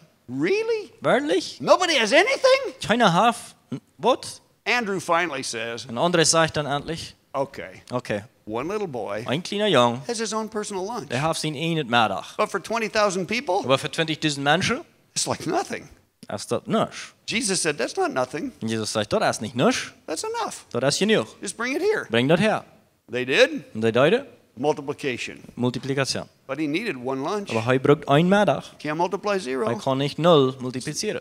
So I said, God, En zij zegt, God, I don't know how to multiply. hij weet niet wat te I don't multipliceren. know what to do. Hij weet niet wat te Every doen. time I tried to invest in the stock market or something, I lost money. Jedes Mal, waar ik private markt net leiden wat dan verspeel ik geld. So why do I need to put money in the account Dus waarom moet ik geld in konto leiden, when I don't know what to do? wanneer ik niet weet wat te doen? God said, En God zegt, when you are ready, wanneer du eruit bist, I will show you. dan weet ik die wijze. But you're not ready. Maar du bist nog niet eruit. There isn't even any money in the account. Du hast noch kein Geld, nicht mal im Konto. Okay, so we put the money in the account. Okay, so wir leren wat Geld im Konto. We started to put a little bit of money. We created a multiplication jar, a separate account. Wir melken een glas voor multiplicatie, also wir melken een andere Konto op We put a little bit of money in it. en we doen een beetje geld in aanleggen. And soon after that, En bald daarna, there was a third-class piece of junk mail that came. er werden also dat junkmail, wat aan zijn post kwam. Well, you know, you get lots of these advertisements and things every day. Ik kreeg iedere dag maar alle handje post tegengeschickt. Jan normally throws them in the trash. Dat is alle handje propaganda. En Jan die schmidt normalerweise allemaal bloß voet in de garbage. For some reason, she kept that one. Voor een grond hield zij den. She said, you might be interested in this. Hij zei, du wirst geïnteresseerd zijn aan dit. I looked at it. Hij kijkt me dat aan. It was a guy that was selling his investment service. Er wird ein Mensch, der seine Investitionsdienst dort verkaufen. I felt like the Lord said, Und ich später der Herr sagt, you need to learn this. du musst das lernen. So we took some of our money, Also wir nehmen was von uns Geld paid for his service. und wir tun für ihn sein Geld, für ihn seinen Dienst. He began to mentor us Und er fängt uns an zu begleiten, in a zu mentoren, system that he had. in ein System, was er hat. And to make a long story short, Und um eine lange Geschichte kort zu merken, the small amount we had das kleine bisschen, was wir hatten, multiplied in 3 years das multipliziert sich in 3 Jahren, to be enough to pay off our house. genug wieder ans Haus aufzutun. We paid our house in 2003, all of it. Wir tulden ans Haus auf in 2003, ganze. Now we had no debt. Nu haben wir keine Schuld. Then we had a vision. Dann haben wir eine I Vision. mean, not a literal vision. We just had a purpose for our family. Nicht eine literale Vision, aber wir haben einen Zweig für unsere Familie. We don't want our children to ever have to do the same as us. Wir wollen nicht haben, dass unsere Kinder jemals das selbst machen als wir. Because Proverbs 13:22 says a good man leaves an inheritance to his children's children. Sprüche 13:22 sagt, ein guter Mann, der lässt eine Erbschaft für die Kinder von seinen Kindern. So I want to be a good man. Sie wollen ein guter Mann sein. She wants to be a good woman. Sie wollen eine gute Frau sein. We want to leave an inheritance for our Wir grandchildren. wollen eine Erbschaft für unsere Großkinder lassen. So we got an idea. Also wir haben eine Idee. We had been paying a certain amount of money every month for our mortgage. Wir haben ein wasses Geld, jeder Monat einmal für unsere Mortgage gezahlt, oder also für unser Kredit für das Haus. Now we didn't have to pay the bank anymore. Unsere Hypothek, nu brauchen wir nicht mehr dort an der Bank geben. But that money's already available. Aber das Geld dort ist halt zur Verfügung. What should we do with it? Was soll wir damit tun? We began to invest that Wir fangen an, dort zu investieren. with this purpose. Mit das ist ein Zweig. God, Gott, would you help us multiply möchte uns helfen zu multiplizieren. so that we have enough money Und dass wir genug Geld that haben, when our oldest son dass wenn uns ältester Jung is married sich befreit and ready to buy a house, und reut erst ein Haus zu kaufen, we will have enough money to help him buy a house. und wo wir genug Geld haben, um ihm zu helfen, ein Haus zu kaufen. That was our goal. Das wird unser Ziel. We didn't know if we could do it. Wir wussten nicht, was wir können tun, That was our purpose. aber das wird unser Zweig. We don't want him to have to pay interest at the bank. Wir wollen nicht haben, dass heute Zinsen zahlen bei der Bank. So in 2009, Sondern 2009, he was married er befreit sich, and it was time to buy a house. er wird Zeit, ein Haus zu bauen, We had enough money by zu then. kaufen, und wir haben genug Geld. So we bought the house for cash. Also wir kauften das Haus mit Geld. We became the bank, Wir waren zu der Bank, but we didn't charge him interest. aber wir kauften ihm nicht Zinsen nicht. We didn't give him the house. Wir haben nicht ihm das Haus gegeben. Here's what we said. Das ist, was wir sehen. We told him and his wife, Wir sehen Tom und seine Frau, we will buy the house for cash. wir wollen das Haus mit Geld kaufen. We will be like the bank. Wir wollen es die Bank sein. You will pay us every single month, Du wirst uns jeden Monat einmal tun. just like a bank, Kreuz ist eine Bank, but no interest, aber ohne Zinsen. just principal. Das Prinzip. It will take you about 12 years to pay your house Für bloß dem Stamm, da wird die uns für 12 Jahre dauern, das zu with a betalen. reasonable payment every month. Mit einer normalen Tooling jeden Monat. We're going to put the payment on automatic, Wir wollen Tooling auf automatisch stellen, so your bank automatically sends it every month, sodass die Bank das automatisch einmal jeden Monat so schreibt. you never forget. Und das wird niemals verjährt. You know what we're going to do with that money? Aber weißt du, wie wollen wir mit das Geld? We're going to put it back in the investment, Wir wollen das 3 investieren. and we're going to multiply it. Und wir wollen das multiplizieren. What do you think we're going to use it for? Was glauben wir, für was wollen wir das brauchen? After 20 more years, Nur noch einmal 20 Jahre, we want to buy 3 houses dann wollen wir 3 Häuser kaufen for his 3 children, für seine 3 Kinder, for his grandchildren. für seine Großkinder. Why? Warum? I want to be a good man. Ich will ein guter Mann sein. Leave an inheritance for my children's children. Eine Erbschaft für meine Kinder, ihre Kinder lassen. So here's what I said to him and his wife. Das ist, was ich sagte zu ihm und seiner Frau. At that time, they had 2 children. Zu der Zeit hatten sie 2 Kinder. They were about 3 years old. Sie waren 3 und 4 Jahre alt. I said, I want you and your wife get on your knees Ich will haben, dass du und deine Frau sich knien, in front of your 2 little children. für ihre 2 kleine Kinder. Look in their Und eyes. schick ihnen in die Augen. Why? Warum? If you ever miss a payment on your house, Wenn du jemals einen Tooling an dein Haus für Udlote das, I want you to see who you're stealing from. dann will ich sehen, von wem du stehlen das. Because that money is not for our retirement. Das Geld ist nicht für unser Retirement. It's Nicht? not for us. Das ist nicht für uns, für ihnen verbraucht. It's for houses for your children. Das ist für die Häuser für deine Kinder. Look well in their eyes. Schick Geld in der Augen. Because if you ever miss a payment, Wenn du jemals einen Tooling für that's who you're stealing from. von denen, der du stehlen. They never missed one payment. Wir haben niemals nicht einen Tooling verspielt. It's also on automatic. Das ist auch automatisch. That's a good idea. Das ist eine gute Idee. So we've been multiplying money, Also wir haben Geld investing multipliziert, it, multiplying it. dort investiert und dort multipliziert. Next year, Nächstes Jahr my youngest son will buy a house. wird mein Jüngster sehen, ein Haus kaufen. We'll do the same thing for him. Wir werden das selbst hier verarmen. He's cheaper. Er ist mit Bilja. He only has a cat. Der hat bloß einen Kat. No kids yet. Ach, He has a keine wife Kinder and a cat. Er hat eine Frau und eine Kat. No, they will have children, Wir werden noch Kinder haben. and then we'll do the same for their children. Aber wir werden das selbst hier für deren Kinder tun. And so we put in place a perpetual system. Also wir stellen und steht in ein System, ein bleibendes System. Nobody will ever go to a bank and borrow money for a house again. Keiner wird mehr nach der Bank gehen, um Geld zu leihen für ein Haus. Our family will be the bank Unsere Familie wird die Bank sein. because we made a decision. Weil wir haben eine Entscheidung And you getroffen. know, anybody could do that. Und ich weiß, bei uns, wer kann das tun? You may not be able to do it in just your generation, Da kann sein, dass das nicht handkriegst bis in deine Generation, but you can for sure do it in your children's generation. aber da kannst du sicherlich in deine Kinder ihre Generation tun. Anybody can do it just naturally Eins, wer in kann 2 das, generations. eins, wer kann das auf einer natürlichen Weg in 2 Generationen tun. But if God does anything Aber supernatural, wenn Gott nachher eins was Übernatürliches tut, which he always does, was er immer tut, it goes much faster. dann geht das viel böse.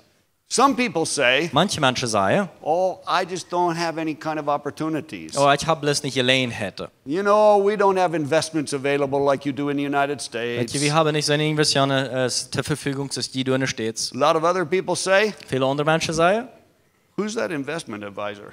was dort für ein Bruder?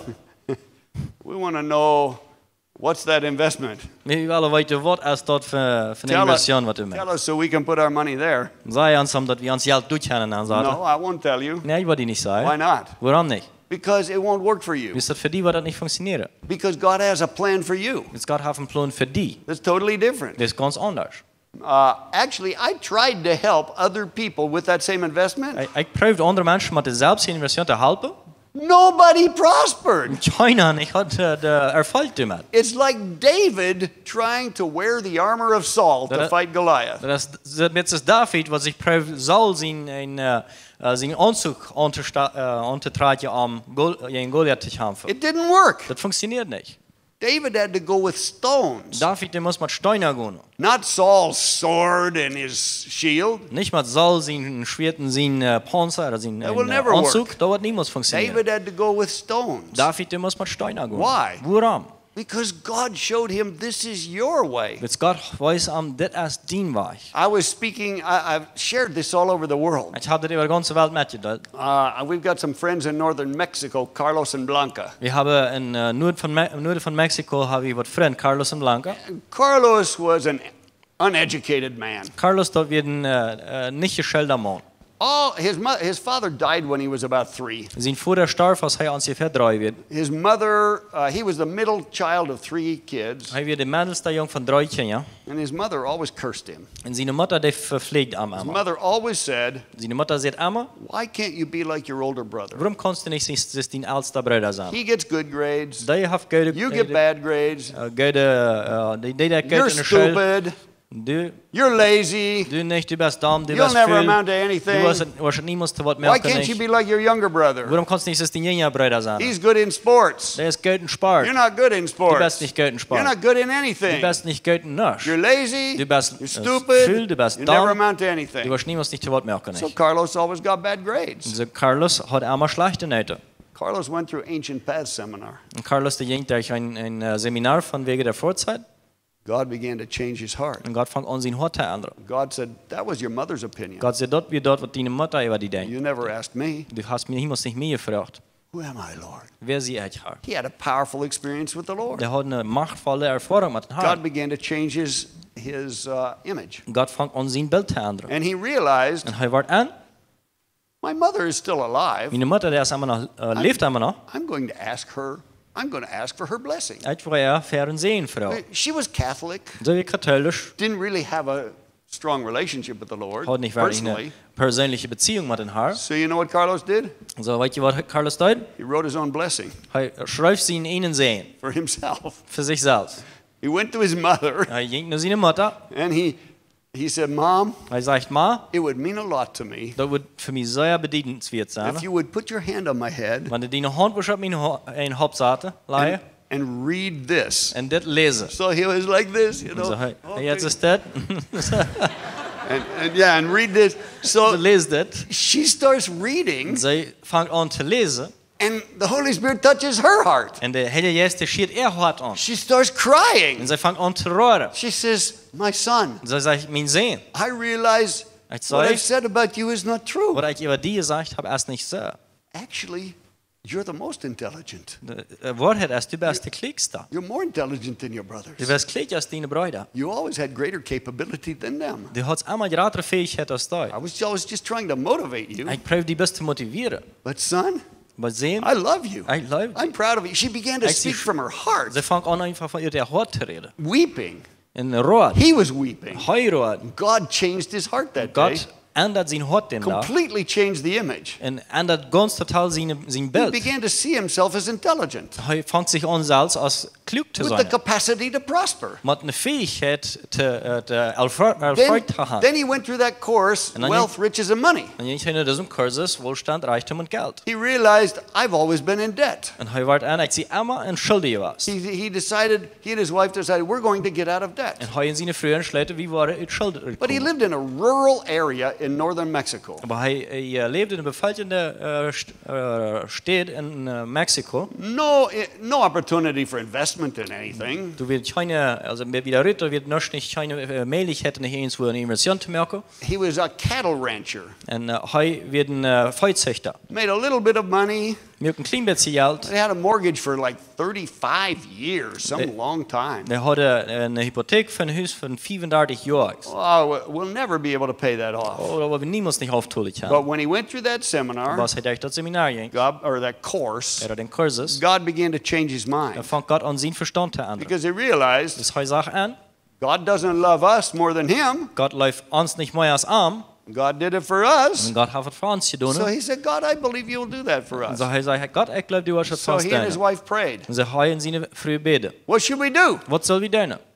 They clearly heard from God. Die sicherlich die Hirte von Gott, Sell your cows. hat verkauft in Tee. Sell our cows. Verkauft unsere Tee, Feu. God, that's our business. Gott hat es uns geschafft. That's our cash flow. Das ist, wo uns Geld nicht haben. If we sell our cows, Wenn wir unsere Tee verkaufen, we have maybe 10% of the money we need to pay our mortgage dann haben wir off. vielleicht 10% von dem Geld, was wir brauchen, um uns Kredit aufzuholen. But then we have no cash flow. Aber dann habe ich kein Geld, was ich nicht habe. Why should we sell our cows? Warum sollen wir uns Feu verkaufen? Are you sure, Lord? Weißt du, sicher, Herr? He and his wife prayed. Dann haben sie eine Freude beten. They both heard clearly. Und hier alle Bett ganz klar, Sell your cows. verkauft jene Tee. Okay, he sold the cows. Okay, er verkauft die Tee. Turned out he sold right at the top of the cattle market. Der dreht sich rum, er verkauft der Kreis aus der ganz dir wird. After that, the price of cattle went down. Nur dem ging der Feupreis rauf. Now he had a little money. Und er hat ein bisschen Geld. What do we do now? Was der wir nu? God said, buy sheep. Und Gott sagt, kauf Schub. Buy sheep? Kauf Schub. God, I don't know anything about sheep. Gott, ich weiß noch nicht am Schub. I've always been in the cattle Das business. ist immer ein Feu-Geschäft gewesen. We always fought with the guys that have sheep. We never liked them. Ich habe immer gefährt mit den Menschen, die Schub haben, wie gleich die den nicht. Now you want me to become one of them? Und du sollst ein von denen werden? Really? Are you sure? Wirklich, bist du? He began to do some research. Und er fängt an, ein bisschen Not zu lesen. It was about $500 to buy a lamb. Da wird ungefähr $500 in meinen Schub zu kaufen. But then he saw an interesting thing on the internet. Aber dann sah er eine interessante Sache im Internet. There were hunters coming from the United States. Da wird der Jäger, was von der Stadt kommen, They'd like to come to northern Mexico der gleich hat nur von Mexiko zu kommen, to hunt trophy rams. sind Trophy Rams, Yeah, okay, also these richtig diese große, these rams with these sheep with huge horns that they would put on their wall for a trophy. also der Jäger, dieser Schub, ja, Trophäen, also der sehr lange Horns haben, ja, und dort sind Trophäen für den. And these stupid Americans would pay $25,000 for one trophy. Diese blöde Amerikaner, die würden $20,000 für eine seine Trophäe bezahlen. Das ist ein Horn. He said, God, is that what you want me to do? Ich sage, Gott, ist das, was haben, was ich tun soll? He didn't hear anything. Hey, hier nicht. He did more research. Hey, fahr noch mal wieder noch. But to buy a female sheep with those kind of horns to breed that kind of ram? Aber ein Schub zu kriegen, was seine in der Schub produziert, der erzeugt hat, Was about $150,000. kostet dann $150,000. He said, God, I can't even buy one. Ich sage, Gott, ich kann nicht mal einkaufen. What do I do? Was da ich? No answer. Keine Antwort. The next week, Nächste Weg. he went to an agricultural fair in his area. Dann ging ich noch eine Expo, von einer Agrikulturexpo in seiner Area. He met another Christian man Da traf einen anderen christlichen Mann. who said, I know how to breed sheep. Er sagt, ich weiß, wie man Schub vermehren kann. He said, God showed me how to take the normal lambs, and in 4 or 5 generations, I can breed these sheep with big horns. Und er sagt, Gott hat mir gewesen, weil ich kann normale Schub nehmen, in 4 oder 5 Generationen, ja, für diese Schub, was diese große Horns kriegt. Carlos said, really? Und Carlos sagt, really? Would you like to partner with me? Was ist ein Partner worden mit mir?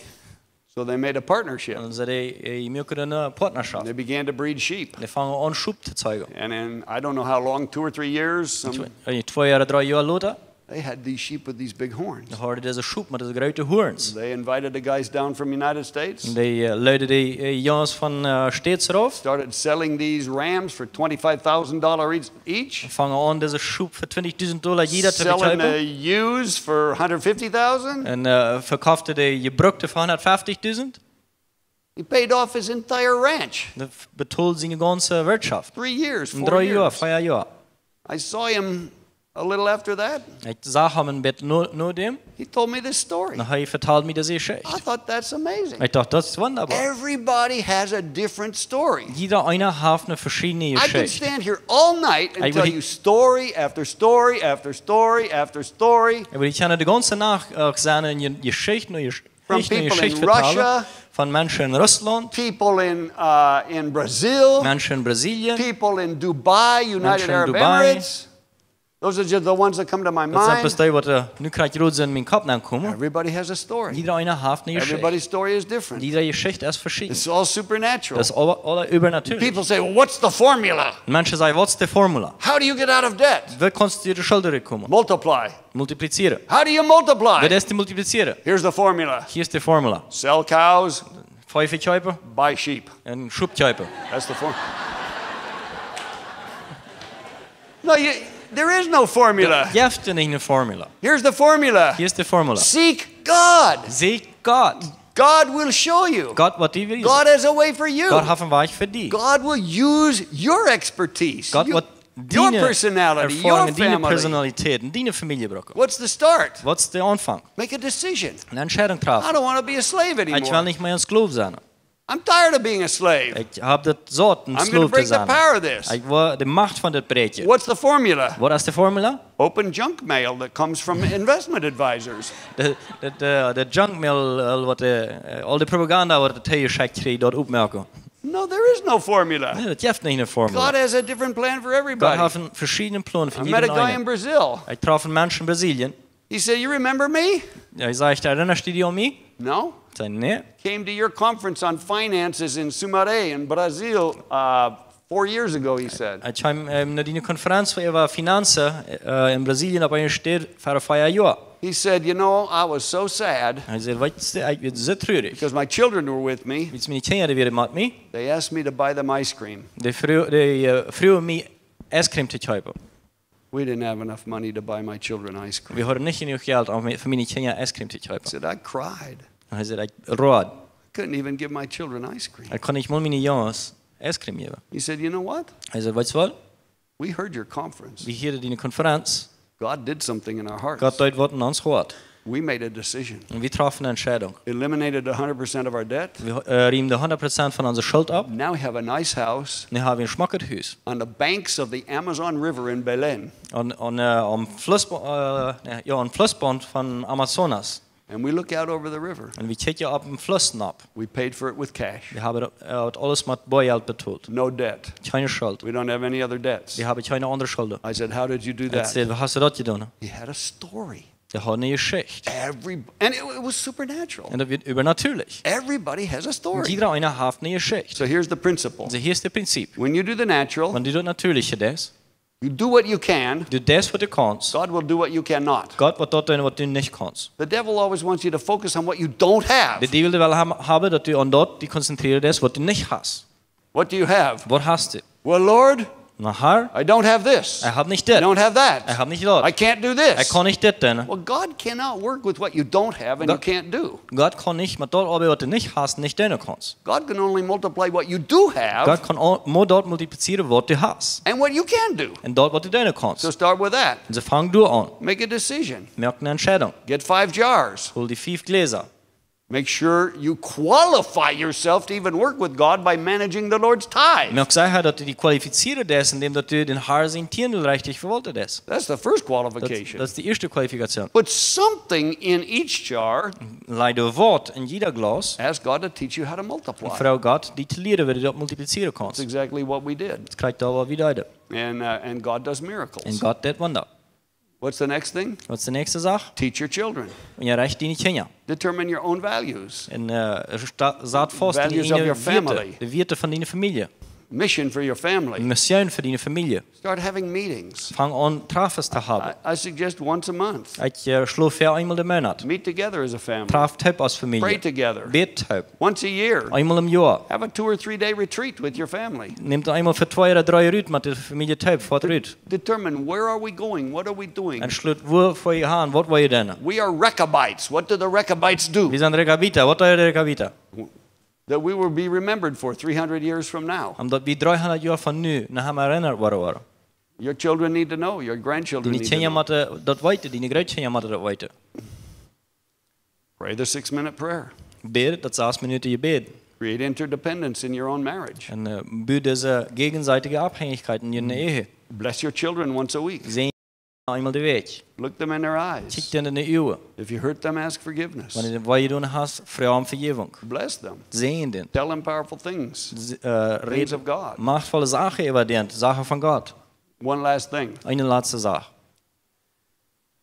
Many parents make a huge mistake in their family. Viele Eltern maken großen Fehler in ihrer Familie. Trying to do a good thing, Indem sie proben eine gute Sache zu tun, they hang a noose of debt around their children. schlängen die eine Schlang von Schuld um ihre Kinder. How do they do that? Wie tun die das? Parents have some money. Die Eltern haben was Geld. They see their children struggling. Die sehen, dass ihre Kinder kämpfen. So they decide, Und sie entschließen, I want to help my children. ich will meine Kinder helfen. So they say this, Sie sagen das. we're going to lend you money. Wir wollen die Geld liehen. We will lend you, what's some number? We will lend you 25 million Guarani. Wir wollen die 25 Millionen Guaranis liehen.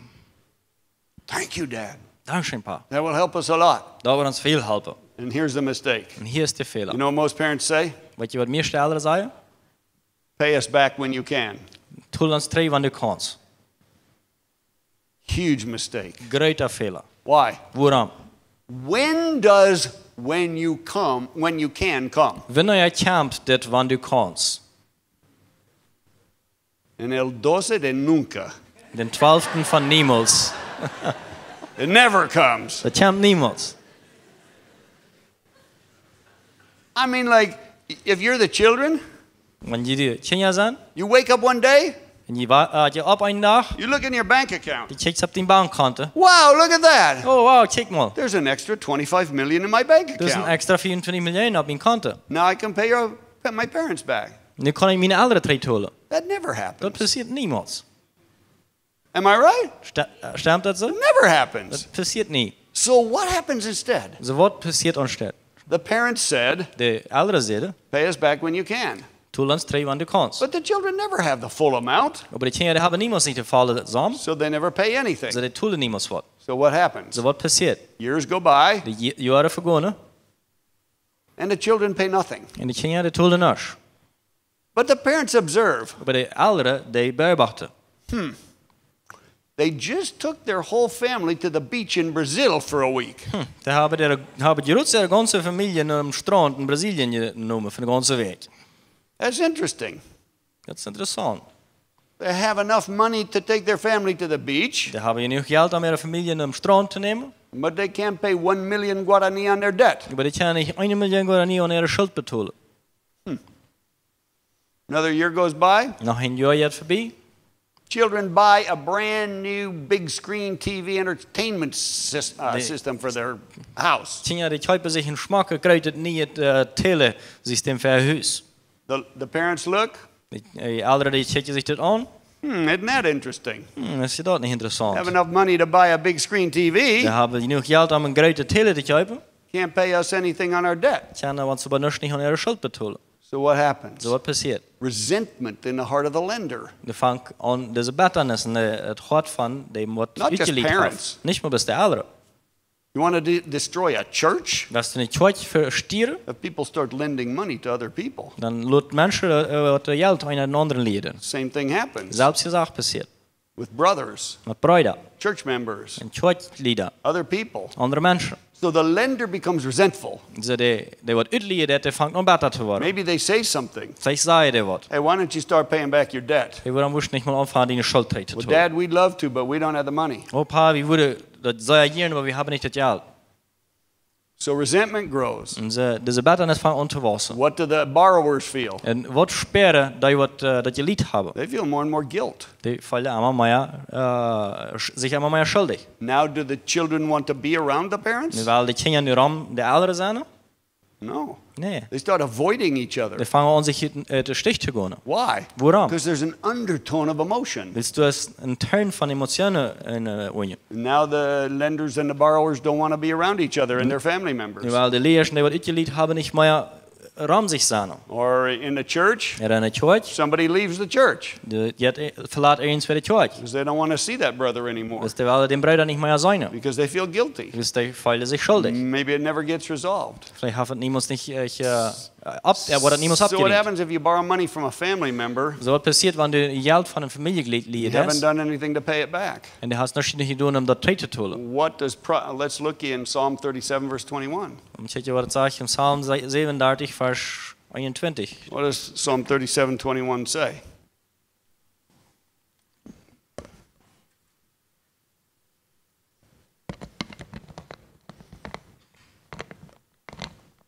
Psalm 37:21.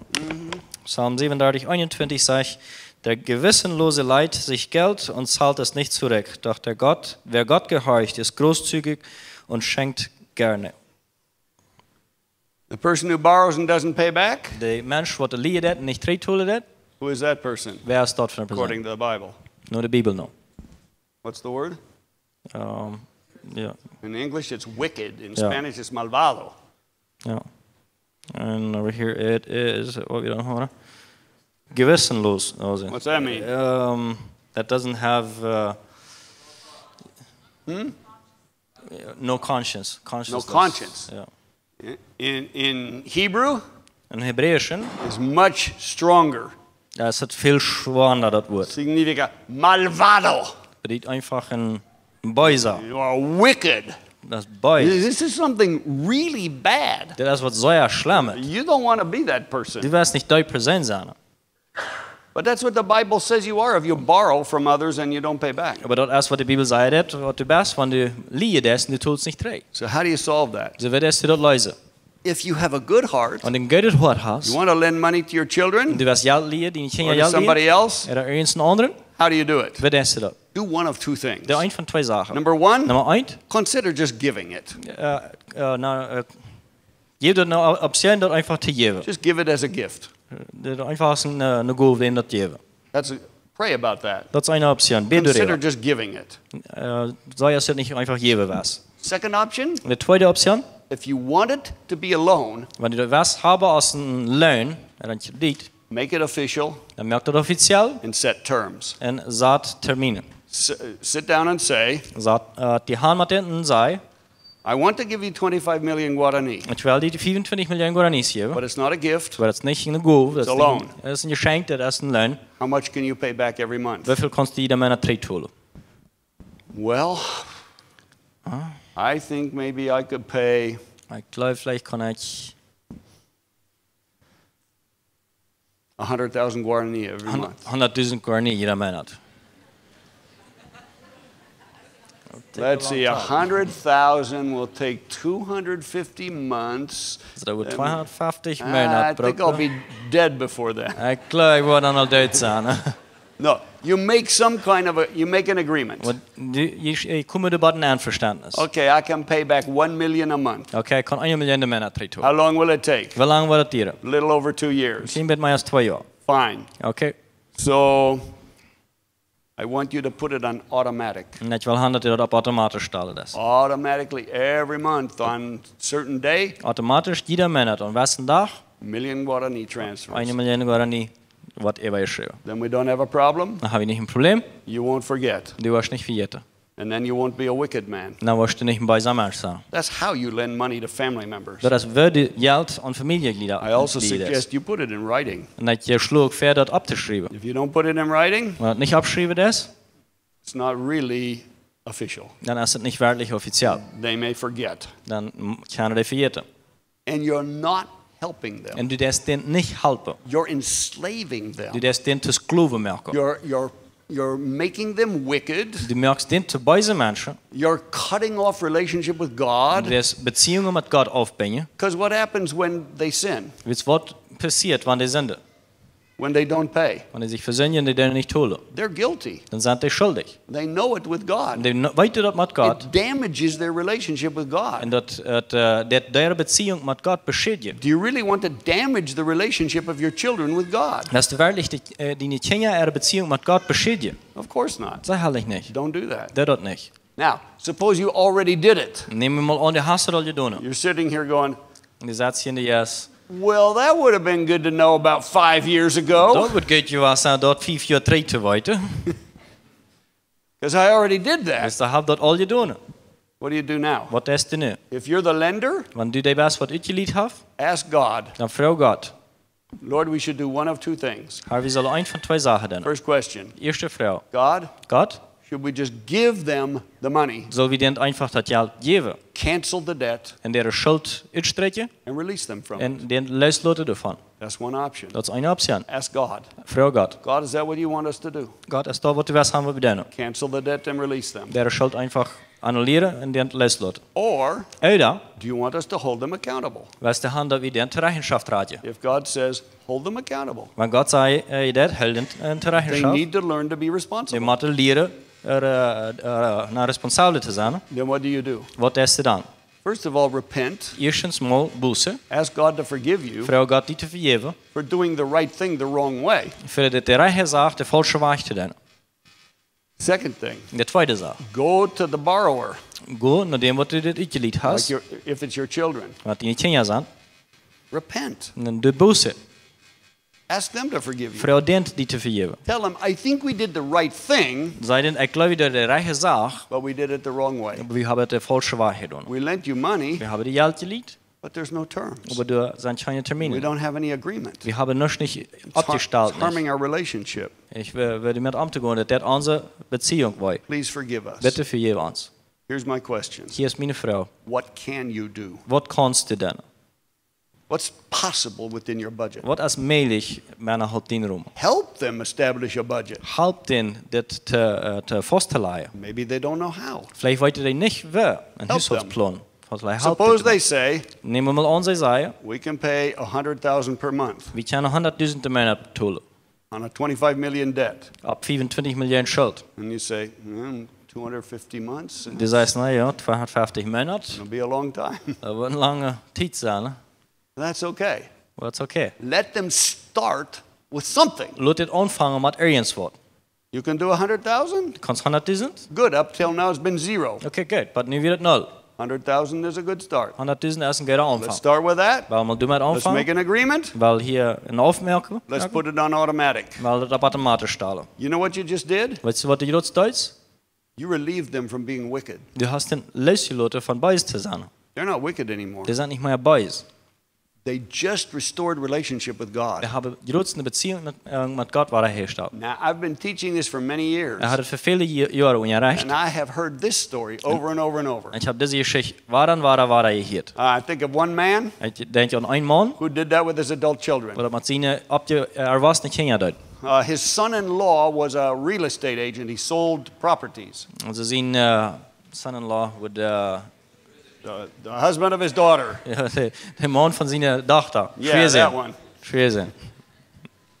And he'd been struggling. En hij kämpft. Couldn't pay his bills, all kinds of financial problems. Kon niet zijn schulden betalen, allerhande financiële problemen.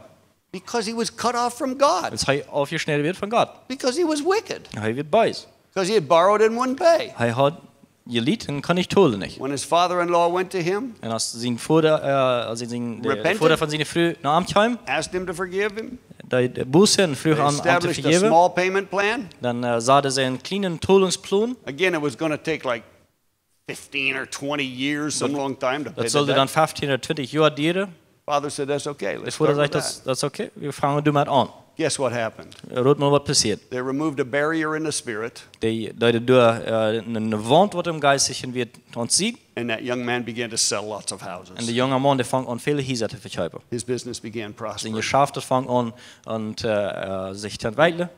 He started making a lot of money, Hij vangt aan veel geld te and maken. it didn't take 20 En years. dat duurt niet 20 jaar. He paid the whole debt in 2 years Hij toelde de ganze schuld in 2 jaar. and had lots of money because he was prospering in his business. En hij had veel geld, weil hij erfolg had met zijn geschäft. What they didn't understand Wat ze niet verstonden, is because he was wicked, is weil hij buis wird, he wouldn't pay, hij niet tolen wordt, it blocked his relationship with God, dat blokkeert zijn Beziehung mit Gott, blocked his favor with God, dat blokkeert zijn and impeded his business. favor mit Gott en dat erlaubt ook niet zijn geschäft, waar ik verder aan te komen. The father held a key. De vader die had een sleutel.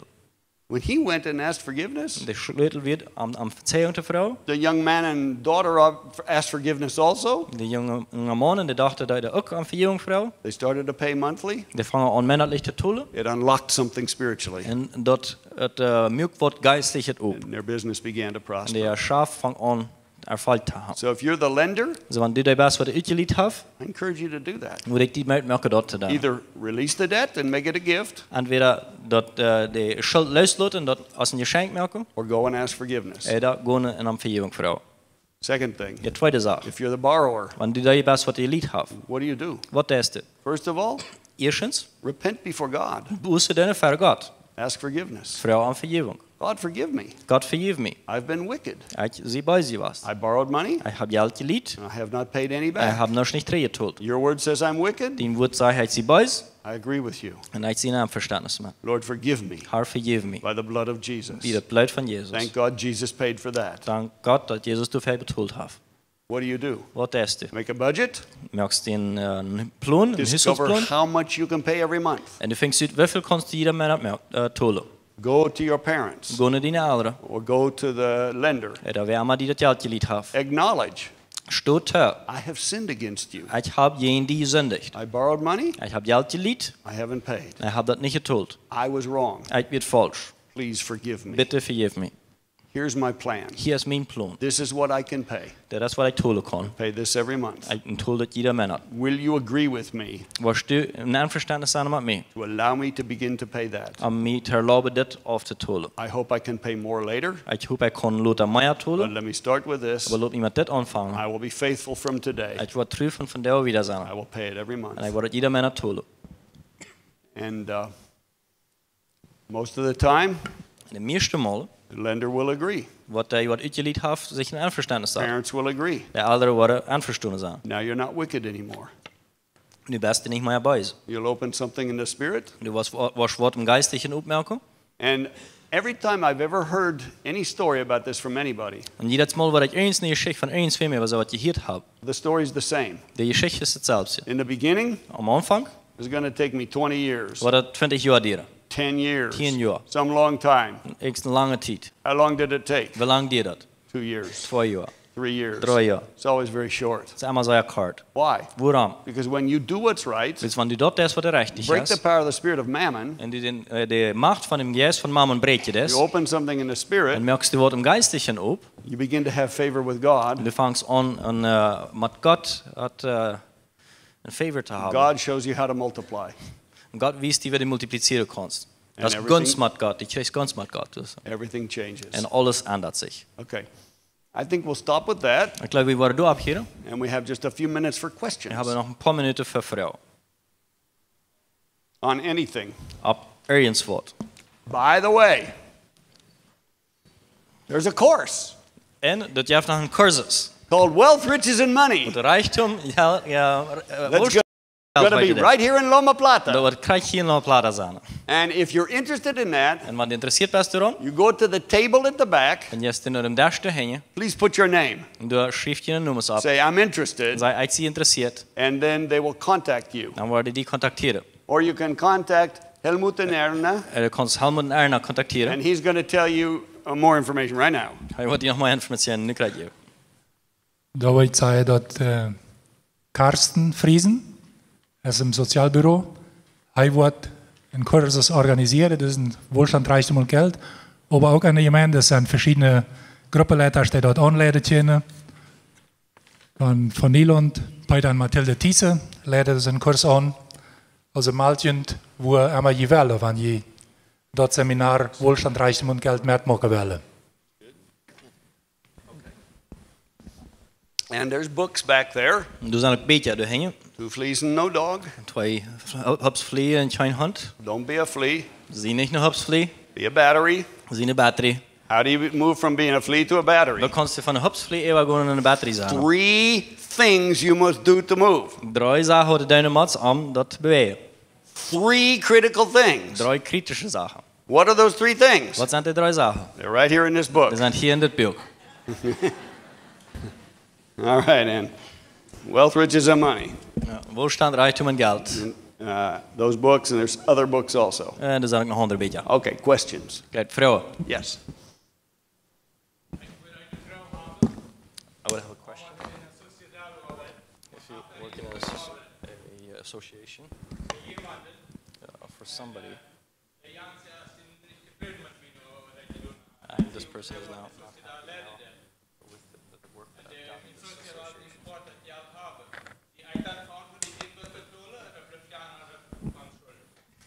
Zijn nou gewoon dubas? Ja.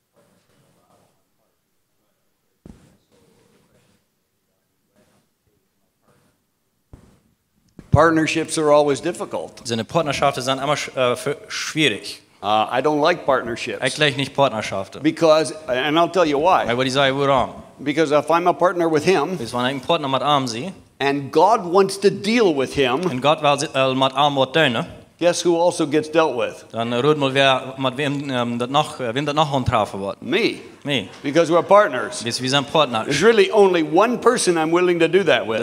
Verlighet må bis eine person med den jeg vil si dort til døgnet. This person. Deze person.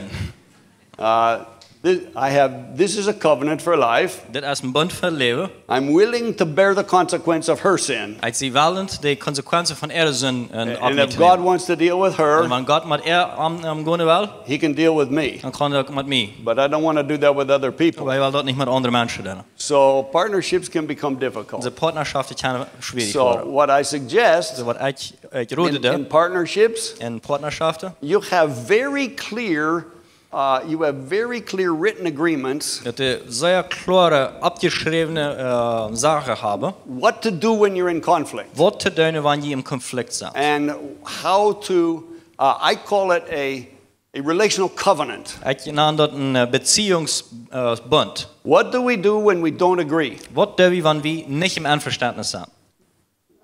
It's Matthew 18. Matthäus 18. We confront each other. We confronteren einer den anderen. If we don't come to agreement, Wanneer we niet im Einverständnis komen, what's the next thing I do? wat is de nächste Sache wat ik doe? Find a neutral party Dan vinden we een neutrale persoon, that we both respect. wat we beide respecteren. Maybe a pastor. Dat is vielleicht een pastor. Go and sit with the neutral party. We gaan ons gaan met deze neutrale persoon. Tell him we can't agree. En we zeggen, we kunnen niet We im have a Einverständnis business komen. disagreement. We hebben hier een geschäft, wo We we ons can't niet, resolve it. wo we wat niet lösen kunnen. Please help us. Bitte help ons. If I'm wrong, Wanneer ik falsch zie, I'll repent. dan wil ik boete doen. If he's wrong, Wanneer hij falsch is, please tell him. dan zeg je hem bitte. Because I think he's wrong. Dus ik geloof hij is falsch. And I don't want to pay En ik wil niet tolen. because I don't think we should. En dus ik geloof niet dat Because- het zal. Because we weren't paid. Dus wie worden niet So why getold? should I pay him when So waarom moet ik the customer aantolen? didn't pay us? En hij kan ons niet tolen. Find a third party. Fäng eine dritte Person. Usually you can settle it there. Normalerweise kann man dort diese Regeln. Another thing to consider, Noch eine Sache, was man kann acht nehmen. if you see serious character defects in your partner, Und die sehr ernste Charakter Defekte setzen den Partner.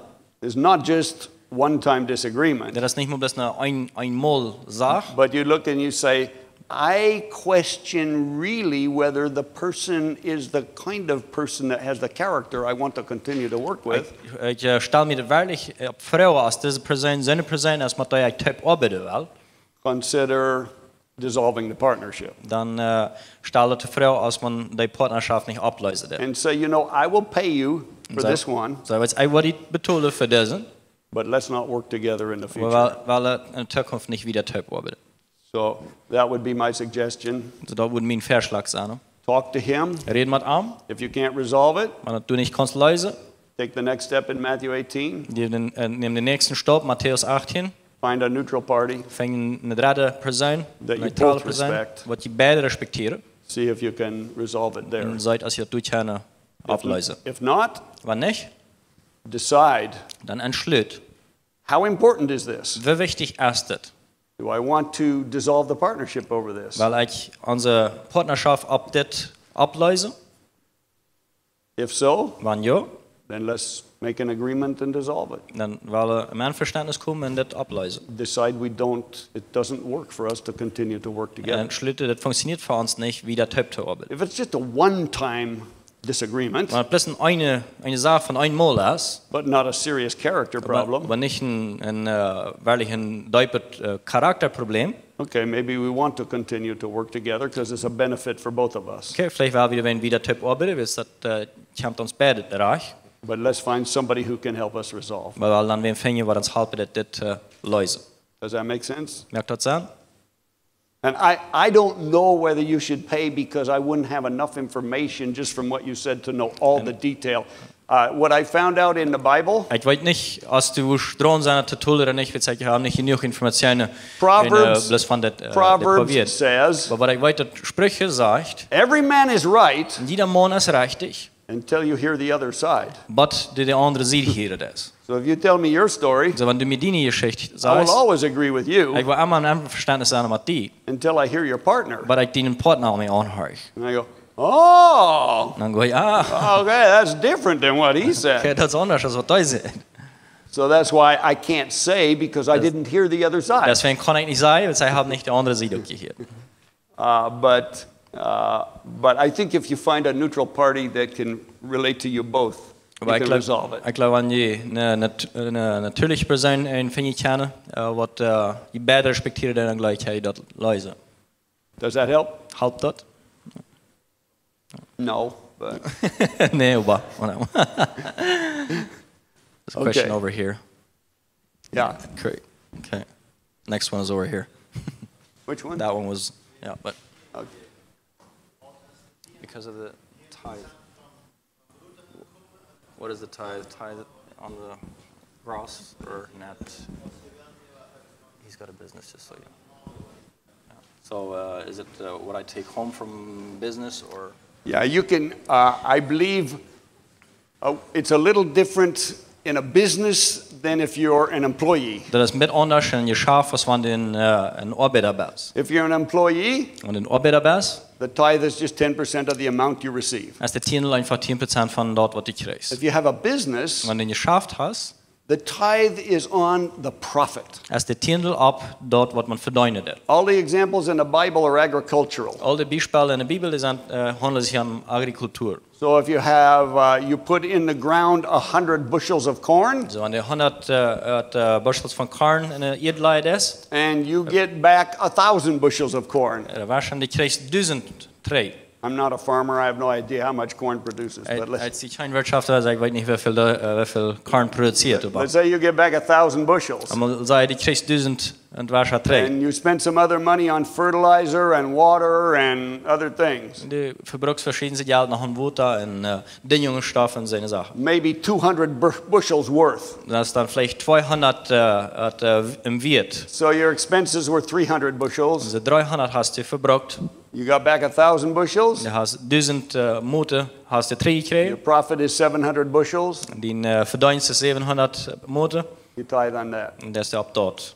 Die tiende. I had one friend who was a dairy farmer Ich habe einen Freund, der ein Maltwirtschaftler wird in New Zealand. in Neuseeland. His farm was producing about a 7% profit per year. Seine Wirtschaft produziert ungefähr 7% Verdienst jeder Jahr. But the guy was trying to tithe on his gross turnover. Aber das Mensch prüft, ob sein ein volles Einkommen tiendelt zu tun. And so his overdraft at the bank was going up and up. Und so seine Schuld bei der Bank, die immer her. The banker called him and said, "What are you doing? Und so die Bank reibt ihm an und sagt, was ist das? Borrowing more and more from the overdraft. Du ist immer mehr von Bring in your accounts." von den Konten. Bring mal deine Konten, He did. deine Konten zu The banker ihm. looked at it. Und der Mann, der schaut sich das He an. said, "You're giving too much to the church. Er sagt, du gibst zu viel zu der Church. You can't give that much to the Du church." kannst nicht so viel in der Church geben. My friend said, "You can't tell me what to do. Mein Freund sagt, du kannst mir nicht sagen, I was zu have to tun. obey God and not man." Ich muss Gott die Gehorsam sein, nicht Mann. The banker said, "Well, Und der Banker sagt, I nein, can't tell you how to run your business, ich kann dir sagen, wie du kannst deine Schaft but I'm drehen, stopping your overdraft. aber ich schneide hier den Konto auf. You can't borrow more. Du kannst nicht mehr liegen. You have to pay that Du off." musst da dich So aufholen. my friend called me. Also mein Freund, der reibt mich an. He said, "Well, am I doing right?" Er sagt, krieg der eigentlich richtig? I said, "No. Ich sage, nee, You're losing 3% du verlierst 3%. because your farm only makes Das ist 7%. in der Farm, der merkt mal 7%. And you're tithing Und die 10% on the gross and you only make 7? hast ein Tiendl ab den ganzen Einkommen, du merkst mal 7%. It would really be supernatural to stay in business if you continue Das that. würde wirklich übernatürlich sein, wenn du dann im Geschäft bleiben würdest. Well, what do I tithe on? Also, ab was gebe ich mein Tiendl? I said, you tithe on the 7% profit that you make. Ich sage, du tust ein Tiendl ab den 7%, was du verdienst. Oh, okay.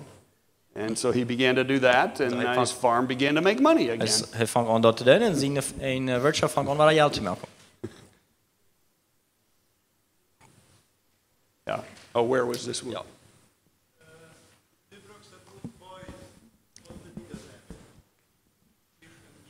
Ja.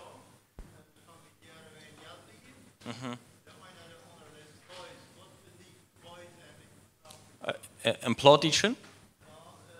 Aber also ein englischer Wort, was hier in Englisch gesprochen wird, the evil. Ja? The word malvado, or wicked. So he wants to know, what does wicked mean? Wicked. Wicked means a person who has an evil heart. Dat redt hier van een persoon wat een slecht hart heeft. Ja? Somebody whose heart does not want to do what's right, Einer wat een hart heeft wat niet doet wil doen wat richtig is. but their heart wants to do wrong. Bad intentions, Bad intention. slechte afzichten. Yeah.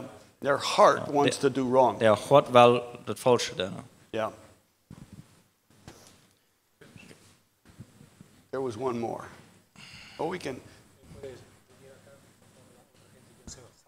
Yeah, everybody can go. Ja, ich kan alle No gaan. problem. Nee, we willen dat hier nu niet voor die Längertraatje die al naar huis willen. We danken voor jullie aanwezigheid. Wenn nu noch Fragen sind, kommt her. Und wir reden hier noch Typ. Aber wir wollen die Wort allgemein verabschieden. Wir danken für Ihre Anwesenheit. Gott segne euch.